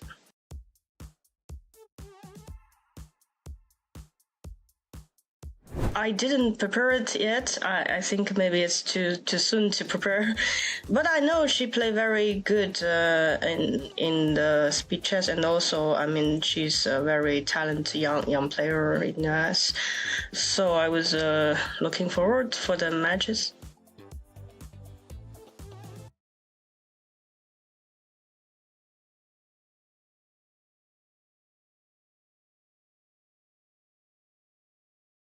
Back, and it's crunch time because we have 15 minutes of 1 minute plus 1 second. Big question is, can Katerina Lagno close the gap and take control, or will Anastasia be the one who just is the one to convert? She is, after all, a beast in the bullet. I'm very excited about this portion. I've been singing Anastasia's praises, so you'll have to bear with me, Anna, as I get a little bit flustered. Don't we all? This has been such an incredible match. Katerina Lagno, of course, is the favorite. She's one of the favorites for the overall event. She has won it before. She's a 3-time Women's World Blitz champion, but it is Anastasia Avramidou who already produced an upset by making it to the quarterfinals, and she might be taking down yet another giant today. She's leading in the match, and as you said, Jovi, Anastasia's bullet skills are really strong. So if she's leading the match, and now her favorite time segment is coming up, what does that mean for Katerina? She really needs to bring her A game and more, because she's the one trailing by a point, and Anastasia is so sharp even in the heat of the time scrambles. She has kept her cool. She has found all the tactical opportunities even with just a second or two left on the clock, and everything will be decided now in the final 15 minutes of the match. It's a 1 minute plus 1 second bullet. We are just about to start, and so far looking great for the Greek FIDE master that could again produce a huge upset in the Women's Speed Chess Championship. Absolutely. I mean, we could be seeing another incredible victory from Anastasia if she defeats Katerina Lagno to make it all the way through to the semi-finals. But for now, you got to focus in the job in hand, and it's 1+1 as we're seeing similar setup from Anastasia going for this e5, but this time the bishop is, this time we're seeing a very early g3 and h3 from Katerina. That's something that she did in the round of 16. It's a great success. Can she repeat the same formula here? Will the queen go to c1 and then the knight jumps into d5? Engine not particularly happy with that, but Anastasia, she has a tried and tested. She had it to d4 at one point. It might be heading in that direction indeed. We now see a pawn push in the center and the queen coming out to b3 to attack the b7 pawn at the same time. I wasn't sure if it was needed to protect it or not, because black would have also gotten some counterplay on the b5, but it is now with the rook on b8 guarding the pawn, the bishop putting pressure on this diagonal, the knight immediately challenging that bishop and opening up the diagonal for the bishop. This move is questioned by the computer. It's saying that giving up that bishop was not a good idea. And look at this pawn push by Anastasia, immediately spotting the tactical opportunity that now if this pawn is taken, the g3 pawn is hanging too, and white's position is collapsing. Completely. And I agree. Bullet is about to be so hype. In fact, it's so hype, I'm afraid I'm going to lose my voice. It's that good as the queen comes out to g5. Ideas of e takes f2 in the air. There's going to be a lot of pressure on the g point as Katerina just down to 10 seconds. Look at that. We have a sacrifice, but knight goes to h3. And I got to say, it's still looking mighty dangerous because that queen can at least maintain contact with that knight in their ideas of going queen to e5, setting up a pin. There's also ideas of just moving that queen on the diagonal and saying, hey, I might sacrifice a piece, but your king is going to be shaky. And sure comes a bishop. And okay, anything to play for as 10 seconds left on the board. Queen takes rook, queen takes rook. Ooh. Oh, there were a couple of opportunities missed on f4 as well, but now g5. Black is still trying to make sure that there is going to be a huge attack, and the pawn is captured. Oh, the rook is not hanging. The rook is completely blundered by Katerina Lagno that she left the rook in the air. Wow. Okay, so many opportunities there. There was a bishop takes f4, not a queen takes rook. But the queen takes rook was prophetic because sure enough, that was the blunder that you have to watch out for. But we're on to another match and seeing that it is c3 Sicilian and knight to c3. And that game actually cost a lot of time. And Katerina now is chasing down a 2-point lead as the knight just comes in center. So far, so good for black. I like her position a lot. There's no danger whatsoever, and black can just continue with development. You can get your bishop out to e6. You can go bishop to d7. e6 also good enough. Bishop d7. But now it's going to be a question of speed. Question of speed indeed. And if Katerina can start making a comeback, because at the moment it's a 2-point lead for Anastasia, who's about to produce yet another huge upset in the Women's Speed Chess Championship, this being the final segment of the match. And Katerina badly needs to win this game to have a chance at a comeback. They are trading on b5. Pieces are coming off of the board. Another trade is offered now through the open c file.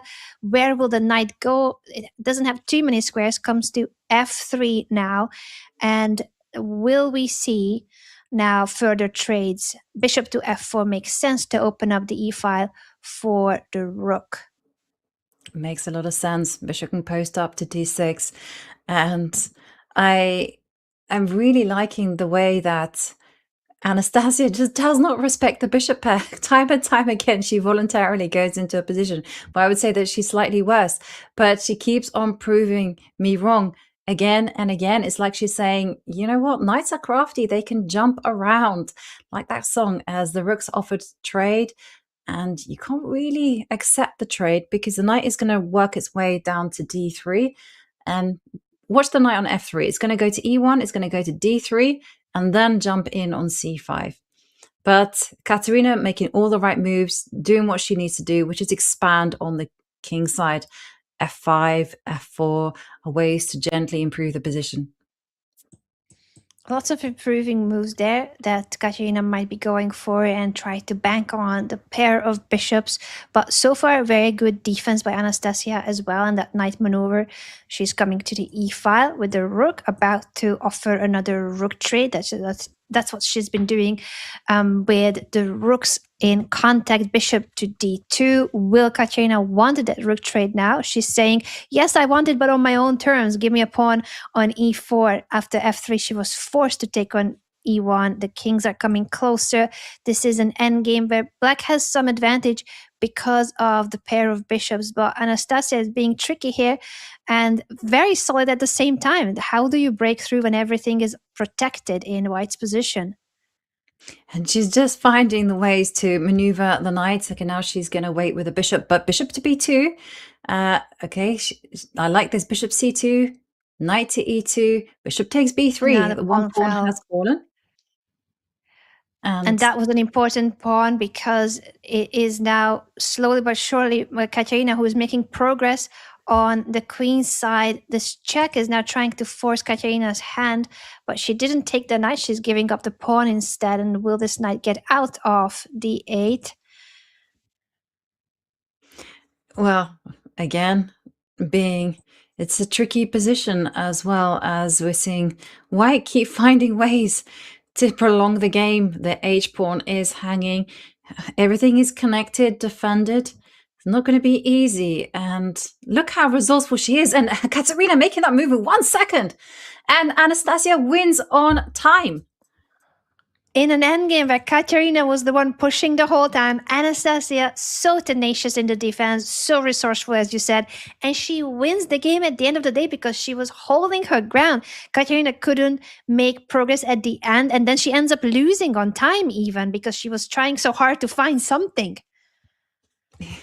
And I gotta again just give credit to Anastasia's defense. You know, she finds herself in bad positions, but she keeps the game alive. Look how tricky she was with the knight. I thought it was hopeless, but she went all around the world with that knight, and it was enough to confuse Katerina. And now we're going for like a black knight tango as the bishops comes out. Bishop needs to be supported. Okay, I forgot. This is Anastasia. Anastasia does not care about the bishop pair. She trades it off. And this is objectively a very difficult position for black. And this move, the most natural move, is actually a mistake because knight to e4. And Anastasia is quick. She finds it. She is so quick spotting that she didn't have to move her queen. It's a counterattack on the white queen, and now the knight can take the bishop, and black is okay. b6 immediately challenging that pawn and not worrying about this pawn push because I think she just wants to bring the bishop to g4 and potentially give it up for the knight. As you said, she doesn't respect the bishop pair. She doesn't respect the bishops as much as maybe it's the opposite. She loves playing with knight. The knights are so tricky. And especially in time scrambles, the knights have been proving very, very strong for Anastasia. She's really good at finding tactical opportunities, and that tricky piece has been helping a lot. Now, suddenly it is black who is attacking on the king side. Watch out, after rook e5, the knight can come to h4, and who is going to guard the white king? That is quite the question, and I'm not sure white can answer it as he drops back, but knight h4, isn't that going to be a killer? And sure enough, it appears queen takes g2, deadly threat. So the only way to defend that is actually to step up with your pawn, which is very sad stuff because that can simply be a oh, okay, the king is going to go walkies. This is going to be checkmate in a not few going to live moves. long. Yeah, wow. And in fact, is death by bodyguards, just like the Roman emperors, because queen to d3 is game over. Actually has a name, the epaulette mate. Epaulette mate, maybe I'm pronouncing it wrong. But Anastasia is thinking, does she not find it? Can she not see? No, It's checkmate. It's checkmate in one move. She sees it. She just... Oh, she's using the match time. Goodness me. She was like, I could not. I was like, no way she doesn't see checkmate. You're so right. She wants to burn more time from the overall match clock. She's such a pro that she even thinks about that. I just wanted the checkmate on the board. And well, you can see on the match clock we have less than 5 minutes, and Anastasia has 8.5 points to Katerina's 4.5 points, and she had some fun there delivering the checkmate. Maybe it was just to entertain us or keep us all guessing, but of course she spotted that checkmate. And sure enough, she goes for the c3 Sicilian, where objectively black is absolutely fine. In fact, I would say black is a tiny bit better because the black king side is safe and there's pressure against d4, but it seems to be working a treat for Anastasia. It really has been working so well for her. And the fact that she has a 4-point lead with only 4 minutes left in the match, like, is it even mathematically possible at this point for Katerina Lagno? She needs to win 4 games to tie the score without dropping not even half a point, and she has to do it within 4 minutes. It's not possible. I really don't think it is physically possible because she literally has to do a minute per game. And as you can see, we're now under 4 minutes. So that is mission impossible, but never say never. We have seen stranger things happen. Just when you're on the brink of victory, the brain does funny things. So let's see exactly how Anastasia will handle this position. She's got lovely pressure down the C line. And as the match clock starts to tick down, pay attention. It's there on our top left. Have a look at that clock tick down. The more seconds that pass, the closer Anastasia gets to a spot in the semi-finals. It is incredible to see how the underdog in this match, FIDE master from Greece, Anastasia Avramidou, has been simply proving everyone wrong and saying, I have my chances. Who cares that my opponent won this event before? She's a 3-time World Blitz champion and whatnot. No, I have really good chances because I love online chess. I play a lot of bullet myself, and I have been proving why I'm in the Women's Beachers Championship. Anastasia certainly has proved why she is a participant that now is so close to qualifying to the semifinals. It's almost written in stone, but she has to keep these final minutes of the match going, and she has to play this checkmate as well. She's checkmating again, Katerina Lagno, 5-point lead. 5-point lead, 2 minutes and 10 seconds on the match clock. And Anastasia there, she leans back. That was a tense game for her. Now she can just relax, enjoy these last moments, because she is almost certainly going to the semi-finals. And we're seeing castles there. The queens come off, and it has been an extremely well-played, well-thought-out match strategy from Anastasia Avramidou. First, choosing the Nimzovich, going for a system that Katerina's not particularly familiar with. She's been very clinical in that respect. She's understood the positions, and somehow her tricky style has unsettled Katerina. Katerina hasn't managed to put away those winning positions, and the resourcefulness from Anastasia has just been there time and time again, move by move. Very impressive display.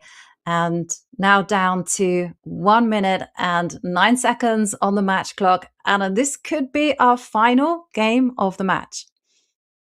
This could be the final game, and this could be a huge upset yet again by Anastasia Avramidou, who is eliminating one giant after the other in the Women's Beachers Championship. And she's about to qualify to the semifinals. This is the top online event for female players. This is it, the Beachers Championship. And Anastasia Avramidou, FIDE master from Greece, is about to write history and make Greece proud, because she will be qualifying to the semifinals. She is moments away from seeing her name in the bracket, and who will be her opponent is now the big question. But for Katerina, what a disappointment after having started well in the event in the round of 16, and she has been one of our top favorites. She won the event before. She's won the event before. She's a 3-time Women's World Blitz champion. She's also a European champion. She's also won Olympic medals. So absolute star player. She's qualified for the women's candidates countless times. And we saw her in the round of 16 in clinical manner, just playing some fantastic chess. Today, it really was not her day. But then again, it was all thanks to Anastasia, who just kept on playing resourcefully, tenaciously, utilizing the clock. And the match clock has ticked down to 0. This is going to be our final game, Anna, as we're seeing that Anastasia, not content with winning the match, it looks like she's going to be winning this game to boot. Incredible play by Anastasia Avramidou, who not only is winning, she is dominating this match in the bullet. She increases her lead, and every point also gives you a bigger chunk of the prize fund. Anastasia Avramidou is officially in the semifinals of the Women's Beachers Championship by eliminating one of the favorites of the event, Katerina Lagno. And what a run Anastasia's had in this event. She defeated Polina Shuvalova. Now Katerina Lagno is her victim, and what a scoreline it was. And it was a story from start to finish in the 5+1 portion where we expected Katerina to be the one taking control. No, it was Anastasia who came exceptionally prepared. She had a plan, and in the bullet she showed us why. We have been raving about her talent there, and she did a clean sweep, 5-0. And what a performance it was from Anastasia. Worthy winner and going into the semi-finals. Very worthy winner. Disappointment for Katerina. Huge result for Anastasia. And we are, I think, so excited to be talking to Anastasia. I already have so many questions in mind, and I am sure that our viewers will also have plenty of questions to ask to the player that has produced the biggest upsets of the Women's Chess Championship so far and is making it to the semifinals. I mean, look at that bracket, Jovi. She is through already.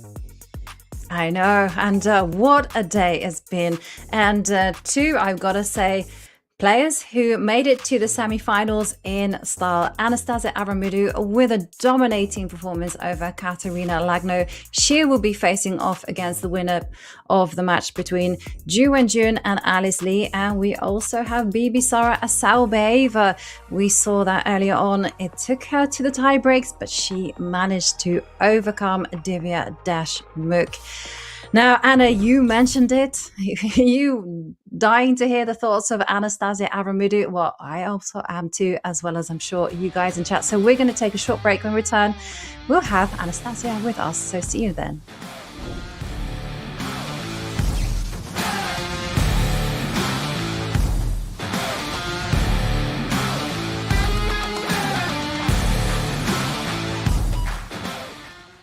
Okay, I can. There is a lot of traps I learned, but in the board, I think the first one which I used and won. I think this is it's from Italian game. It's a 6 and Bishop. I'm playing it black, and I think I was like only 5 years old, and my teacher was like show me this 94 move. Yeah, yeah, it was like bad move. I think if you take castle, it's already plus like 0.50 minimum and. But okay, I'm playing a like 6 years old tournament, so everyone want to take this like 3 pawn, yeah, and after takes 95, queen g5, and of course then they want to take f7 pawn also, and I take g2. Okay, it's already lose for white, and of course traps ends here like bishop e2, knight f3 mate.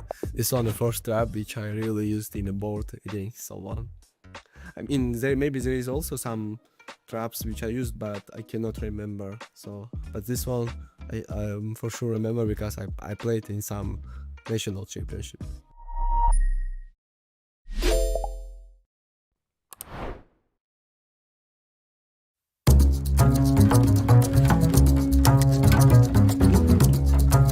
Next league wishes, it had the drama of this insane game between Anna Muzichuk and Tan Song-gi from the Candidates Tournament. The game kicks off with a Sicilian defense, the O'Kelly variation, no less. White goes for a Maroczy setup, and after opening up the center, Tan Song-gi sacrifices a pawn in exchange for a knight on d4. That is less a knight and more of a rhino.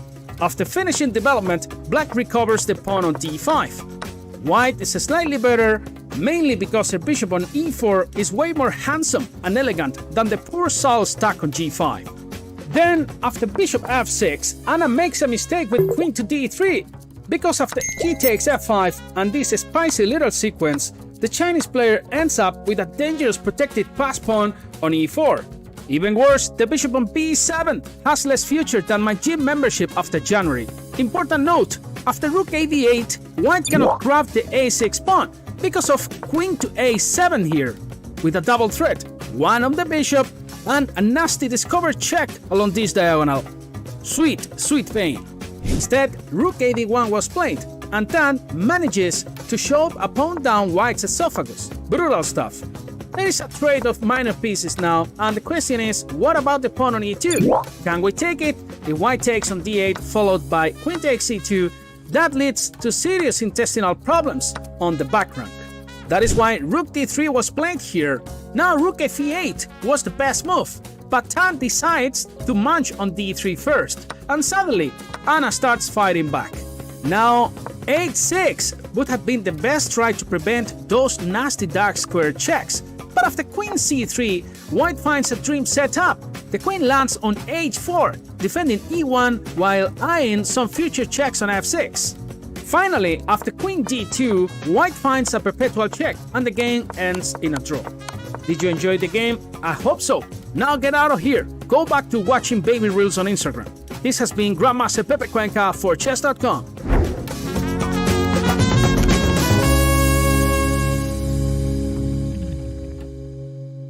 Hi, I'm International Master Ivanka Hauske, and welcome to my first course for Chessable, starting out the Caro-Kann. Light square strategy is what I like to call it. You put your pawns on light squares, you develop your pieces, and then when the time is right, you break out in the center. What I need you to do is get in the focus of quick development.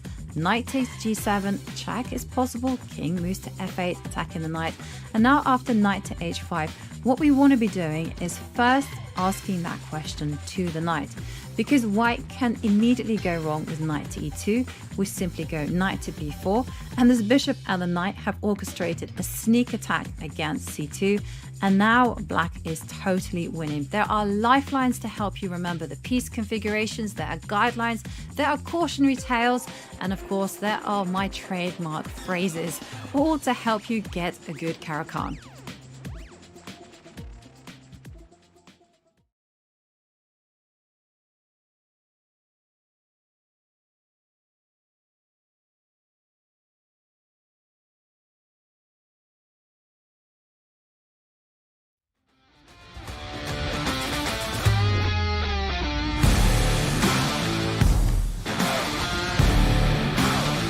And we are back with our second semi-finalist. It is the one and only Anastasia Avramidou. Anastasia, congratulations on an epic performance so far. I mean, the round of 16, you overcame Polina, and now you put on a very dominant display against Katerina Lagno. How are you feeling? Thank you very much. It was unbelievable again to play such a strong player and perform so well. I was just, very lucky to just participate, and now I managed to pass another round, so I'm very happy about my performance. Huge congratulations to you, Anastasia. The viewers have been so rooting for you as well, and your story has been incredible to witness, that you qualified to play here and now you're eliminating one of the other giants of the tournament, the former champion of the Women's Chess Championship. Can you tell us what's the secret? How do you prepare for the matches? What's your mindset? How are you so strong? Give us some tips, please. Okay, before the games, I didn't prepare. I think it helped a lot that I had an on-the-board tournament before Speed Chess Championship, so I was, let's say, in a good form. And for today, I just came back from work. I prepared something a bit weird, let's say, with black, and I just played the best I could. I'm very lucky to play with such strong players, so I'm just enjoying it, to be honest. I'm just trying to process this, Anastasia. You said you came back from work, you prepared something on the fly, and off it went, which actually ties in very nicely with our questions from chat, where we have Nikiri asking, how many hours do you work on chess these days, considering you are also, are you a doctor or medical student? I am a doctor, so I'm working as a doctor, let's say, these days. And I had the day off when I played Polina, so it was easier, let's say, just to rest and maybe play some bullets, because I played some bullets in the morning. And for today, I had no time, so I just slept and prepared this knight c6 line. My coach was like, okay, let's try this today, because I had played with Katerina again in the World Cup. She eliminated me in knockout stage, the second round in tiebreak, so I knew that she was going to play for mostly e4, so that's what I prepare, let's say, for 10-15 minutes. But in general, I play a lot of speed chess, so I don't think that I need to prepare maybe a bit my openings, but that's it. Well, this is fascinating, and I think the viewers are just as fascinated by the fact that you are a doctor. You had a full day at work today, and then you beat one of the strongest female players in the world, just as as if it's easy to do. Can you tell us more about how do you find time for your passion, for your hobby? Because chess, you cannot dedicate as much time to chess as some of the full-time professional chess players, and yet you truly love the game. It shows that you enjoy playing chess so much, and I think that's very inspiring to a lot of our audience as well, who cannot dedicate that much time to chess, and they want to keep enjoying the game and they want to keep improving at the same time. Okay, I mean, I don't take so many days off for vacation. Let's say my vacation is playing chess, and I actually like it a lot. And I have a great environment to support me with the workplace and friends and family. So it's easier, let's say, to play chess.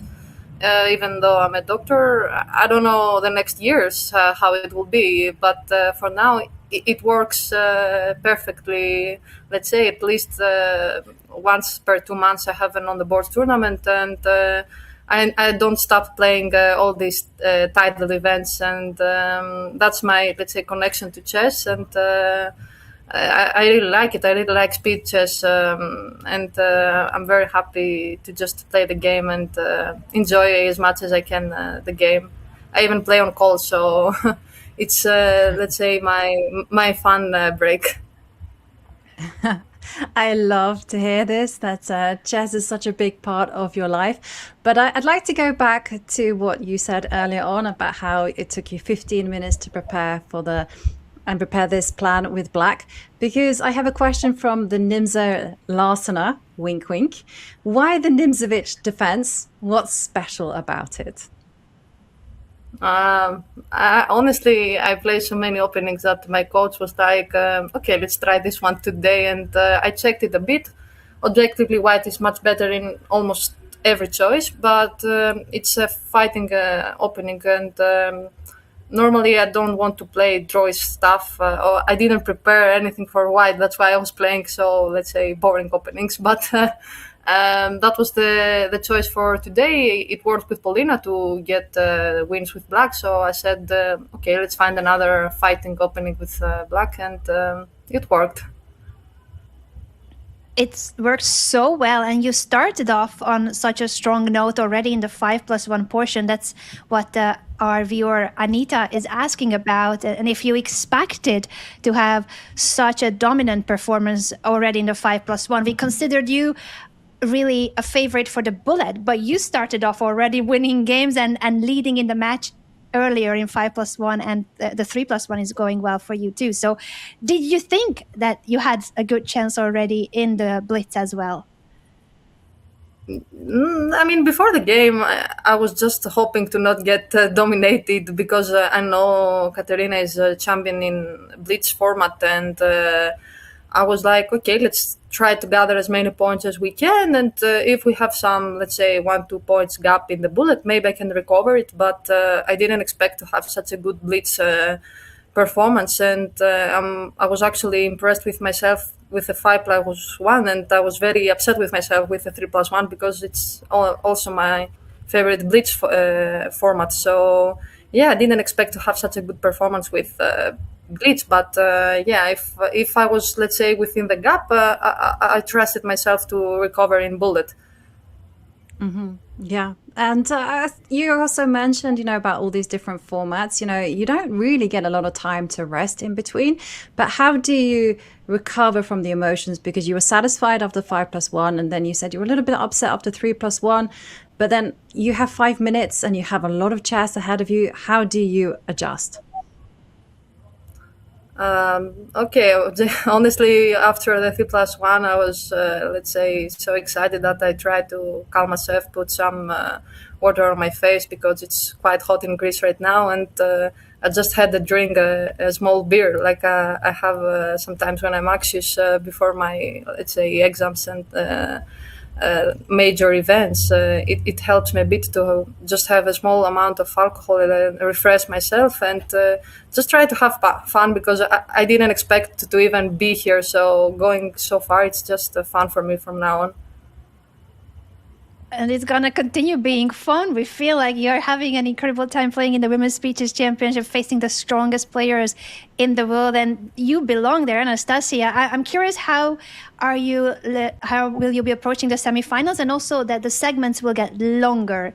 The 5+1, the 3+1, the bullet, everything will be longer, and your semifinals opponent is either Juven June or Alice Lee. Do you have any thoughts on their match, and who would you want to face? I mean, of course, playing with the world champion like Zhu, it's a big honor, and I played with her last year again, and I think that I did well, consider how, let's say, weaker I am comparing to her. But I don't have any thoughts. I think it will be a close match. I know that Alice Lee is very strong on bullet, probably the strongest on Chess.com. She crossed 3,000. So if she's managing to perform well in Blitz, I think she can win also the match. I mean, it's not, let's say, the gap, it's not big, and it's all about the form and how you feel during the day. As for preparing for the match, I don't know, maybe I will play some title Tuesday, or maybe I will also play today some more 3+0. I don't know. Actually, considering that I'm working also, I just hope that I will manage to perform as good as I can, because I feel that I can play some nice chess. Yeah. Well, thank you very much, Anastasia, for sharing your thoughts with us. We're going to say goodbye and let you enjoy your victory. Congratulations once again for making it to the semi-final. And Anna, there we have Anastasia. I'm sure she's becoming a fan favorite with her style of play and the underdog story. You know, first of all, defeating Paulina Shuvalova, now taking down Katerina Lagno, and now she's in the semi-finals. It would be a fairy tale for her if she managed to win the WSCC. No one would have expected it, but now I'm starting to believe, Anna. I think a lot of us are feeling those thoughts as well, and the way the audience has been supporting Anastasia. Now she's gathering even more fans. As you said, she's a doctor. She had a full time's work helping people, saving people, and then she defeats one of the strongest female players in the world when she gets home after a 15-minute preparation. So this is some incredible stuff there by Dr. Anastasia Avramidou, who is now in the semifinals and is hoping to face the women's world champion. But of course, she thinks that Alice Lee herself has a good chance to. Two really strong players will be facing each other there on that side of the bracket, where Anastasia already is waiting for her opponent in the semifinals. Yeah, and we have two semi-finalists decided. That those are Bibisara Asalbaeva, who defeated Divya Deshmukh, and now Anastasia Avramidou. Coming up on Monday, it's going to be an epic battle between a legend of the game, Ho Yifan, and she will be facing the might of Anna Muzychuk. That is happening on Monday. And for now, I've got to say, Anna, what a fantastic day of chess. It has kept us entertained. I think I speak for all of us here when I say I have been on the edge of my seat, and I expect everyone else as well, because it has been an absolute showstopper of a match. Exactly. The fact that the match between Divya and Bibisara went to overtime, that's how close the match was. And now we have just witnessed a huge upset and the underdog prevailing again. Anastasia Avramidou becoming such a fan favorite because she is one of the few participants who is not a professional chess player. She has just talked us through about her career and her lifestyle, being a doctor and taking vacation to be able to play chess sometimes. And she's absolutely slaying it in the Women's Speeches Championship. So there's so much to root for, so much to cheer for. Huge wins today for Bibisara and Anastasia, and the big match coming up on Monday between Ho Yifan and Anna Muzychuk. I'm already getting my popcorn. I think we'll be here, Joey, to cover it from the front row seats. I can't wait for that, Anna. I think it's going to be so much fun. If these games have been anything to judge it by, it's going to be absolutely epic. Now, I gotta say, wow, that is a wrap on an incredible day of chess. And big thank you, Anna, as always, for bringing all the insights, all of the energy, all of the fun. It has been so much fun. And also a big thank you to everyone at home for tuning in and following. We couldn't have done it without you. I literally feel the excitement from my room. In fact, I'm excited so much that I'm actually bouncing up and down. But we have an incredible road ahead to the title, and we're going to be seeing you all on Monday. Thank you for watching. Goodbye.